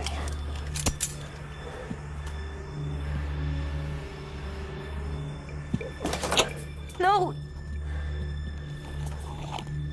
You've got to tell him. I gotta think. Make him understand. Don't do anything stupid, lady. Please, you have to let me out! What's with the silent act? You playing games with me or what? Can talk, huh? That's fine by me. There's already too much gab in the world. Besides, I got other things to worry about. Okay. Don't panic. You just have to stay calm, focused. Oh, God. It's starting. It's starting. Stop! Stop it, please! What the hell's the matter with you? I can't. Stay put. The voices, why can't he hear them? McNally, come in. McNally! Hey, you, Tex?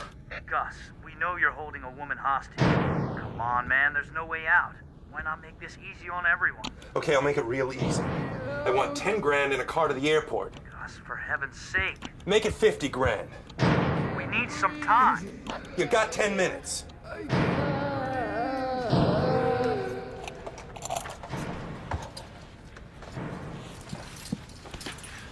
Don't worry. They'll give me what I want. You just gotta show people that you're tough, not afraid of anything. Afraid? What does he know about being afraid? Look, I know you're probably thinking, this guy's a whack job. I'm just a regular Joe. Believe me, I don't like this any more than you do. Besides, it's all O'Brien's fault. You know, for years I sucked up to him, took his abuse. Then this morning, I come into work and he says he smells liquor on my breath. And then he up and fires me, just like that.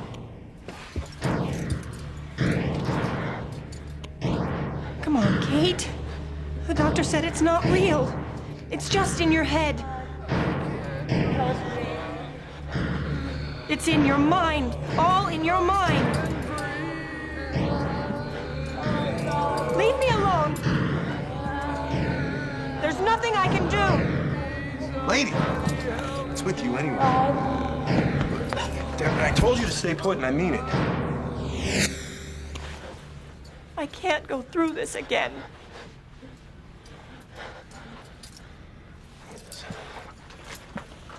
Thought I had problems.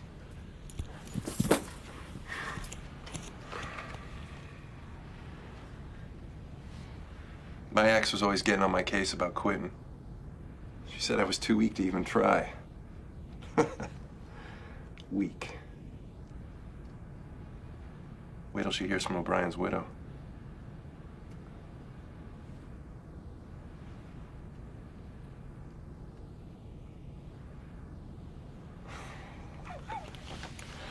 Yeah, I guess I shouldn't. It's hard enough to breathe in this rat trap.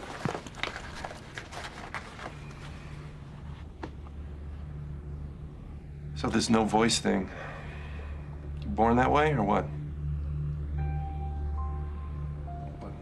Something happened? Accident or something?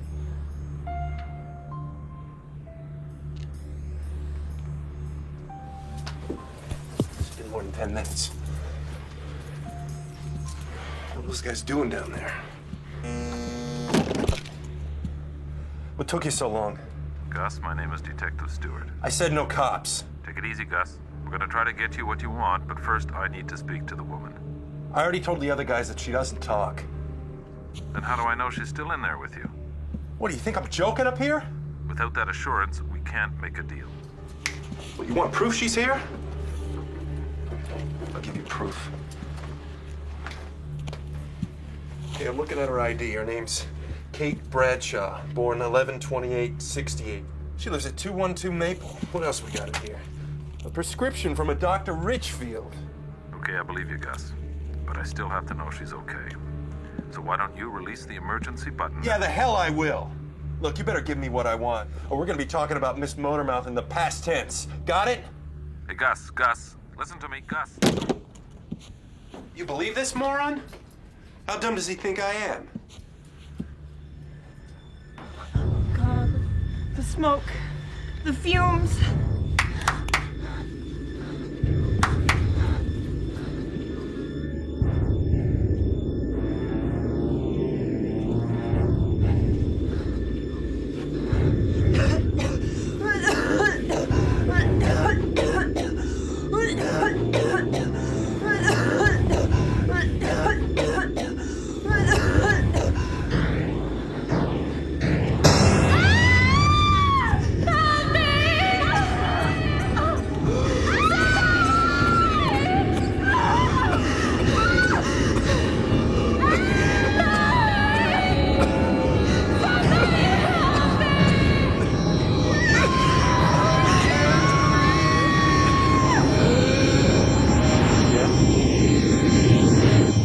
Car's ready.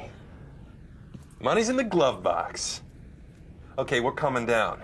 But if I so much as smell a cop, the lady's history. Got me? See? Told you they'd cave. Don't worry, we'll be out of here in no time.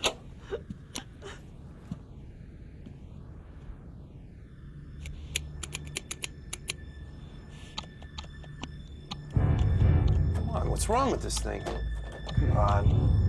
Come on. What's wrong with this thing?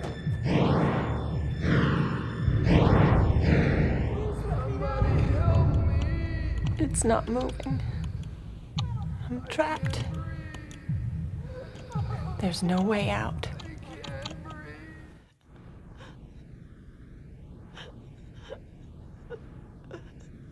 Look, I know what you guys are up to. You figure if you keep me up here long enough, I'll crack, and you can back out of the deal. Well, it won't work, so forget it.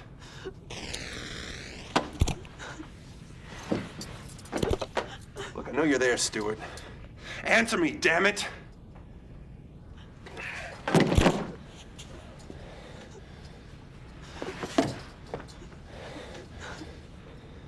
What are you crying about now?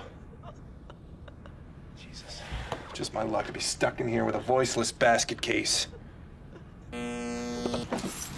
Look, Stuart, I warned you. Now you listen up, and you listen good. This isn't Detective Stewart. My name is Richfield. I'm a psychiatrist. Dr. Richfield? Thank God. Shrink? People actually think I'm gonna fall for your mind games? I'm not with the police, Mr. McNally. I'm Kate Bradshaw's therapist. Yeah, sure, and I'm the Pope's cousin. You have to put her on the phone. Let me speak to her. Of course, if you really were her shrink, you'd realize she's got a little speech problem. That's right, Mr. McNally. 3 years ago, she was caught in an earthquake, trapped in a collapsed building for 6 days before rescuers could find her. You know, life's full of heartache. Every time she's in an enclosed space, she relives the ordeal, which means if she doesn't get out of there fast, she could have a permanent mental breakdown or worse. You want her out of here? No problem. You can start by telling the cops to release this damn elevator. Mr. McNally, no one's controlling the elevator except you. I already told you, Doc, playing with my mind won't work. He's got to listen to him. He's got to understand. Not a chance, lady. We sit here and we wait until they realize that I mean business. Let them mess with me all they want. I'm not afraid.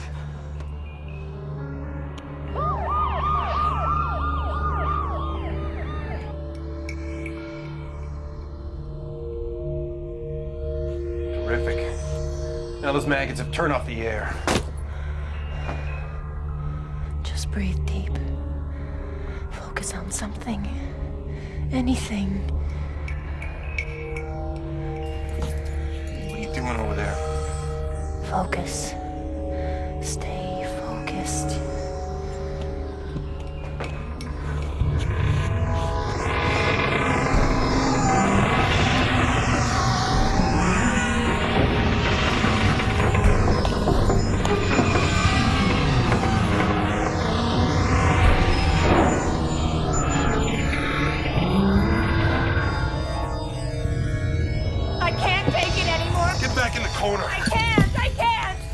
Lady, I'm not gonna warn you again. Lady, if you don't stop acting crazy, I swear I'll... Do it! Please! Do it! Want me to kill you? Please!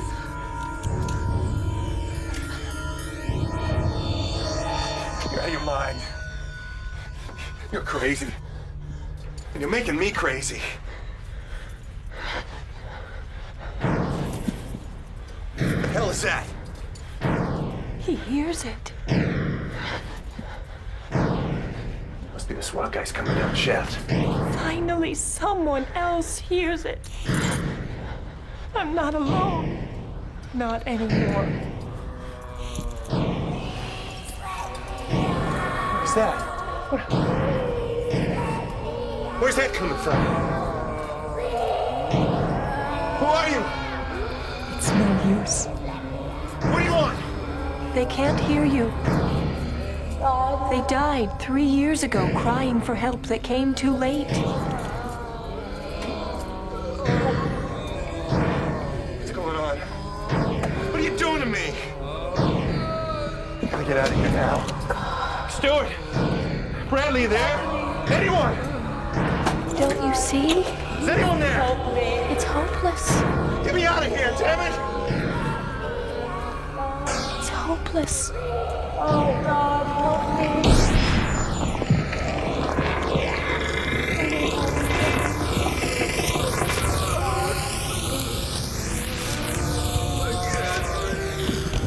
Let me out of here! Let me out of here! Let me out of here! Let me out of here!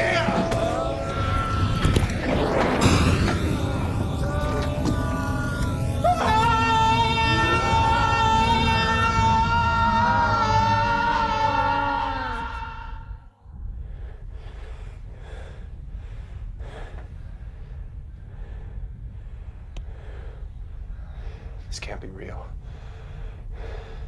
None of it can. It can't be. This is your nightmare, not mine. Now you know what I've been through for the last 3 years. Reliving it over and over with no escape. Until now.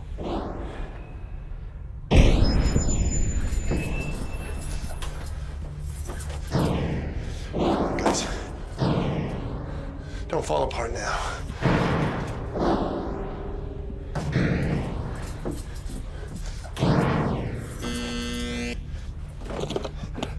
Okay, you guys win. I give up. The gun, Kate. Forget the car. Forget the money. Just get me the hell out of here. You can do it. Look, I'm begging you, okay? You can help yourself be free. Hello? The gun, Kate. Oh, God, help me. It's now or never.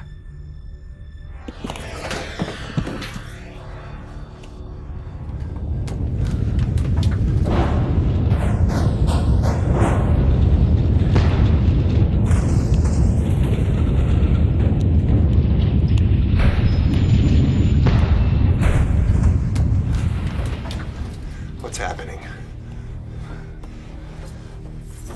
Tell me what's happening.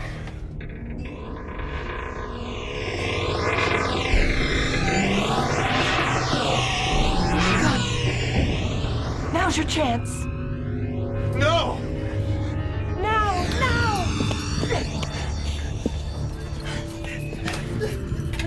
It's you, damn it! It's all your fault! Fight, Kate, fight! You're the one making this happen! If I kill you, maybe it'll stop!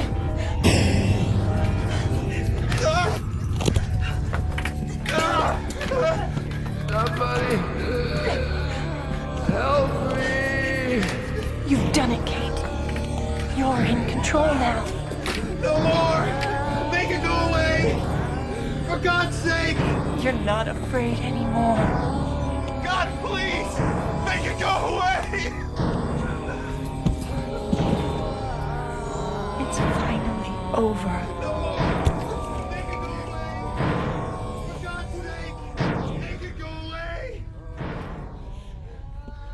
Make it go away!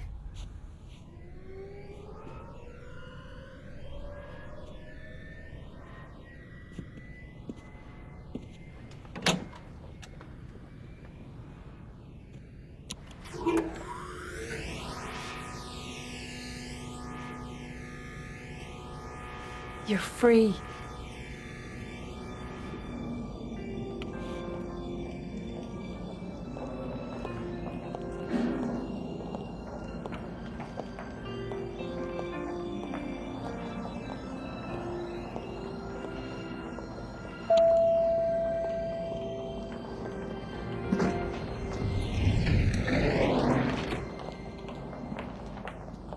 Excuse me. Are you going down? No, I'm going up.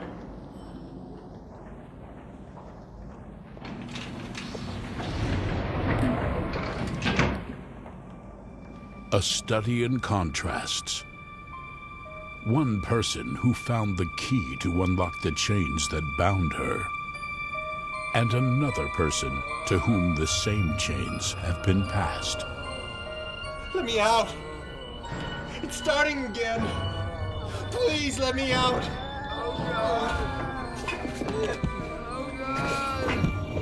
One no longer afraid, the other now imprisoned in fear forever. The Hanwell Asylum for the Insane first opened its doors in 1833. Today, the people who work there call it the Hanwell Institute, but its mission is still the same: to wage hand-to-hand combat against mental illness. In an era of government cutbacks, Hanwell is fighting to survive. It is also, as Carolyn Ryan will soon discover, haunted by its terrible past. I don't envy your assignment, Dr. Ryan. Turning this place around isn't going to be easy. We're overcrowded and understaffed. Our patients only get 1 hour of therapy a week. Well, we'll do it. I'm going to bring this facility into compliance within 90 days. That'll win us federal grant and the state will match it. 90 days, huh? Good luck. Luck has nothing to do with it.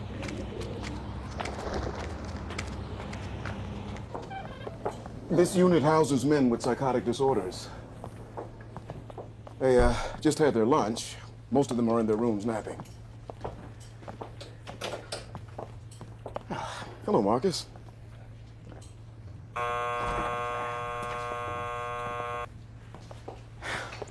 Dr. G, what do you say? Hello, Alfred. Alfred, this is Dr. Ryan, our new clinical director. How are you feeling today, Alfred? I was schizo as hell this morning, but I'm okay now. Couldn't be better. Glad to hear it. Can I go home now? I'm late for my 2:30 class in constitutional law. I don't think you're quite ready for that yet, Alfred. Not ready? What do you mean, not ready? I told you I'm sane. I'd be fine if I had a new brain. I don't like the one I've got. It's filled with too much negativity, too many emotions. Sorry to hear that, Alfred. With a new brain, I'd be okay. When can I go home? Perhaps that's an issue we can take up at your next therapy session. I want to go home. Take your hands off me this instant.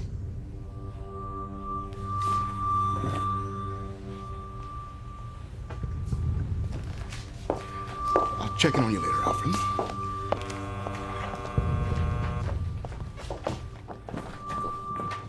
Alfred tends to get a little excited, but he's just looking for attention. All he needs is to be reminded about personal boundaries. How long have you been working with schizophrenics, Doctor? A little over a year now. My first year, I used to go home every night and cry my eyes out. I don't do that anymore. I've learned to disengage myself. If you don't, you'll burn out. Then you won't be any good to them or to yourself. Well, I haven't learned to do that yet. Then it's time you started.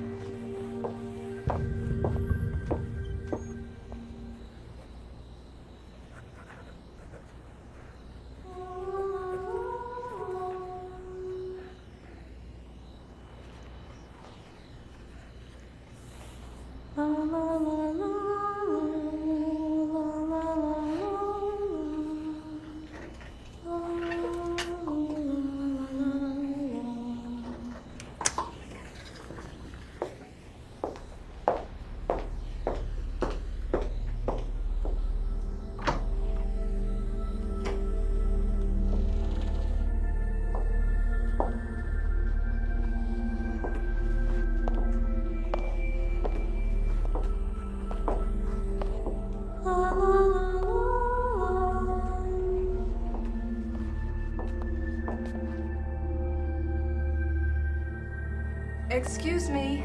This is an administrative floor. Can I help you find your way back down to your bed unit? Wait.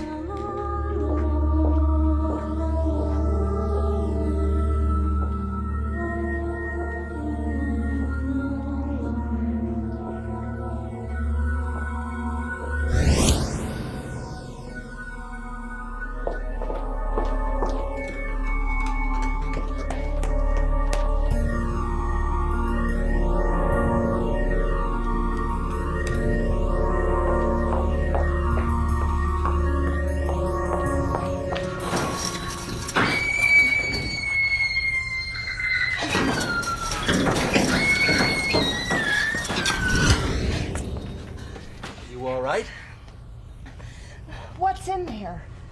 I don't know, ma'am. This wing's been closed for years. I don't even know if there's a key to it. A what? wasn't hallucinating. I didn't say that you were. The ventilation system in this building often carries voices from one ward to another, sometimes even from floor to floor. Ventilation shafts don't explain the person I saw.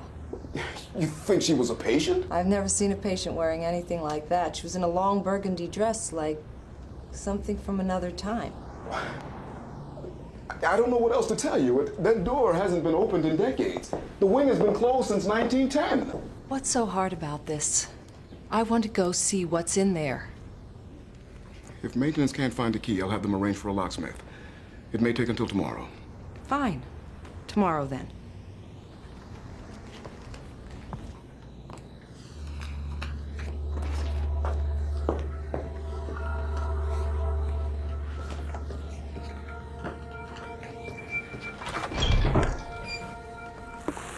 Excuse me, Dr. Ryan.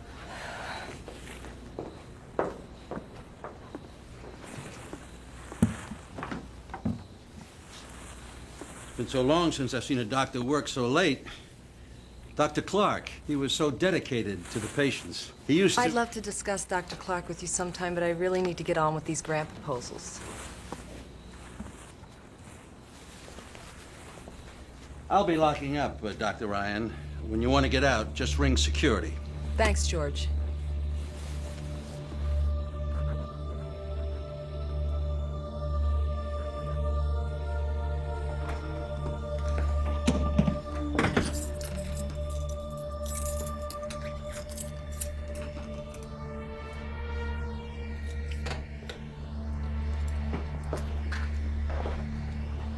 Who are you? What do you want?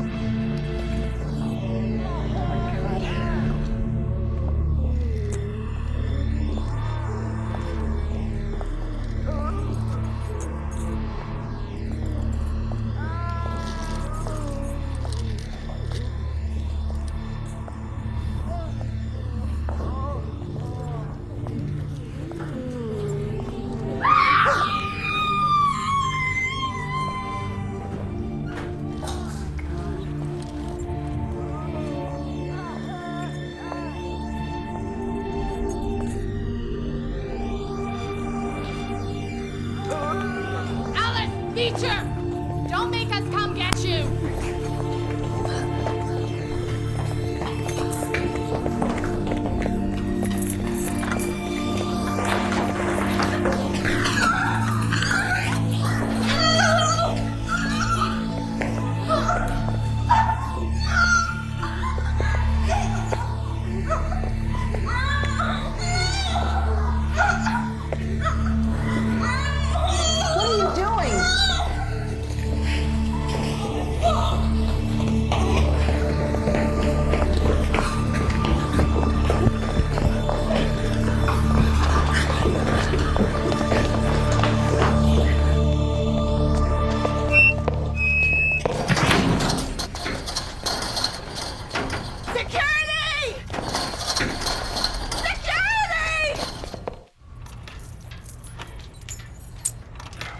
Dr. Ryan, with all due respect, it was awfully late.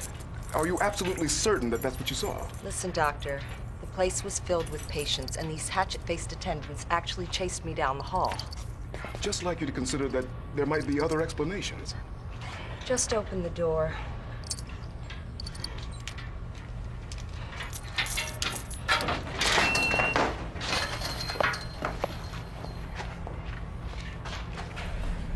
Federal inspectors are going to love this place. This leads to some sort of back ward, doesn't it? I haven't a clue. I'll set some traps.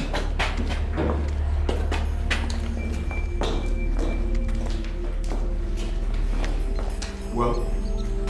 It's the same room, but everything's changed. Damn it, I saw them. They were here. These rings, Patients were shackled to them. And the woman, the one who led me here, the attendants drove a wedge in her mouth and forced medicine down her throat. Dr. Ryan, maybe you need to get some sleep. Alice Beecher, that's what they called her. Do we have records dating back to when this hospital first opened? I think so. I want case files on every female patient admitted before 1900.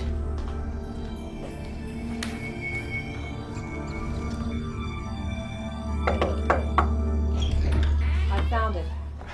What? Alice Beecher, she was here. Admitted June 1859, age 32, diagnosis female dementia. Doctor, we're supposed to submit the grant proposal to the board tomorrow morning? Wait to hear how they treated her. Series of standard water cures, repeated submersions in freezing water. Dr. Ryan, listen. On April 17th, 1860 at 11:30 p.m., Alice Beecher died during surgery to remove her ovaries. God, they were barbarians. I know. Back then they believed female organs caused insanity. But look, we've got to get this proposal out, Doctor. Why does she keep coming to me? What does she want? Alice Beecher died a long time ago. But we've got living patients who need that grant money. You've got to disengage yourself. Hey, your own words, Doctor. Look, she had a son. Any chance there's a surviving relative? In a small town like this, anything's possible.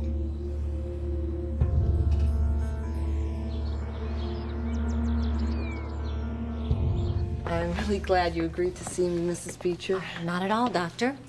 What is it you wanted to know about my family history? That's a portrait of my great-grandmother. Alice Beecher. Mm-hmm. How did you know that? Her case file said something about improper public behavior. Why was she really committed? Her husband was a hard man. He didn't much care for the questions Alice kept asking. He couldn't answer a lot of them. Made him look foolish. He locked her up for that? That. And because she wrote poetry. Mr. Beecher thought it was the devil speaking through her.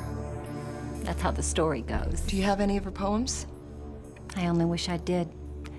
Her husband burned them. He thought reading and writing enfeebled a woman's mind. And when she wouldn't stop, they had her killed on the operating table.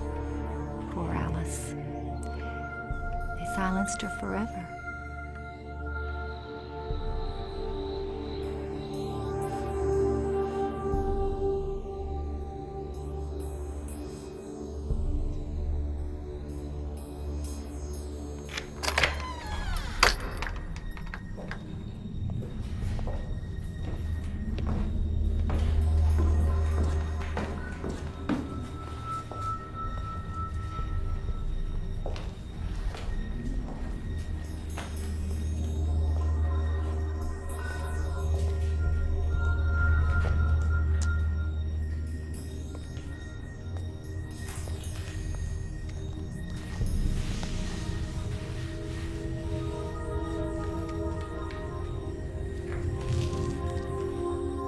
Beecher?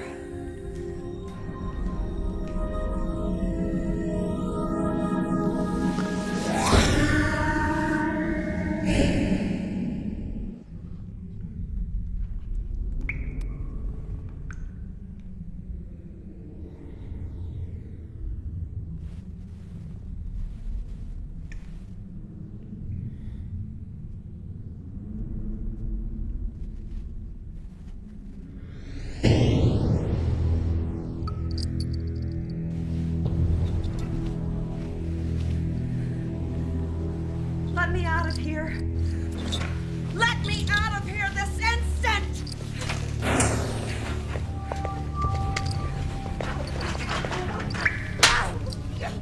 Why?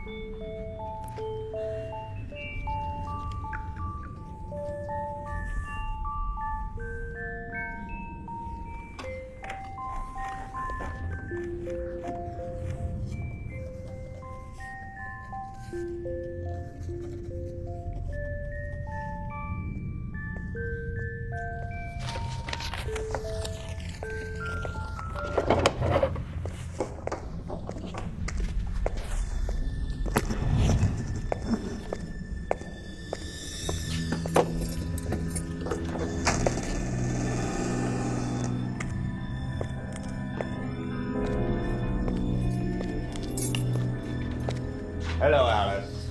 How are you this evening? What are you talking about? My name is Carolyn Ryan. Whatever you like. It's true, damn it, I'm a doctor. Of course, Alice. Can't you see I am not Alice? You're a big disappointment to me. I thought we were making progress. But these past months of water cures are not having the effect we were hoping for. We all want you to get better, Alice. But you're getting worse. This is insane. This can't be happening. I was hoping that your malady was caused by an overstimulation of the female emotions. But your failure to respond to treatment indicates that your problem is physiological. It will, I'm afraid, require surgery. No. You don't want to live the rest of your life as an incurable, locked in the back ward, do you?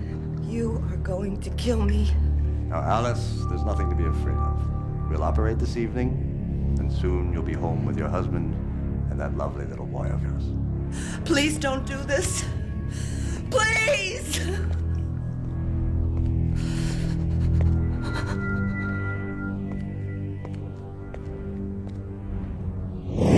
have got to listen to me. I am going to die. Please don't let me die. Oh, God. Oh, God. Please don't let me die. Please, please don't let me die! No! No! Just relax, Alice. We'll have you well in no time.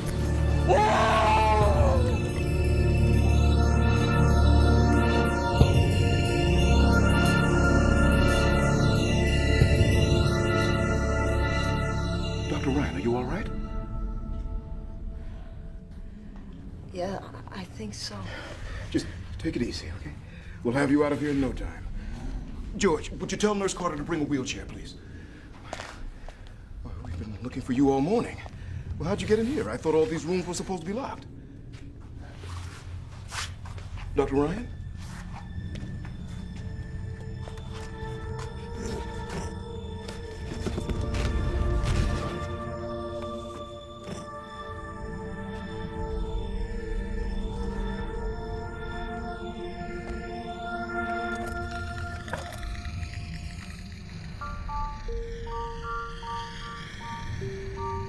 Alice Beecher's poetry.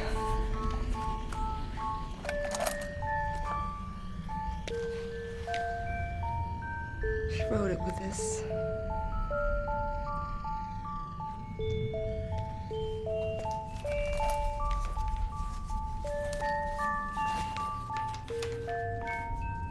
The hand of time may etch my face. What's in my heart, time shan't erase. Though this mortal shell will soon be nil, these words I write must linger still. Across generations yet unknown, they're all I leave that were my own. In between the dark and the light, where time has no linear progression, paradoxes abound. Silenced voices may be heard again, and the cold of the grave may rekindle some light and warmth in the living. Oh yeah, nothing like the weekend. Once again it's on. Saturday night at the local tavern. Spirits are working their magic, offering the intoxicating promise of a need fulfilled. The need for human companionship. Eric Duke is needier than most. It's been 1 month since his wife divorced him. 1 month of painful solitude. Tonight, he's decided to put the past behind him and start searching for companionship. But darker spirits still lurk within Eric. Spirits of seething anger, of pent-up rage, waiting to explode. Hey, baby, let me buy you a drink. Liberated woman. I'll drink to that. Here's to liberation. Just so happens I'm a liberated man myself, you know. Hell, I even got the divorce papers to prove it. Yes, sirree. I'm as free as a bird and ready to sample some of life's sweet pleasures. Try to be social, and they spit in your face. Women, all alike. All card-carrying members of the same union. And guess who winds up paying the dues? All a man wants is a little tenderness, a little warmth. Is that too much to ask for, Jack? Hey, Ricky. Ricky boy. What's up, man? It's good to see you. Finally came out of hibernation, huh? So tell me, what's it like to be a bachelor again? Like $1 million. I mean, no sense sitting around the house feeling sorry for yourself, trying to figure out what went wrong. It's her fault, not mine. Well, there you go. We both know there's more fish in the sea, right? It's just a matter of keeping your bait fresh and your line in the water. Where are you going, man? Celebrate my freedom. You catch me a big one. Well, don't forget the reeler in slow. Here, let me get that for you.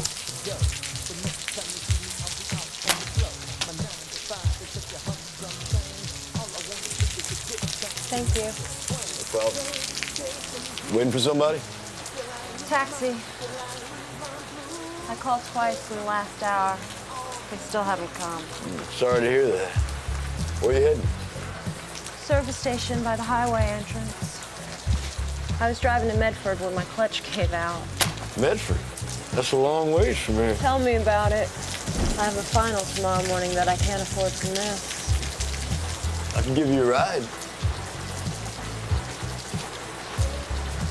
Thanks for the offer, but Cap should be here any minute. Oh, no. Saturday nights are busy. I wouldn't want to put you out. It's not a problem. Highway station's just a couple blocks from my house. Unless, of course, you got a problem riding with a fridge. Eric Duke, major appliance troubleshooter at your service, man. Lena Gibson. Tired of waiting for a taxi.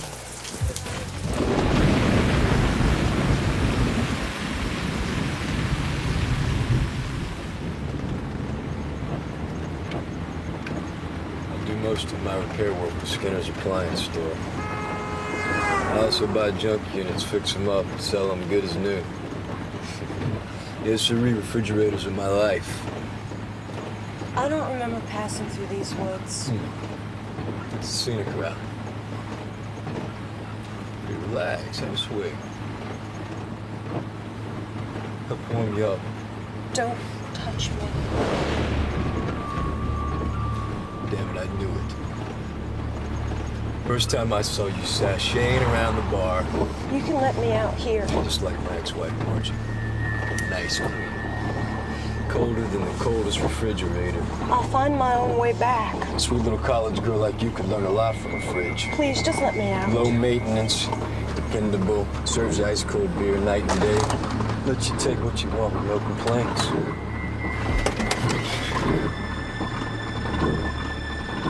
No woman ever treated a man half as good. No woman ever will.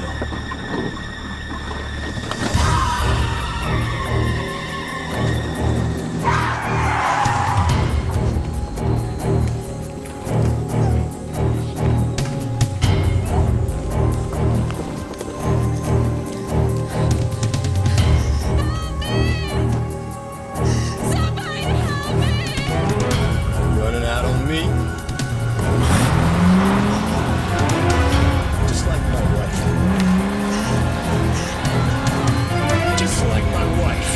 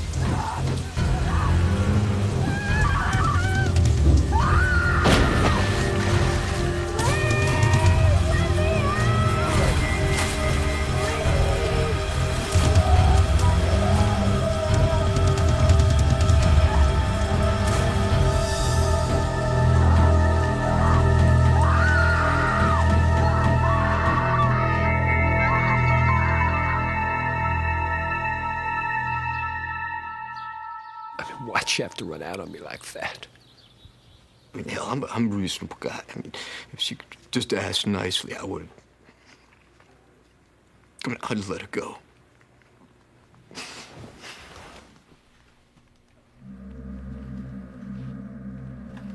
It's your fault, Margie. If you hadn't dumped me, that girl would still be breathing. You killed her, not me. Come on, you can get yourself together. It's cool, everything's gonna be all right. Let me out of here. Please.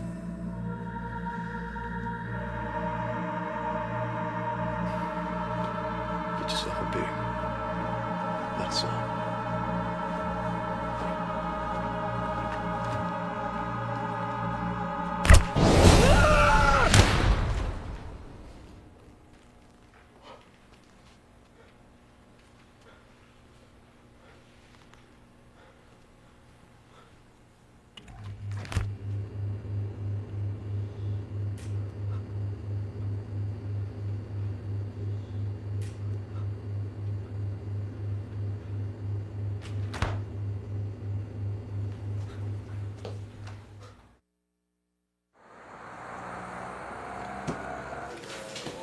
What's up, Joe? Yo, Ricky, what's a good word? Man, you are one sorry mess. You look like you've been hit by a truck. What the hell are you talking about? That big fish you went after. She must have tossed you around some, huh? Yeah, she was a handful. Oh, but you didn't get away, did you? Eric Duke to the parts counter. The replacement motor came in on the Hager unit. Well, no rest for the weary, huh, buddy? Refrigerators are my life.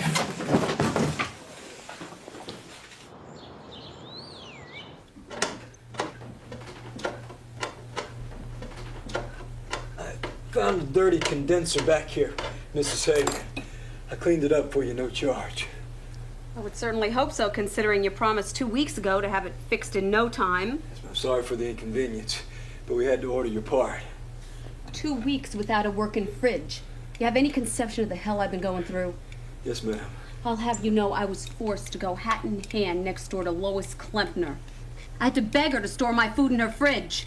Let me out of here. I've been feuding with that woman ever since her dog Bowser started crapping in my tulip bed. Please let me out. All done, Mrs. Hager. Mr. Skinner will send you the bill. Hey, where's my invoice? I gotta go, sorry. Hey, you're not going anywhere until you check this thing and make sure it works. Of course it is. I just checked it. I know it is. Well, then open the damn door to find out for sure. Well, come on, what are you waiting for?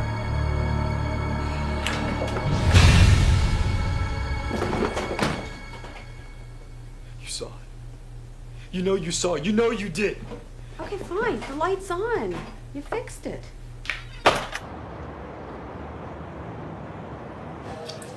Talk to you later, Mike. Okay, Pat. Heads up, fella. Sorry, Lou. Hot stuff coming through.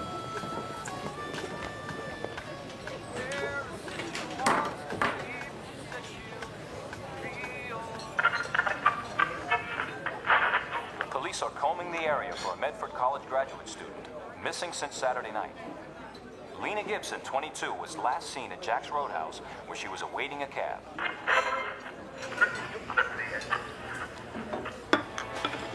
Hey, Lil, where'd you put the emergency phone list? Why? What's the problem? Refrigerator's on the blink, that's what. Ice cream, butter, everything's melting down to mush. So what the hell you telling me for? Call the repairman.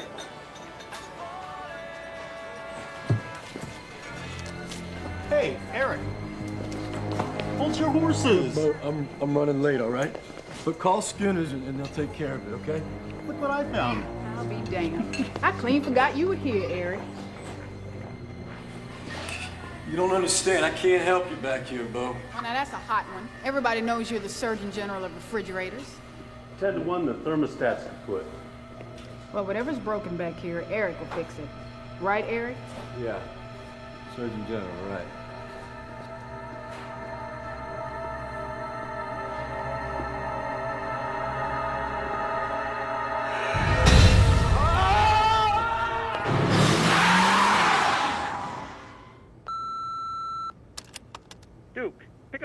Duke. Come on, pick up the phone. Where the hell are you? Mrs. Crane's been yelling about her freezer. You were supposed to be at her house an hour ago. She got calls to make, refrigerators to fix. I swear, Duke, if you're not at this office in 15 minutes, you're fired. Please let me out. Let me out. Please. Please let me out. Let me out of here. Let me out of here. Let me out. Let me out. Please let me out. Please.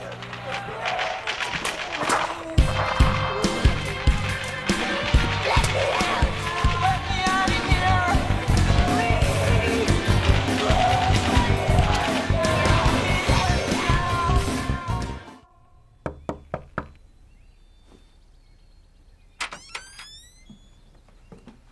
Yo, Rick.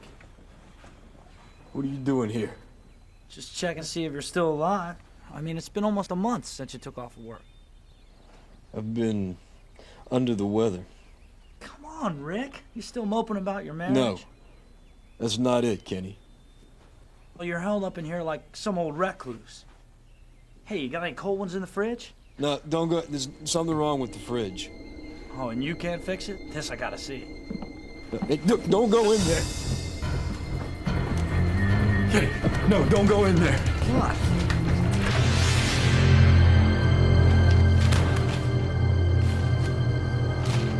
Yeah, well, the problem seems to be fixed now, so I'll just give you a call later. Is that cool?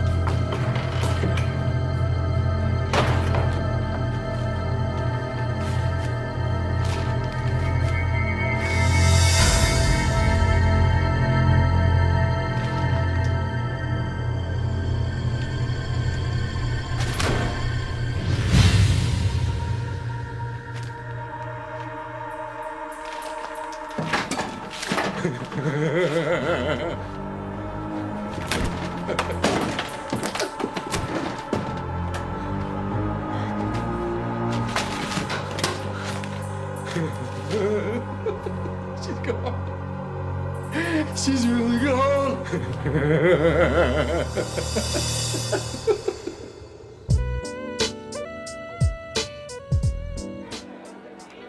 So there I was, living like a hermit, cutting myself off from the two greatest joys life has to offer: women and refrigerators. And all because I let my imagination get the best of me. But you were looking at a man reborn, ready to give one lucky lady all the passion he's been keeping in storage. And believe me, baby, when I say that is a whole lot of passion.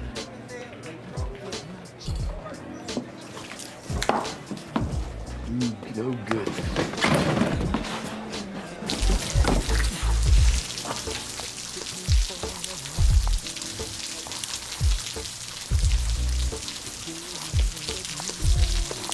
You need some help?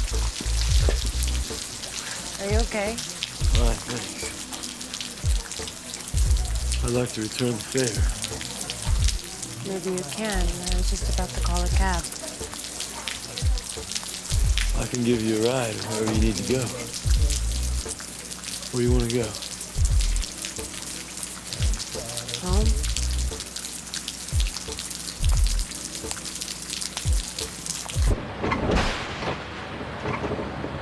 Why are we going this way? I figured you'd appreciate a more scenic route. I know I do. Relax. Let me warm you up a bit. Geez, your hands are colder than ever. A refrigerator, perhaps? You would know. After all, refrigerators are your life. Do I know you? Do you? I couldn't have been that drunk. You sure we've never met before? Have we? There's something about your eyes. Maybe we knew each other in a former life. Anything's possible.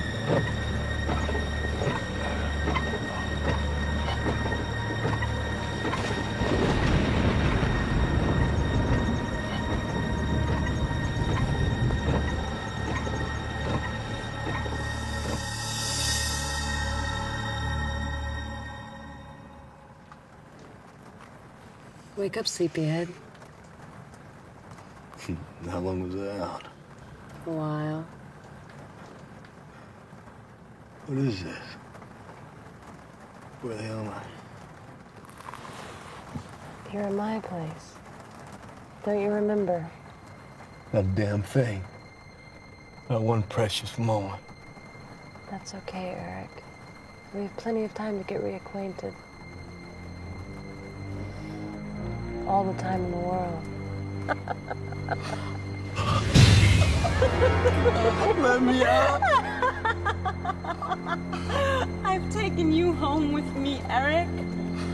To give you the warmth and tenderness you've always craved. Oh, God! Please help me! Please, God! No woman ever treated you half as good. Oh, yeah, God! No woman ever will. Let me out!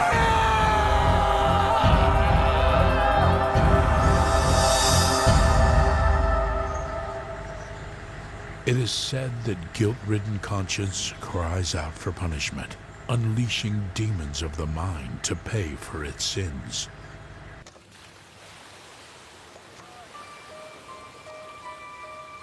It is also said that those who die unjustly do not go gentle into the endless night. That their souls can only be stilled by exacting retribution.